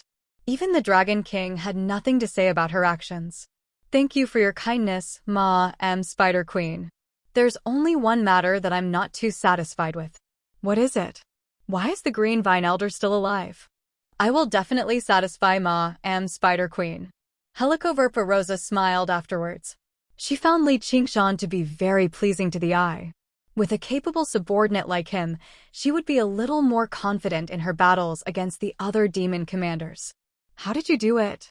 Just when Li Qingshan was about to take his leave, Dragon's Nail asked slowly. The 3 elders were not people to be trifled with. Judging from Li Qingshan's performance just now, he might be able to protect himself, but achieving that was almost impossible.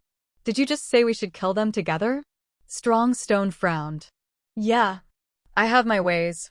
Li Qingshan smiled and turned around to leave. Dragon's Nail pondered. Was that all his true strength?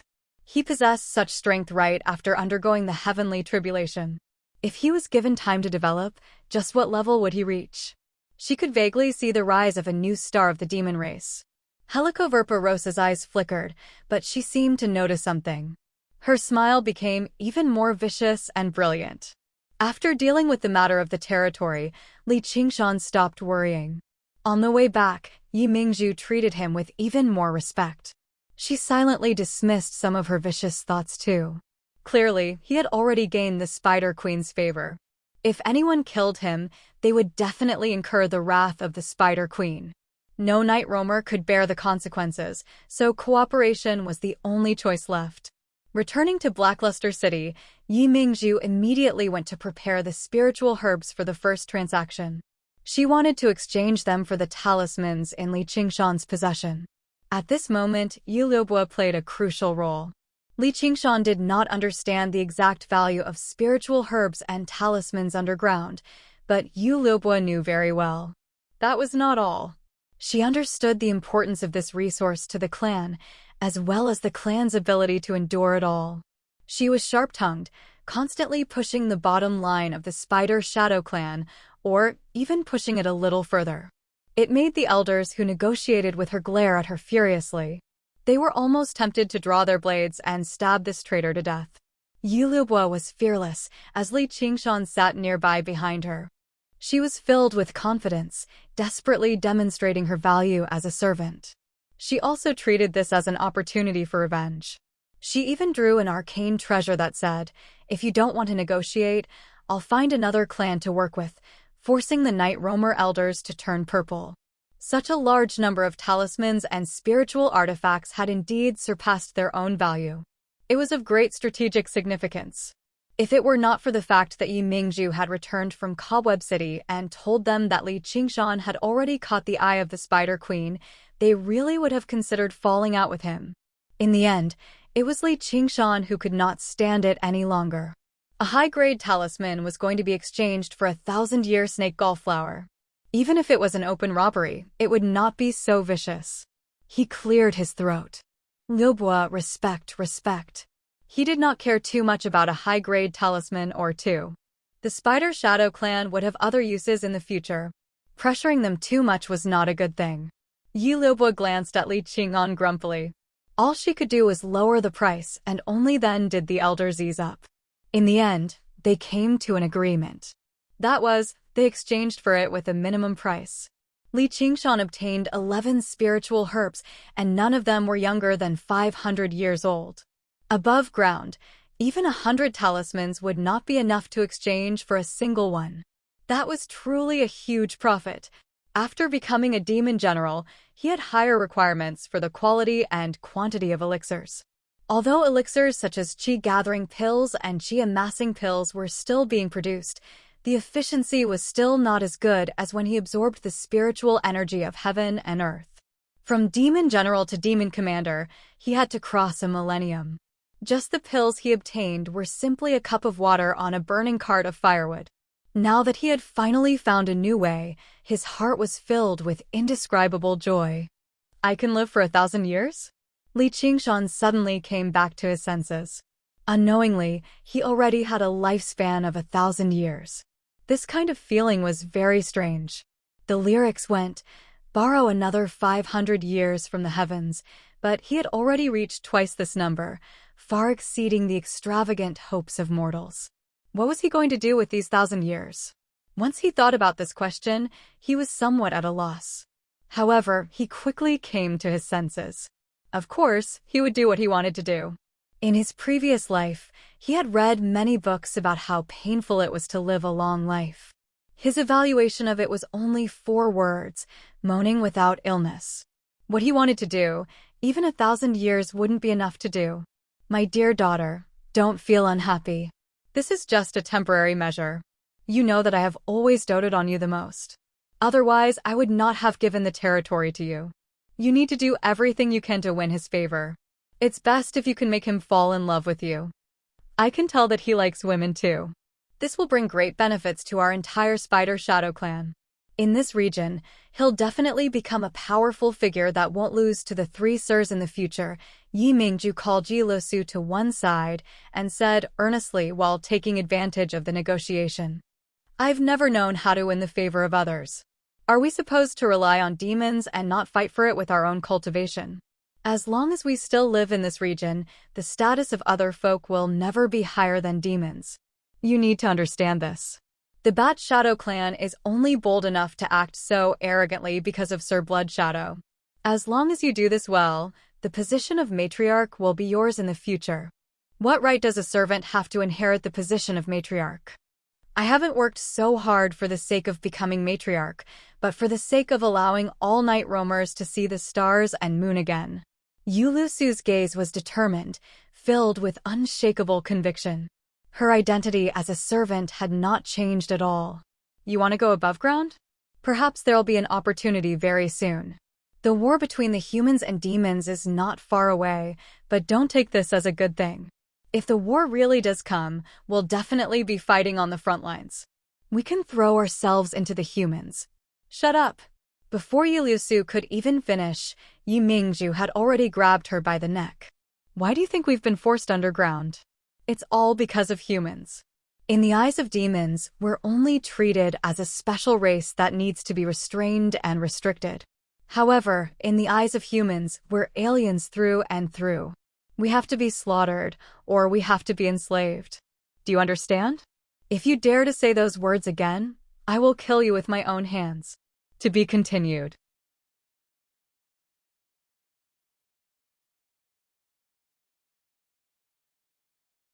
Chapter 384. Yes, mistress. Yulusu closed her eyes, but she refused to accept it inside. My good daughter, I'm doing all of this for your own good. You'll understand in the future. Yi Mingju let go and gently touched Yulusu's face. After completing the deal, Li Qingshan immediately set off on his journey back. After being scratched several hundred times by Blood Shadow, a lot of his demon chi had already been depleted. If this dragged on, he would probably not be able to maintain his mirror clone for much longer. Blackluster City completely vanished into the darkness behind them, and the sound of the waterfall grew closer and closer. The three of them traveled against the flow, and after an hour, Li Qingshan suddenly stopped. What's wrong, master? Yulubo asked. Yulusu frowned, as if she had sensed something as well. You're just haunting me. Let's go. Li Qingshan picked up Yulubo and sped up. Blood Shadow unfurled his cloak and whistled up the waterfall. He was like a huge, black bat. His teeth protruded from his mouth, making his handsome face seem very vicious. He said, North Moon, are you bold enough to fight me? Let me see just what you're capable of killing the elders of the three mountains. His voice was not loud, but it pierced through the cavern like an invisible sword, reaching Li Qingshan's ears and producing an ear-piercing hum. You're bold enough to hunt me down? Aren't you afraid of Spider Queen's punishment? Li Qingshan called out. Wild gusts of wind wrapped in wind blades shot out with his voice. I won't kill you. I'll just suck every single drop of blood from you so that you understand the consequences of offending me. Blood Shadow unfurled his cloak and shattered the wind blades. He did not slow down at all. I don't have time to play tricks like that with you. As they spoke, the distance between them shrank by half. Compared to Blood Shadow, the three of them moved at a speed that was nothing. They were horrendously slow. You guys go first. I'll deal with him. Li Qingshan stopped and turned around.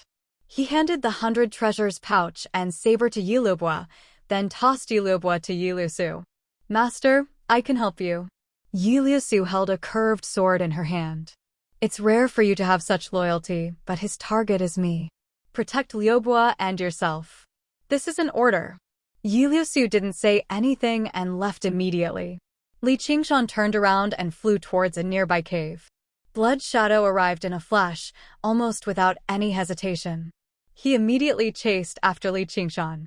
At this moment, Li Qingshan's aura suddenly disappeared. Child's play. Blood Shadow sneered. The sound waves spread like a fine filter, leaving no gaps. Immediately, Li Qingshan's figure appeared. As the chase continued, the distance between the two of them rapidly shortened. The wind whistled, and the figure moved swiftly.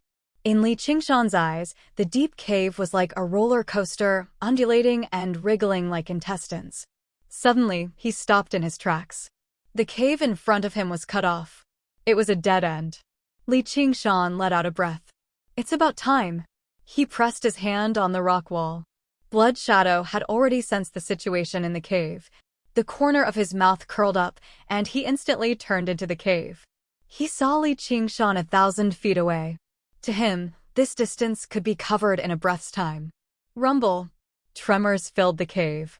Cracks instantly covered the rock wall, and thousands of kilograms of earth and rocks fell. Li Qingshan's mocking face. Smoke and dust rose, and the sound wave detection was interrupted. Don't even think of escaping. Blood Shadow advanced instead of retreating. His figure turned rapidly, and he turned into a black and red drill, penetrating the layers of earth and rocks. Giant rocks crumbled into dust-like chunks of earth.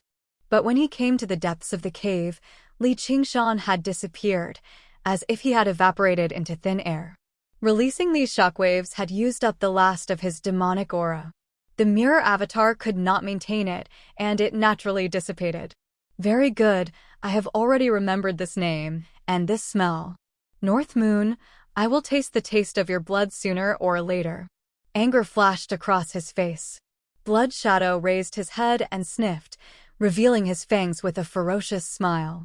He flung his cloak, turned around, and left. Master will be fine, right? Yu Luobua said anxiously. Yu Luosu remained silent. He went to lure the enemy away and let his servant escape. This kind of monster, no, this kind of person, she had never seen before. In the sea of blue butterfly flowers, Li Qingshan opened his eyes. The sneer on his face had yet to vanish. If his original body were here, he definitely would have fought Blood Shadow. Glancing at Little and, who was focused on forging artifacts, Li Qingshan closed his eyes again. All of the pills in the Lone Grave Elder and the Golden Pheasant Elder's 100 treasures pouches had already entered his stomach. He had cleaned up everything the two sects had accumulated over the years. After becoming a demon general, his digestive abilities had become even stronger. The pills were converted into spiritual qi, pushing for the third layer of the spirit turtle's method of qi suppression. Li Qingshan's eyes suddenly snapped open. He extended his hand into his bosom, and the Scarlet Wolf tablet flashed rapidly. This was an urgent summons from the Hawk Wolf Guard. Li Qingshan extended a finger and touched it gently. The tablet returned to normal. If he did not respond, he would be treated as having died in the line of duty, so Li Qingshan carried it on him the entire time. Of course, it did not have any tracking function. Just what has happened? Does it have to do with the three elders? Whatever, I'll finish practicing the Spirit Turtle's method of qi suppression first. I still have to wait for them to return. He sank into his thoughts once more. After who knew how long, all of the pills had been consumed. A strand of spiritual qi rampaged through Li Qingshan's body. If it were not for the fact that his body was tough enough, this power alone would have been enough to blow him to pieces. The Spirit Turtle's demon core revolved rapidly, forming a huge swirl above his sea of qi. It sucked in the spiritual qi strand by strand. The spiritual qi decreased, but the Spirit Turtle's demon core shone brighter and brighter. When the final strand of spiritual qi was drained, the Spirit Turtle's demon core had already shone like a blue sun, shining with unprecedented light. The light was powerful, but not dazzling. It was filled with a tranquil aura, as if it could remain unmoving for tens of thousands of years. In the cavern, Li Qingshan shuddered. His red hair danced like fire as rippling blue light filled the entire cavern. A tremendous demon qi rose up. Little and stowed away the prayer bead he had refined and turned around. The slumbering millipede was startled awake as well. In human terms, the tiger demon and ox demon were body practitioners, while the spirit turtle was qi practitioners. It was the true core of Li Qingshan's cultivation as a demon. In his sea of qi, the spirit turtle's demon core bobbed up and down. Suddenly, cracks appeared on its surface, producing a cracking sound. It collapsed loudly, kicking up huge waves as his sea of qi surged. Li Qingshan peered into his body and saw that his perfectly round demon core had actually turned into the shape of a turtle shell. It was as high as the sky and as flat as the ground. On the back of the turtle, he coiled around the mound. The profound inscriptions crisscrossed, multicolored as they circulated the 4 seasons. In the turtle shell. Vaguely, something was about to break out. He came to an understanding. It was the spirit turtle's head, tail, and limbs. However, due to his insufficient cultivation, the turtle shell was still a mess. It had not condensed its true form. But even with that being the case, his demon qi had reached an unprecedented peak. His senses had multiplied as well. The world in his eyes had become vastly different. Many messy pieces of information surged into his head, making him feel confused. However, they vaguely indicated the changes of fortune and the ebb and flow of fate. Little and had once told him about the feeling when he performed divination. He understood that he was in a similar state. In the endlessly spinning kaleidoscope. It was as if another world existed there, a profound world that regular cultivators would struggle to come into contact with. The spirit turtle knew fortune and misfortune. It believed without words. After breaking free from that state, Li Qingshan suddenly became convinced. Wang Puxi had summoned him back in such a hurry precisely because of the three elders. This conviction was groundless, but it was firm and unwavering. Li Qingshan smiled. Finally, he took another step forward. "It's Master's demon qi," Yu Luobua said in surprise and joy. Yu Liusu found this slightly strange. Why was he ahead of them instead? However, when she thought about his various abilities, she did not take it to heart. She felt at ease for some reason and quickened her pace. "Master!" Yu Luobua flew into Li Qingshan's arms. Li Qingshan patted her back. "You've returned." Yu Luobua originally wanted to give him another French kiss, but when she met his clear, unfazed eyes, she was afraid to act up for some reason. She lay in his arms obediently. Yu Lusu was even more sensitive. All she felt was that Li Qingshan had lost some of his violence and impetuousness. Instead, he had gained a sense of maturity and wisdom. The pressure she felt from him seemed to have lessened significantly, but he was even more unfathomable. She dared not tarry, and there was also a sense of unparalleled strength. She also called out, "Master, Blood Shadow, I've shaken him off. I don't have time to waste with him. Right, I need to go out and complete the mission given to me by Madam Spider Queen. The underground world will still be managed by you, King Iliusu. Don't let anyone disturb Milliped's cultivation." "What?" "No, it's too dangerous above ground." Yu Luobua turned pale with fright. The world above ground was filled with human cultivators. In her eyes, it was filled with killing intent and incomparably dangerous. This was the same as how the cultivators above ground viewed the underground world. "I have my own plans." "Right, the 100 treasures pouch that we agreed on." Li Qingshan took out a 100 treasures pouch that was about the same size and handed it to Yu Luobua. "Thank you, Master, but no buts." "Yes!" Yu Luobua's expression was full of grievance. "You can try this pill.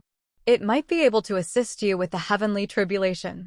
Li Qingshan took out a true spirit pill from his 100 treasures pouch and placed it in Yu Luobua's hand. Although he had no idea how effective a pill refined for human cultivators would be on night roamers, since it had the word human in it, it should still be of some use. Apart from increasing his own cultivation, a few capable subordinates were crucial too. Mirror clones were good, but they were unable to take care of everything. If Yu Luobua could undergo the heavenly tribulation, then the underground trade could be left to her. She would not have to take care of everything herself. Yu Luosu's gaze was drawn away by the true spirit pill. She sighed in amazement and sighed, "There's actually such a wondrous pill in this world." Yu Luobua had already become so touched that she was speechless. She understood the value of the pill even without saying, "What's wrong?" Li Qingshan saw how Yu Luobua's eyes had reddened and was rather surprised. "Ever since I was young, no one has ever treated me so well." "I definitely won't let you down, Master." Li Qingshan was rather embarrassed.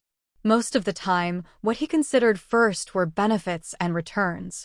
However, there was no such thing as a pure relationship that could completely disregard benefits in the world. Even if it did exist, it would be fragile and fragile. People needed each other, so they would form bonds. Because they no longer needed each other, they would remove the alliance. That had always been the logic of the world. What he wanted to be was not a master who wholeheartedly thought for his servant, but a master who was trusted and needed by his servant, so he accepted this loyalty calmly. To be continued.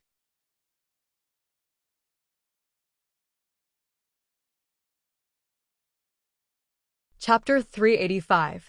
Moved, Yu Luobua kissed him again, but Li Qingshan stopped her with his hand. He smiled. That'll depend on your performance. Little and watched on with interest. He could not lead a child astray. Arriving on the surface, the sunlight was dazzling. Little and, how's your refining of the prayer beads? I've only refined a single one. Little and counted the 5 prayer beads in her hand. It's fine. Take it slow. Li Qingshan touched her seaweed-like hair. Little and raised her head. Her dark eyes reflected his ordinary face. Li Qingshan rubbed his cheek. Sigh. The life of a handsome man was like a dream. Where have you been during this time? What have you been doing? On the highest floor of the Hawkwolf Guard in the Clear River Prefecture, the floor-to-ceiling windows filled the entire room. However, Wang Puxi sat on a high-backed chair. His expression and bearing were always cold and solemn as he studied Li Qingshan before him. He struggled to imagine just what was so special about him that Gu Yenying would treat him differently. A genius? She had seen even more geniuses like that than dogs. Only Little and had a chance. However, in just 2 years, he had indeed grown quite a lot. He actually gave off an indescribable sense of steadiness and tranquility as he stood there normally. To complete the missions, obviously, Li Qingshan said like it was a matter of fact. You've only completed these missions? Wang Puxi patted the thin mission documents on the table. Originally, Li Qingshan planned on completing all the missions after dealing with the matters underground, but he had been summoned back in a hurry, so he obviously completed very few missions. There's collecting information too. An idea flashed through Li Qingshan's mind. Collecting information? I'm a novelist, Li Qingshan said seriously. He stared ahead. What bullshit novelist? You're a Hawkwolf Guard. Commander, even you can't look down on the school of novels. Heh. Li Qingshan remembered the shoddy excuse Lu Chuanfeng had given him when he first met him. What are you laughing at? Now. I don't care what family you're from. Go and complete this mission. Wang Puxi took out a mission document from the drawer. He threw it on the table in front of Li Qingshan. The Green Vine Mountain has been attacked, 2 sect masters have been killed, the revenge of the underground demons. These words immediately popped up, landing in Li Qingshan's eyes. Sure enough, it was as expected. Flipping through page after page, Zhang Xian explained the cause and effect of the incident in great detail. When he flipped to the last page, it was the painting that Chu Danqing had drawn, and it immediately attracted his full attention. That's right. The one who committed this crime is this monster. He's at the demon general realm, so he should have passed the heavenly tribulation not long ago. It might not be an ordinary beast. It's likely to be a mixed-blood descendant of a powerful monster. Wang Puxi noticed Li Qingshan's strange expression, but he misjudged Li Qingshan's thoughts. Heh, I'm so goddamn handsome. The corner of Li Qingshan's lips twitched, and he held back his smile. He said sternly, with my cultivation, I can't deal with such a powerful demon. Why do you say he's a mixed-blood descendant? It's just an investigation. Little Hua has seen his original body before, and there's even a record. His original body possesses ox horns and a tiger's tail. He even possesses a basic human form. It's very likely that he's a descendant of an ox demon and a tiger demon. What a brilliant analysis. Li Qingshan applauded inside before shoving the document into his 100 treasures pouch. Investigating his own murder case felt like the plot of a detective drama. Would the police be the murderer in the end? Yes, I'll do it right now. Hold on. Wang Puxi leaned back in his chair. Suddenly, he remembered Gu Yenying's instructions. He stopped Li Qingshan. Don't forget to write a report. Report? Why do I need to write a report? Li Qingshan looked back in surprise. Since it's an investigation mission and not a vacation, of course, you have to write a report. All right, I understand. There was nothing Li Qingshan could do. He just casually wrote it down and dealt with it. You have to add your own opinion. It has to be no less than 10,000 words. Wang Puxi added. Since it was Commander Gu's instructions, regardless of whether he could understand the meaning behind it, he had to complete it 100%. Anyway, he didn't need to complete it. Bang! Li Qingshan flashed back and slammed the table. Commander Wang, you're not messing with me, are you? Who needs to write so many words in a report? You're a novelist, right? So what if I am? If you are, then scram and write it. I won't forgive you if you miss one word. Wang Puxi's cold aura surged out. Bang! Li Qingshan flew into the wall of the corridor, and the door closed in front of him. Li Qingshan exhaled. Novelists were people too. Writing 10,000 words, wasn't that asking for his life? At this moment, two familiar figures appeared before Li Qingshan, staring at him in surprise. You're Diaofei and Great Hero Yu. Li Qingshan blinked and made out their faces. They were actually two familiar people he had not seen in quite some time. Qingshan, I've been ordered to investigate with you. As the first senior brother of the Green Vine Mountain, Diaofei would definitely be involved in this case. Really? You're a Scarlet Wolf Guard now. Congratulations. Li Qingshan saw Diaofei's uniform. I should be the one congratulating you. 8th layer Qi practitioner. How did you cultivate? Diaofei was filled with disbelief. Back then on the dragon ship, Li Qingshan was only a 1st layer Qi practitioner, an insignificant little Qi practitioner. In just a few years, he had undergone such a great change. I just casually cultivated. Oh, right, I'll leave the report this time to you.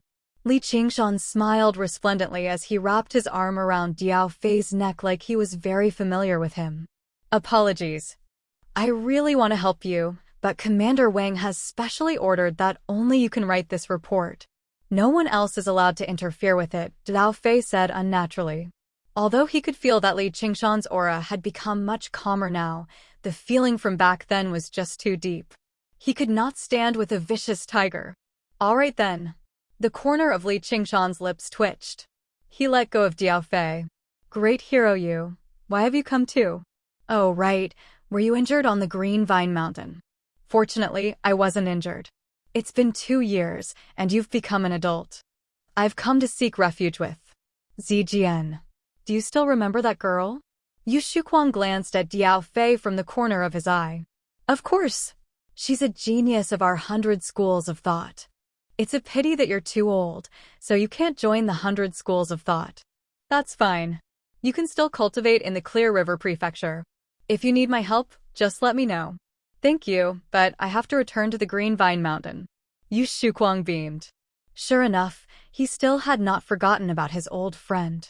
Afterwards, he became helpless. It'll be dangerous. The sect master has already issued a summons, recalling all the disciples. If you don't return, you'll be treated as a traitor. You mean the Green Vine Elder has returned to the Green Vine Mountain again? Li Qingshan's eyes flickered slightly as he asked slowly. Yeah. Yu Shuquang lowered his head and sighed. Diaofei suddenly shivered. In that moment, he felt like he was under the claws of a tiger, shivering. However, this feeling only lasted for a moment. When he returned to his senses, all he heard was Li Qingshan's smile. Looks like I have a report to write. Was it a false impression? Let's go. Li Qingshan yawned and stretched. That old man really doesn't take my words seriously.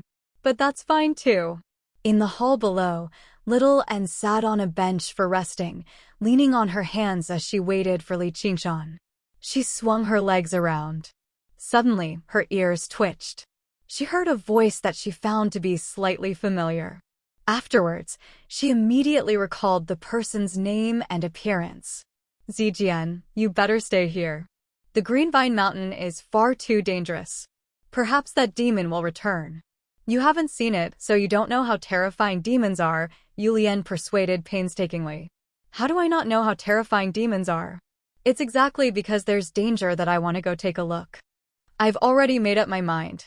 You don't have to persuade me anymore. Yu Zijian frowned slightly. She was determined. It had been 2 years. She also wanted to go back and take a look. Yulian failed to persuade her, so all he could do was sigh. His gaze drifted through the hall aimlessly, quickly sweeping past a tiny figure. Yulian looked away again, looking at Little Anne's face in the end. Although he did not possess Little Anne's impressive memory, Little Anne had left a deep enough impression on him. He could not help but make his way over. You're that first senior sister, you're here too. Do you know each other, senior brother? Although they had never met before, they were no strangers. Yu Zijian had heard of Little Anne, the greatest genius of the 100 schools of thought. The primary disciple of the school of Buddhism obviously had the right to be referred to as First Senior Sister. First Senior Sister? 10th Layer Qi Practitioner. Yu Lian was surprised at first before becoming surprised again. The aura she gave off had clearly reached the peak of Qi practitioners, the 10th layer. If it were not for the fact that she was so special, he basically would have suspected that he had mistaken her for someone else. Yu Lian crouched down. Do you still remember me? I'm Yu Lian. Where's Niu Juxia? Isn't he with you? I do. You're the delivery man. You can talk. That was great. Oh my, Zijian, what are you doing? Yu Lian was overjoyed, but he felt his wrist tighten. Looking back, he saw that Yu Zijian's expression had changed. She had become extremely serious. Senior brother, are you talking about Niu Juxia? She's the child I told you about, the one who was with Niu Juxia. She's very pretty, but she can't talk. She can talk now. Oh, right. Why are you here? Are you really at the 10th layer? Yu Zijian let go of Yu Lian's hand. At first, her head was a mess. Various thoughts flashed through her head, as if she had a fleeting flash of inspiration. It was extremely important, but she was unable to grasp it no matter what.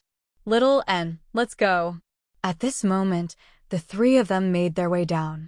Li Qingshan called out from afar, and Little N leapt off the bench and ran over to grab Li Qingshan's hand.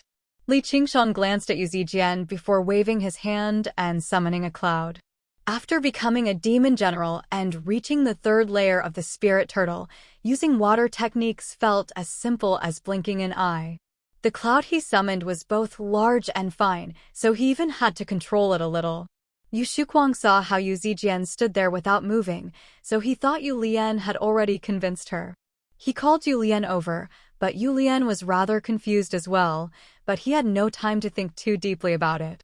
They boarded the cloud and were about to fly off. A flash of inspiration appeared in her head, connecting everything together. Yu Zijian suddenly turned around and called out to Li Qingshan's back. Niu Juxia. P.S. There's only a single chapter today, so please forgive me. I need to think about the plot carefully. To be continued.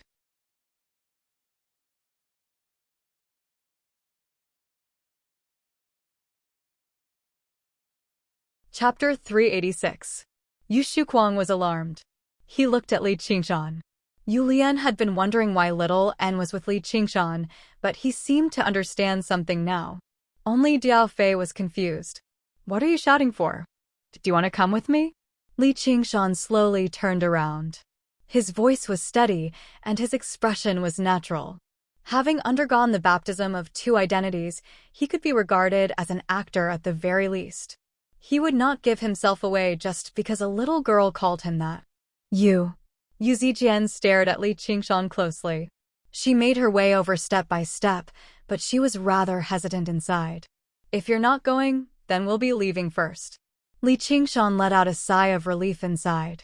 As it seemed, she was not very certain either. I'll go. Yu Zijian leapt up. She refused to let him go just like that. She sat down beside Li Qingshan and continued to stare at him, like a swordsman searching for an opening in her opponent. Yu Shuquang shot a glance at Yu Lian, and Yu Lian lowered his head. The cloud shot off.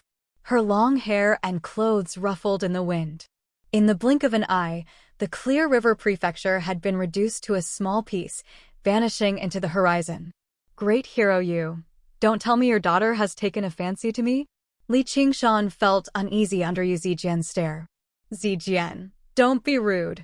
Yu Shuquang scolded. Father, tell me. Yu Zijian pointed at Li Qingshan. Tell you what? Yu Shuquang frowned very seriously. On the Green Vine Mountain, the main hall stood majestically. Through some unknown method, it had actually returned to its original state. Fellow Fu, the Sword Collection Palace really does live up to its reputation with its wondrous techniques. The Green Vine Elder's hair and beard were tangled together, shining like silver. At first glance, he seemed rather like a hermit, someone of great virtue and prestige. However, his eyes were filled with respect as he looked at the young man before him. There was even a hint of flattery. No matter how majestic the structure is, it can't escape the fate of ruin's end. Fu Qingjin strolled through the hall. It was as if he had not heard what the Green Vine Elder had said at all. He sighed and muttered to himself. What a condescending attitude. The Green Vine Elder frowned, but he still asked politely, will the demon really come? I will. Fiendish demons are all arrogant, and he is the most arrogant among the arrogant demons. A gleam of light flashed through Fu Qingjin's eyes. The moment of sharpness made the Green Vine Elder shiver in fear, but it also eased him up slightly. You have a guest. Fu Qingjin's figure gradually disappeared as he reverted to his dispirited and tired appearance. He stepped into the void. Sect leader, senior brother Diao and senior brother, you have returned. There's also a hawk wolf guard who says he wants to investigate the deaths of the two old men. At this moment, a disciple reported in a hurry. The Green Vine Elder beamed with joy at first before frowning again. The hawk wolf guard? Li Qingshan climbed onto a platform and raised his head to look at the grand hall that he had personally destroyed. He was slightly taken aback as well, finding it interesting. He continued on his way. I am Li Qingshan of the Scarlet Wolf Guard of the Clear River Prefecture. I've come to investigate under the orders of Commander Wang Pushi. Please cooperate with me, Sect Master Green Vine. He entered the hall, and Li Qingshan bowed politely before studying his old enemy again. Where's your commander, Hua? The Green Vine Elder saw how Li Qingshan was only an 8th layer Qi practitioner, so he became rather impatient. He could sense that the Hawk Wolf Guard's contempt for this matter was clear enough from the people they had sent. He could only rely on the Demon Slayer for the matter of revenge. After all, even Gu Yenying was a half-demon. Our commander Hua is currently in secluded cultivation. Then you should go. Go back and tell your commander Wang that I, the Demon Slayer, will fight demons to the death. The Green Vine Elder waved his hand like he was swatting away a fly. Talking to a nobody like him would just lower his status for no reason. I've only come to investigate. I can't interfere with this. Please cooperate with us, Sect Master. Our Hawk Wolf Guard will do our best to investigate this matter, Li Qingshan said boldly, ignoring the glances from Diao Fei and Yu Shuquang beside him. See him off. The Green Vine Elder waved his hand. Qi practitioners like him who had no sense of propriety were even more annoying than flies. Did he really think he could stand on equal footing with Foundation establishment cultivators just because he was a Hawk Wolf Guard? Yu Shuquang stood up and accompanied Li Qingshan to the foot of the mountain. He grumbled, Qingshan, you should be a little more polite to the sect master. That way, he'd be able to talk to you a little more. I've come as a representative of the Hawk Wolf Guard. Your sect master finds my cultivation to be too low and looks down on me, but I can't look down on myself. This is all a small matter. Tell me, what's going on with Zijian? Yu Zijian paced around the mountain out of boredom. She was not a disciple of the Green Vine Mountain, nor was she a Hawk Wolf Guard, so she had no right to see the Green Vine Elder. Her head was filled with Niu Jiuxia's matters. She held a flower petal in her hand and plucked it off one by one. Yes, no, clang. The thrum of a sword interrupted her thoughts. Yu Zijian suddenly looked back and followed the small path into the forest. In the ruins, Fu Qingjin fished with his sword. He looked back and smiled. You've come. So it's you. Why have you come again? I don't seem to be very well received. The sunlight filled the pavilion as Fu Qingjin smiled faintly.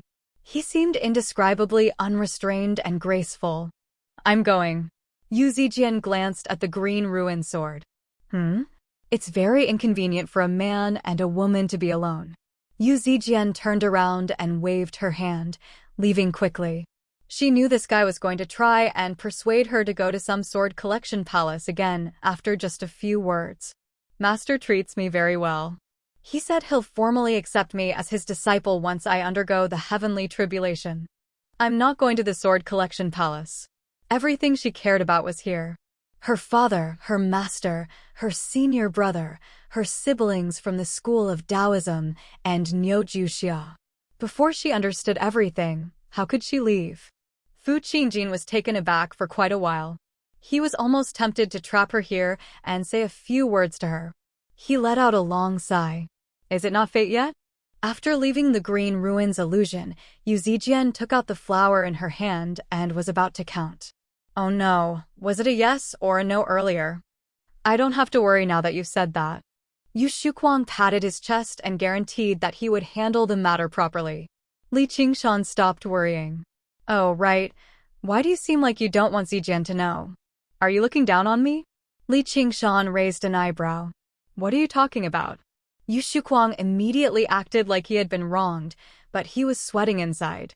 Li Qingshan seemed very reasonable, but he was not a kind person. He was a truly vicious and merciless person. All right, I was just joking with you. What are you so nervous for? I'm going. Oh, right, if you can't make it on the Green Vine Mountain in the future, feel free to come to the Clear River Prefecture and seek refuge with me. Li Qingshan patted Yu Shuquang's shoulder with a smile before calling out to Little and who was waiting at the foot of the mountain. He rode off on a cloud. Is it a trap? Little and asked. Most likely. That old bastard has been far too composed. Then are we still going? Of course. At the very least, we need to see what kind of trap it is. Li Qingshan smiled. If the trap was too shallow, wild beasts would rip it to shreds. The cloud turned towards a lake. It was deep in the mountains and ancient forests. There was no one around. The ripples flattened out, and the clear lake was like a mirror. The water and sky merged together. Li Qingshan stood in the center of the lake as his red hair drifted about. Water mirrors image. Ripples appeared layer by layer, and the water and sky surged together. It lasted for a very long time. A hand extended out from the center of the ripples, pressing against the surface of the water and leaping up.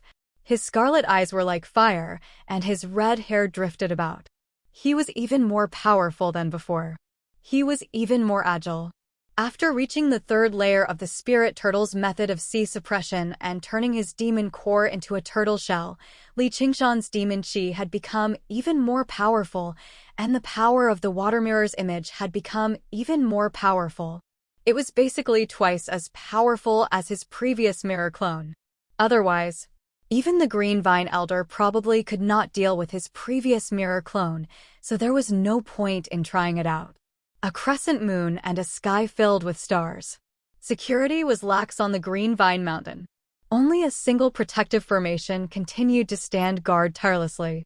Even Hua Sungzan had managed to sneak in here in the past. To a demon general, it posed even less of a problem. All of this was strange. Two patrolling disciples discussed softly. Senior brother, have third senior brother and the others returned? No, but they're probably going to be punished. That demon is far too terrifying. Afraid that you'll return? Are you afraid of being hunted down? We're master and disciple, so there's no need for them to be serious. What do you know? I'm not afraid of being hunted down. Being an independent cultivator is far too difficult. Even master is bold enough to return, so why wouldn't I be? At this moment, a figure made his way around a large tree and appeared on the mountain path. Who's there? Senior brother, It seems like demon chi. Oh no, it's a demon. Using the moonlight, they finally made out the newcomer's appearance. They did not look at the horn on his head, nor did they look at the ice blade in his hand. They forgot about all of these characteristics. Only his scarlet eyes flickered in the darkness, even more profound than the moon and stars. Li Qingshan did not hide his demon chi or figure at all, making his way up the mountain step by step. The two patrolling disciples stood on the mountain path, staring blankly at the figure walking towards them. Even their courage to flee or call for help had collapsed. It was like a mountain was crushing down on them. Excuse me, Li Qingshan arrived before them and said softly. Only then did the two of them return to their senses. They scrambled out of the way and watched as Li Qingshan continued up the mountain. They glanced at one another before rushing down the mountain at the same time. The Green Vine Mountain was far too dangerous. They would never return this time. In the hall at the top of the mountain, the Green Vine Elder suddenly snapped open his eyes. They shone with green light and flickered with uneasiness. He looked around before settling down. As soon as Li Qingshan reached the waist of the mountain, all the Green Vine disciples were alarmed. Diao Fei wiped away his cold sweat and forced himself to remain composed. He managed to gather the remaining Green Vine disciples together. Since the sect master had not fled, he could not flee either. However, all he could do was watch as Li Qingshan made his way to the top of the mountain from afar. "Old bastard of the green vine, your death is here." Li Qingshan smiled and bared his fangs as he called out. His voice pierced through the clouds as demon chi surged into the air and the entire mountain trembled. "How dare you, wretched demon! You've killed my fellow cultivator and insulted my sect. I'll show you what I'm capable of today." The Green Vine Elder replied, "Pass down my orders. All disciples of the Green Vine Mountain are to disperse far away. There's no need for you to fight. Watch me purge demons." Two voices conversed in the hall. Is that his real body? This demon chi should be real? With a swing of the ice blade, Li Qingshan crossed several hundred steps in a single step, leaving behind a long trail of light. He arrived at the top of the mountain in a flash, crushing the ground. He raised his blade and pointed it at the sky. The blade whistled through the air, illuminating the gloomy hall and the Green Vine Elder's sunken face. P.S. His mental illness has improved. To be continued. If you like this work, you're welcome to vote for me. Your support is my greatest motivation.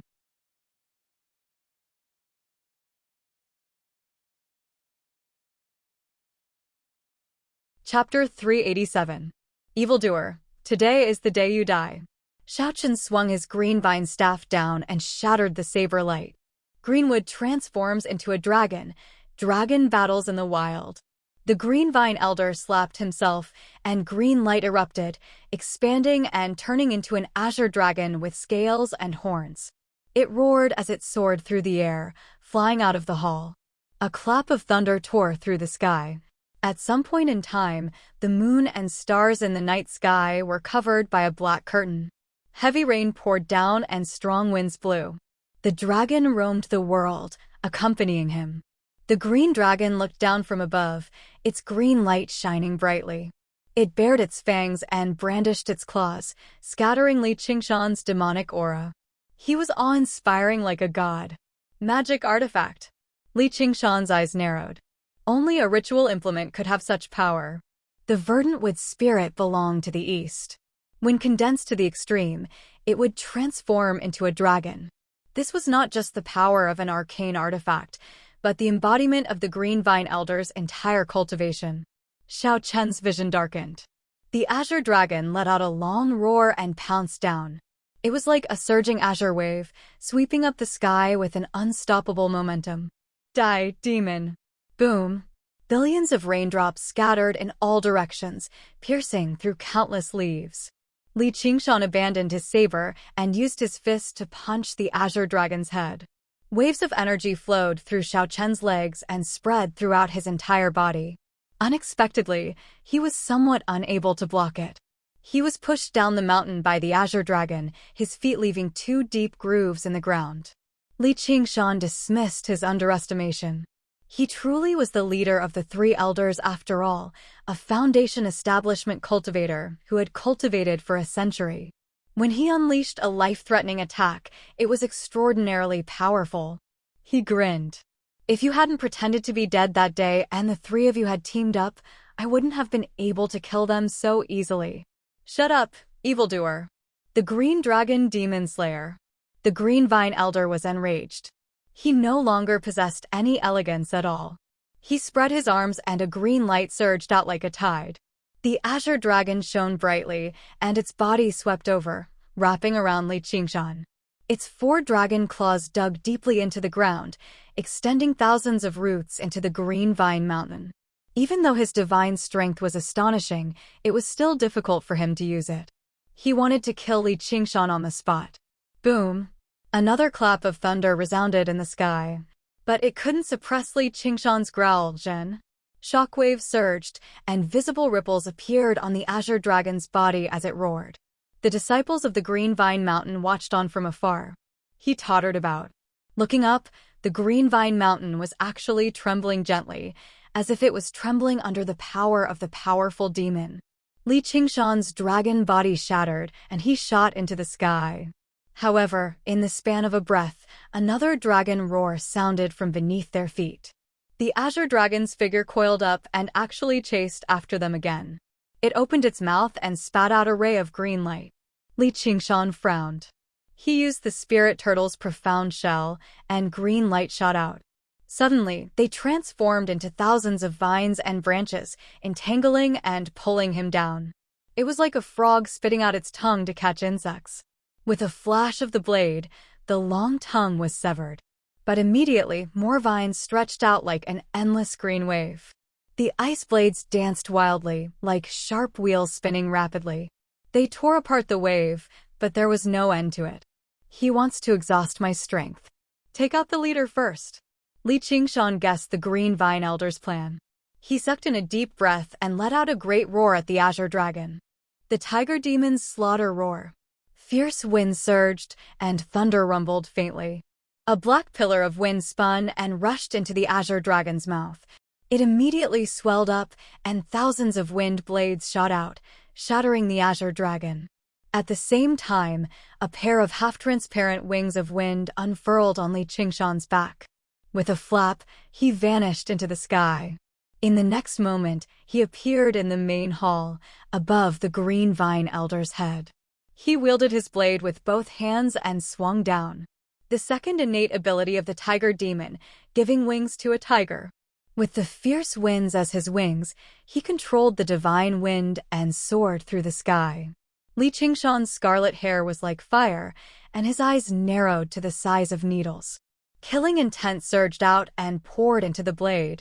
No matter what your trap is, as long as I kill you, it's all for nothing. Die. Defense Talisman Formation. The Green Vine Elder was surprised, but he did not panic. With a wave of his hand, 7 talismans lined up in a row. They shone brightly and turned into 7 layers of light. The first layer, the second layer, the third layer. The ice blade pierced through the third layer of light without any sluggishness. Its sharpness diminished, and its momentum was thwarted. You wretched demon! The Green Vine Elder stared at Li Qingshan in hatred and fear. He formed a series of seals with his hands, and the shattered Azure Dragon outside the hall actually reassembled, flying back into the hall. There's no end to this. Li Qingshan made up his mind. He ignored the raging Azure Dragon behind him, abandoned the power of the Spirit Turtle's profound shell, abandoned the Wings of Wind, and poured all of his demon chi, power, and killing intent into the blade as he roared out. The fourth layer, the fifth layer, the sixth layer. The layers of light were ripped apart one by one. Only a thin layer remained. The Green Vine Elder immediately remembered the icy cold feeling of being cut in half by the blade last time. He did not want to experience it a second time. He powered the Azure Dragon desperately, slamming it heavily into Li Qingshan's back. Bang! There was a heavy thud, followed by the soft sound of bones shattering. Thank you. Li Qingshan spat out a mouthful of blood. He did not care about his wounds at all, using the force to swing his blade. The final layer of light shattered. Save me, fellow. The Green Vine Elder cried out. If his head was split open, even he would not be able to come back from the dead. The hall, which stood firm in the storm, distorted and disappeared. It was nothing more than an illusion. A green sword appeared out of thin air. Green light flowed through the blade, slowly drawing an arc before returning to its sheath. It was like a dream. The broken blade spun into the air and stabbed into the ground. A thin, red mark appeared on Li Qingshan's throat. He was calm. He glanced at the broken blade in his hand before glancing at Fu Qingjin beside him. Only then did he develop a frigid fury. As it turned out, this was the true face of the trap, Fu Qingjin. You wretched demon. You'll die a horrible death. The Green Vine Elder was overjoyed, as if a great burden had been lifted from his shoulders. However, he also felt slightly uneasy. He just felt like what he faced today was not as powerful or terrifying as last time. As he looked at Li Qingshan's calm expression, his uneasiness became even more intense. No, that's impossible. I hope you can always protect him. There will be a day when I personally kill him and you. Oh, right, I'm called North Moon. Li Qingshan straightened himself, and his figure gradually faded. Just a clone. The light in Fu Qingjin's eyes flickered. Just a clone possessed such strength. It was truly shocking. He could vaguely sense that failing to kill him back then might have been a very great mistake. In the lake in the distant mountains, Li Qingshan opened his eyes and sat up on the surface of the water. He rubbed his neck instinctively. "How was it?" Little and asked. "I almost killed that old bastard, but someone stopped me and killed my clone. It's also an old friend. He's called Fu Qingjin." Cold light flickered through Li Qingshan's eyes. He was the one who lured out Millipede and forced him to blow up his demon core. His grievances ran even deeper than the three elders. If he worked with Little and went up the Green Vine Mountain, would he be able to kill him? Should we do it? The flames in Little Anne's eyes flickered. No, that sword is just too sharp. Probably even the spirit turtle's profound shell can't block a few hits from it. He probably wasn't serious at all last time. Li Qingshan was interested. After a moment of thought, he shook his head in the end. Through this clash, he had instead gained an even deeper understanding of Fu Qingjin's strength. He was powerful, but his sword was even more powerful. As one with the sword, he could unleash extraordinarily terrifying strength. That sword might have already surpassed the level of arcane artifacts and reached the level of arcane treasures. He needed to properly investigate the 10 renowned swords of the Sword Collection Palace when he returned.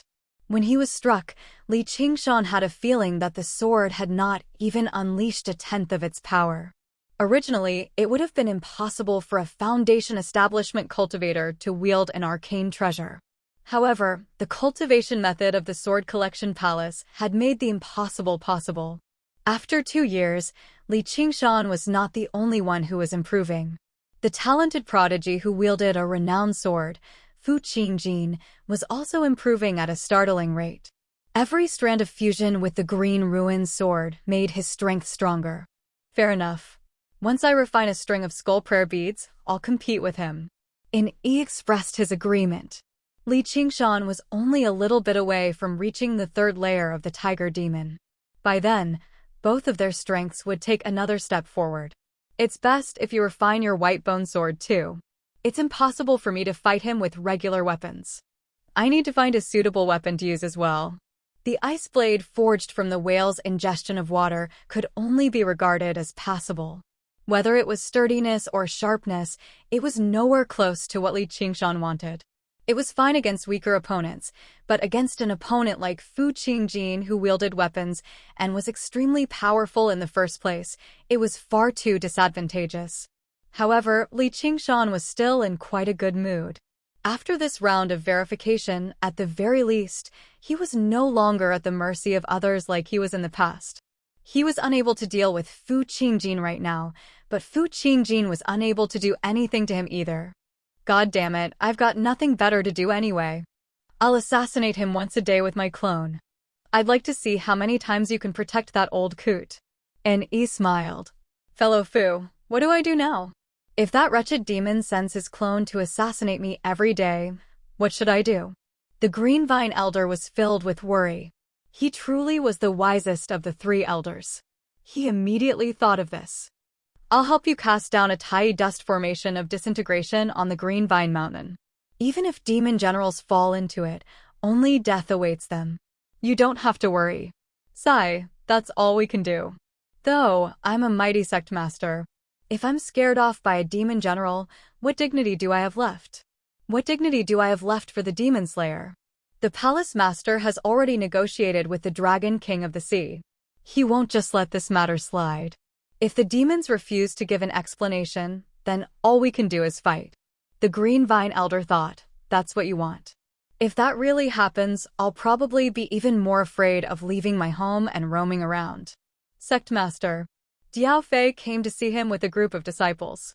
He did his best to suppress his fear and avoid looking at the mess on the top of the Green Vine Mountain. Yu Shuquang followed behind. He made up his mind, no, I have to come up with an excuse to leave the Green Vine Mountain and seek refuge with Li Qingshan. I feel like doing this, is very wrong.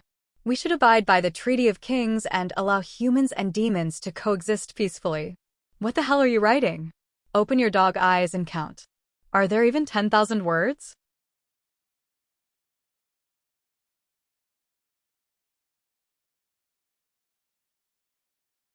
Chapter 388. Every single character in the report was the size of a cup, and the handwriting was terrible. It seemed crooked, like a child's careless homework. As for the content, it seemed to further prove this point. It's not good for demons to kill people. It's not like the Green Vine Mountain is innocent. Why do they have to hold some herb-gathering ceremony? Of course, demons are still wrong. They need to be punished. It was just a few sentences, vague and ambiguous. Commander, it's not that I don't want to write it, but the sect master of the Green Vine Mountain refuses to cooperate. I don't know what to write either. I can't just make it up. Li Qingshan laid out his hands and said helplessly, I don't care. You'll make it up whether you want to or not. You're the commander, and I'm the commander? Wang Puxi used his authority as the commander to force Li Qingshan to submit. You're far too unreasonable. That's what you get for being arrogant. Now do you understand what it means to be one rank higher than you? Wang Puxi sneered. Li Qingshan became slightly infuriated. He slammed the table and said, at the end of the day, this mission is just nonsense. Whether they die or not has nothing to do with me. It's not like I'm familiar with them. The Green Vine Elder doesn't take a measly chi practitioner like me seriously at all, so why would I have so many thoughts for them? The two men glared at one another furiously. A gentle breeze ruffled their hair. They looked back at the same time. Before they knew it, Gu Yenying was sitting on a bench in the corner of the room with her legs crossed. Commander Gu. The two of them called out at the same time. Wang Puxi made his way out from behind the table in a hurry and bowed towards Gu Yenying. One rank higher than you really do. Li Qingshan sighed gently, earning a vicious glare from Wang Puxi. Little bro Qingshan. Are you dissatisfied with my mission? With a flash, Gu Yenying arrived before the table and picked up the thin report. Yours. No. I just feel like 10,000 words is too much. Li Qingshan was completely unable to grasp her movements.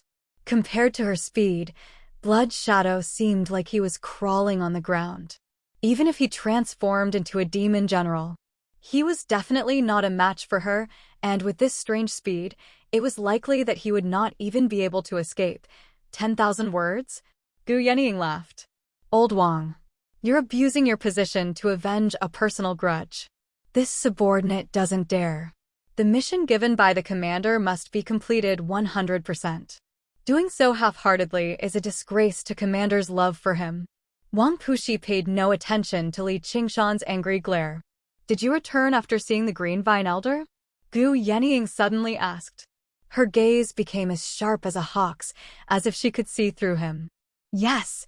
Li Qingshan lowered his head, not daring to look at her in the eye, for fear of exposing himself. Then we've missed out on a great show. The demon went to the Green Vine Mountain again. If it weren't for Fu Qingjin, he almost killed the Green Vine Elder again. Gu Yenying leaned against the table. Cross your arms. Commander, was the demon slain? Pressed Wang Puxi. No, it's just a clone. Just a clone possesses such strength. If the main body had taken action, probably not even Fu Qingjin would have been able to handle it. Gu Yenying glanced at Li Qingshan with a smile. Li Qingshan listened quietly, but he felt like Gu Yenying's gaze. She had never left him. Once upon a time, this was the attention he hoped for, but right now, he only felt very pressured. Gu Yenying changed the topic again. Little bro Qingshan, tell me, just what is the demon thinking? Li Qingshan said, he wants to die. Really? He's seeking his own death by doing that. He's defied the Treaty of Kings and destroyed the current peace. Even demons won't spare him. Li Qingshan raised his head and stared into Gu Yenying's eyes. He vaguely felt that Gu Yenying already knew something. She had specially arranged for the report to beat him up. If it's a blessing, it's not a curse. If it's a curse, it can't be avoided. Wang Puxi interrupted, it's not as simple as you think. If the Dragon King of the Sea would hand over his clansmen so easily, he wouldn't deserve to be called the 10 Demon Kings. But if it's not handled properly, I'm afraid it might lead to a war. I'm here to handle this matter. No matter what that demon is thinking, I hope he can calm down during this time. Gu Yenying said as she walked out the door. Li Qingshan's heart tightened, but then he let out a sigh of relief. She stopped and looked back. That's right. Rewrite it. 10,000 words, not a single word less. Wang Puxi laughed and patted the stunned Li Qingshan's shoulder. What does Gu Yanning know? How much does she know? He wondered if he should just leave in a hurry. But she doesn't seem to have any intention of investigating. If I just leave like this, wouldn't I be too cowardly?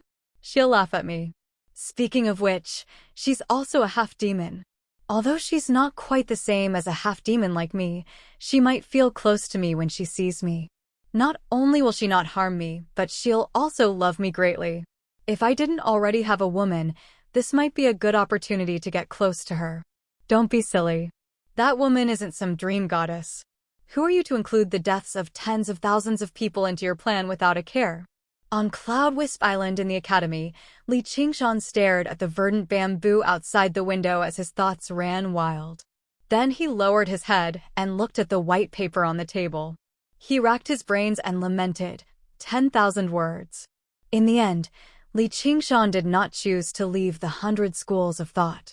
No matter what Gu Yanning knew, she did not seem to have any ill intentions. He had a feeling that if she really did make up her mind to deal with him, he would still be doomed even if he fled to the world of demons. His identity as a human brought him far too many benefits. If he gave up on this, his cultivation speed would plummet. This was intolerable. Even if he had to take on some risks, he would not hesitate. My dear disciple, are you writing a novel? Lu Chuanfeng made his way over and poured him a cup of tea. He was extremely eager. No. Then what are you doing? It's a report from the Hawk Wolf Guard. Li Qingshan explained the entire story. Isn't that simple? I'll write it for you. This is what I'm best at, Lu Chuanfeng said as he patted his chest. All right then. Li Qingshan was taken aback. Lu Chuanfeng immediately sat down and began to write rapidly. In just 2 hours, a report of 10,000 words was completed. Here, just take it and copy it. Thank you. Li Qingshan accepted it and took a look. The content was extensive, deep, and flowery. It discussed the meaning of the Treaty of Kings in depth and the conflicting relationship between humans and demons. Even Li Qingshan found it very enlightening. He developed some admiration for Lu Chuanfeng. My dear disciple, I have something to discuss with you. Lu Chuanfeng rubbed his hands and said in embarrassment. What is it? Can you lend me some spiritual stones? Lu Chuanfeng poured another cup of tea for Li Qingshan. What do you need spiritual stones for? Don't tell me you're going to the brothel again. No, I want to buy a true spirit pill for establishing a foundation. Lu Chuanfeng had been attempting to establish a foundation for the past few months, but he never succeeded. The main issue was that he was very poor. He could not afford a true spirit pill. Although he had already recovered some of his dignity as the leader of the School of Novels, novels could not be converted into spiritual stones, so he was still very poor. He could not afford a true spirit pill. The power of will gathered could be used for cultivation, but it could not be used to break through to the next level. Just as he was feeling vexed, he saw Li Qingshan return. He immediately thought that this disciple of his seemed to be quite rich. Li Qingshan was stunned. A dignified family leader living in such a state was really pitiful. If you can't, then forget it. Lu Chuanfeng's face turned red. What kind of family leader would borrow spiritual stones from a disciple? He did not even know when he would be able to return them. I can't borrow spiritual stones, but I'll lend you 2 true spirit pills, Li Qingshan said after some thought. Are you serious? Lu Chuanfeng was greatly disappointed after hearing the first half of the sentence. But when he heard the second half, he could not believe his ears. What kind of cheap practitioner would be willing to lend out true spirit pills? Of course. As he spoke, Li Qingshan took out 2 brocade boxes and placed them on the table. Is this really for me?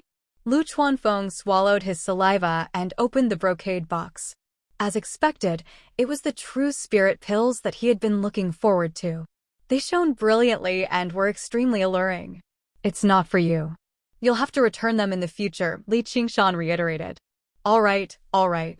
I'll definitely return them before you need them. Lu Chuanfeng was deeply moved. Although Li Qingshan did not say it, he could imagine how much effort Li Qingshan had put in to obtain these 2 true spirit pills in preparation for building his foundation in the future.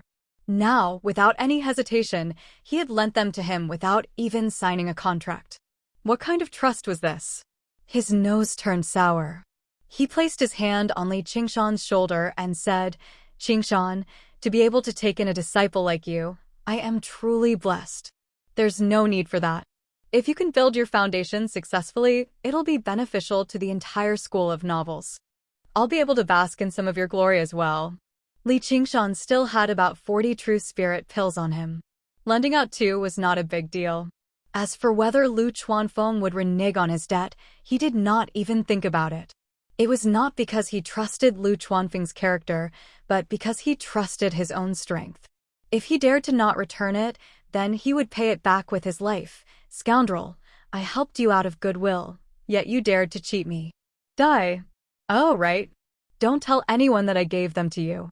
Otherwise, you'll have to return 4 pills." It was best if fewer people knew that he possessed the true spirit pills. "All right, I won't tell anyone." Lu Chuanfeng was so moved that his eyes turned red. He said with a trembling voice.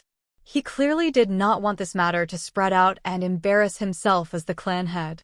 How attentive, how considerate. "Qingshan, I'm leaving." Lu Chuanfeng did not say anything else. He stood up and walked out the door. At the corner of his eye, another tear slid down. Is it that exaggerated? Li Qingshan scratched his head and muttered to himself.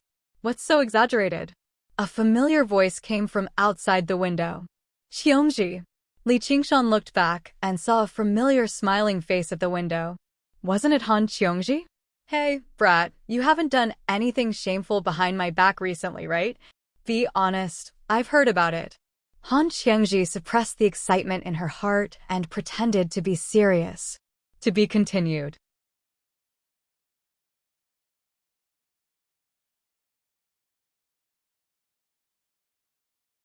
Chapter 389. Li Qingshan went directly to the window, hugged her delicate body, and carried her into the room. "What are you?" "Oh." Before Han Qiongji could finish her words, her lips were sealed by him. She could no longer be reserved, tightly hugged his broad back, and passionately responded. They fell to the floor and rolled a few times. "I missed you so much. Why did it take you so long to come out? You're only in the 10th layer of the aura refining realm. You're really stupid."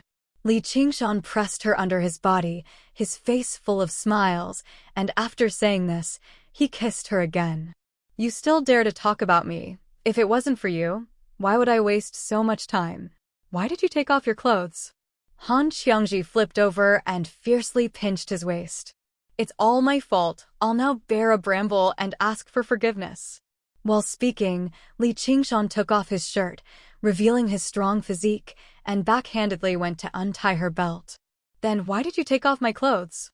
Han Qiongji grabbed his hand and stared at him. "You made me alone in this room for so long. Shouldn't you bear a bramble and ask for forgiveness?" Li Qingshan turned her over and rode on her, grabbed her hands, and pressed them on both sides. "I almost let you get away with it. Tell me clearly, what have you been doing all this time? What's going on with you and Ru Xan? Otherwise, don't even think of touching a single hair on my body." Han Qiongji struggled, but she couldn't break free. What a great strength, and still so unreasonable. "Do you believe me or not?" Li Qingshan leaned down and stared into her eyes. He had gone through a lot of trials and endured a lot, but as long as he could calmly embrace her, it was worth it. Han Qiongji looked up at his bright and fiery eyes, already believing him in her heart. She smiled and gently shook her head. "I don't believe you." "Good, Han Qiongji, you dare not believe your husband. Let me punish you." Li Qingshan pretended to be angry, tickling her while looking at her sensitive parts, moving his hands up and down. Good, I believe you. I believe you." Han Qiongji struggled, but was no match for his strength. She giggled and panted. "As long as you believe me. I kept myself chaste for you. If you don't believe me, you can verify it yourself." Li Qingshan raised his hand and closed all the windows. With another wave of his hand, a faint blue light screen enveloped the room. "How do we verify this?" "Hey, stop." Han Qiongji struggled helplessly. The clothes on her body became less and less, and the redness on her face became more and more intense. However, there was only joy in her heart, and even a trace of expectation. In just a short while, her clothes were all over the floor, and her jade-like body was strewn across the floor. Two blazing hot bodies. They intertwined and ignited each other's passion, caressing and hugging each other as if they wanted to become one. After a period of entanglement, the two lay down in each other's arms. Recounting the feelings of separation, Han Qiongji lay on Li Qingshan's chest and blinked. "What did you call yourself just now?" "What?" Li Qingshan was so focused on caressing her slender legs that he felt a punch in his lower abdomen. He retracted his gaze. "What are you doing? Doesn't it hurt?" Han Qiongji was astonished. In order to free his lower body from the state of thinking, she had used her true qi. But it didn't have any effect. "Of course it hurts." It hurts," Li Qingshan said without sincerity. He lowered his head and kissed her elegant neck. "Don't try to scare me." Han Qiongji laughed and scolded him. She propped herself up and punched him again. This time, she hardened her heart and used half of her strength. However, she saw that Li Qingshan's eyes only fell on her soft breasts that were trembling with her movement. He said angrily, "If you keep doing this, I'll put on my clothes." Looking at his own fist, he almost wondered if he had reached the 10th layer of aura training. All right.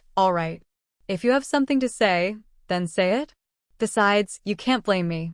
He was hugging a naked beauty, yet he couldn't do whatever he wanted.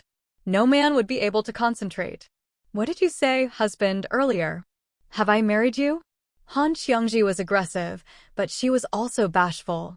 Li Qingshan's eyes lit up. He gently lifted Han Qiongji to one side before standing up and putting on his clothes. "Where are you going?" Han Qiongji was surprised. "I'm going to see your father. Wait here. I'll be back in 15 minutes. There's no need to put on any clothes." Li Qingshan smiled confidently. They had once agreed that once she emerged from seclusion, they would propose and get married. Afterwards, they could do whatever they wanted. "Stop right there. Did you marry me just to do something like this?" Han Qiongji found it both exasperating and funny. "I'm just joking. Though, I really am a little impatient. It's not just for that." Li Qingshan grabbed her hand and smiled. She was not the most beautiful woman he had ever seen, nor was she the most gentle or powerful, but she treated him the best. If he only wanted to satisfy her, then it would be far too easy. Whether it be the buildings above ground or the night roamers below ground, he could do whatever he wanted. However, no woman could replace her position in his heart. Not even Gu Yannian could. He was not someone who did not know how to be satisfied. He was willing to win someone's heart and never part with them. At this moment, he had no hesitation at all if he wanted to marry her. Han Qiongji was entranced. She hugged him gently. "My father will be in the estate tonight to celebrate for me. Just who's the one in such a hurry?" Li Qingshan smiled and took another punch from her. This time, Li Qingshan refused to back down. With a smack, he landed a slap on her perky, snow-white bottom, immediately leaving behind a red mark. Han Qiongji cried out in pain. She wanted to retaliate, but Li Qingshan pulled her away, and they became entangled once again.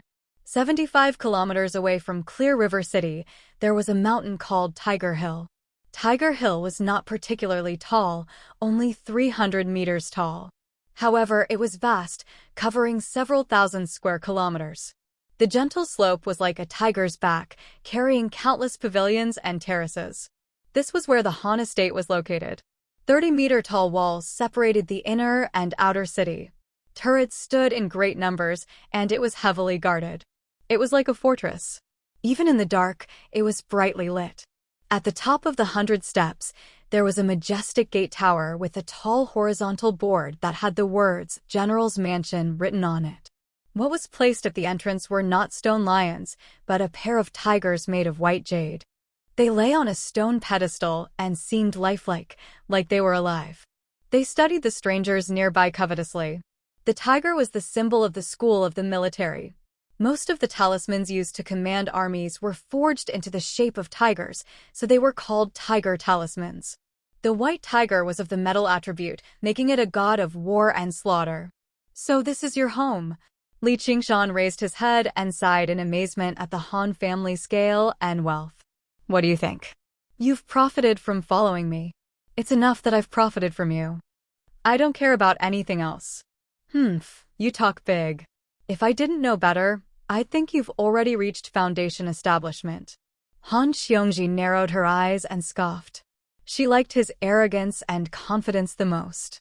Compared to those who wanted to marry into the Han family's power, this kind of heroic man was what she liked. I'm suddenly a little nervous. Li Qingshan took out a present from his 100 treasures pouch and exhaled. The present was also prepared by Han Xiongji. It was suitable for father-in-law Han's taste, neither too light nor too heavy. Li Qingshan could not help but tease, "You really can't wait." However, his heart was filled with gratitude.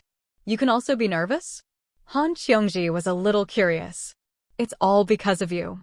Xiongji, what if your father doesn't agree? This was not a random thought. Li Qingshan had a vague premonition. The complicated information in the tortoiseshell indicated that this trip would not be as smooth as expected. He won't say no. Han Xiongji was full of confidence. Han Anjuan had no reason to be dissatisfied. All these years, she had never seen her father so satisfied with someone. Even if it was for the Han family's sake, he would still agree. What if he really doesn't agree? Li Qingshan teased. If he doesn't agree, I'll elope with you. Han Xiongji looked at Li Qingshan with a burning gaze. This feeling was as hot as fire. Be careful that I don't abandon you. Li Qingshan's heart was as gentle as water. Who could abandon such a woman? Then I'll die with you. Han Xiongji glared at him. Clang, clang, clang. Clang, clang, clang, clang, clang. Dong, dong, dong, dong, dong. At this moment, alarm bells rang and gongs sounded. The entire Han family was alarmed and mobilized. Li Qingshan was surprised. What's going on? There's an enemy invasion. Han Xiongji was not surprised at all. She was angry and helpless. In the Han family, this kind of drill was common. The Han family's disciples would defend while the Han family's army under Han Anjuan would attack. She was no stranger to the scene, but she did not expect it to happen tonight. That enemy, don't tell me it's me. Li Qingshan pointed at his own nose. He already knew that his future father-in-law, Han Anjuan, was a standard battle maniac. Was this a test for his future son-in-law by putting on such a show? In the Han family's inner mansion, Han Anjuan was wearing armor and holding his sword. He sat in front of the main hall as if he was facing a great enemy. This time was different from the usual drill. The stalwart tiger guards stood solemnly on both sides. Their faces were hidden in their armor, and their eyes were fixed on the front. They were not ordinary disciples of the Han family, but a real army known as the Han family's army. Under the leadership of Han Anjuan, they had fought against demons, mutants, and evil cultivator sections. Every one of them had been through hundreds of battles. Even though they stood still, there was a murderous aura that soared into the sky. This time, for Li Qingshan, Han Anjuan had gathered both the Han family's disciples and the Han family's army. Han Tie held a long spear in his hand and wore a shiny silver armor. He looked even more handsome and heroic. Pass down my order. Block him, regardless of life or death. Han Anjuan said indifferently, as if the person who was about to enter was not his son-in-law, but a real enemy. Yes! Han Tie accepted the order and led the army away. The sounds of iron boots stepping on the ground and armors colliding rang out in unison, forming a torrent of iron and steel as it surged forward. No, it's us. Han Xiongji grabbed his hand. Li Qingshan's heart moved. He held her hand tightly. From today onwards, there was another person who could fight side by side with him. The door suddenly opened. Li Qingshan and Han Xiongji looked at each other and walked forward side by side. On top of the gate, a group of archers pulled their longbows to the fullest. Inside the gate, a group of soldiers with spears in their hands were ready for battle. For specks of white light shone from the eyes of the two white jade tigers. They shook their bodies and stood up from the stone seats. Their bodies, which were 2 meters tall, looked extremely mighty. They faced the sky and let out a wild roar before pouncing down. Can I throw away my gift? Li Qingshan looked at the tigers that were pouncing at him. He tilted his head slightly and whispered to Han Xiongji. This kind of bastard father-in-law was not worthy of his gift. No. All right then. To be continued. You're tuning into the Warrior Lore YouTube channel. Don't forget to subscribe and join us on this journey to catch the most captivating stories.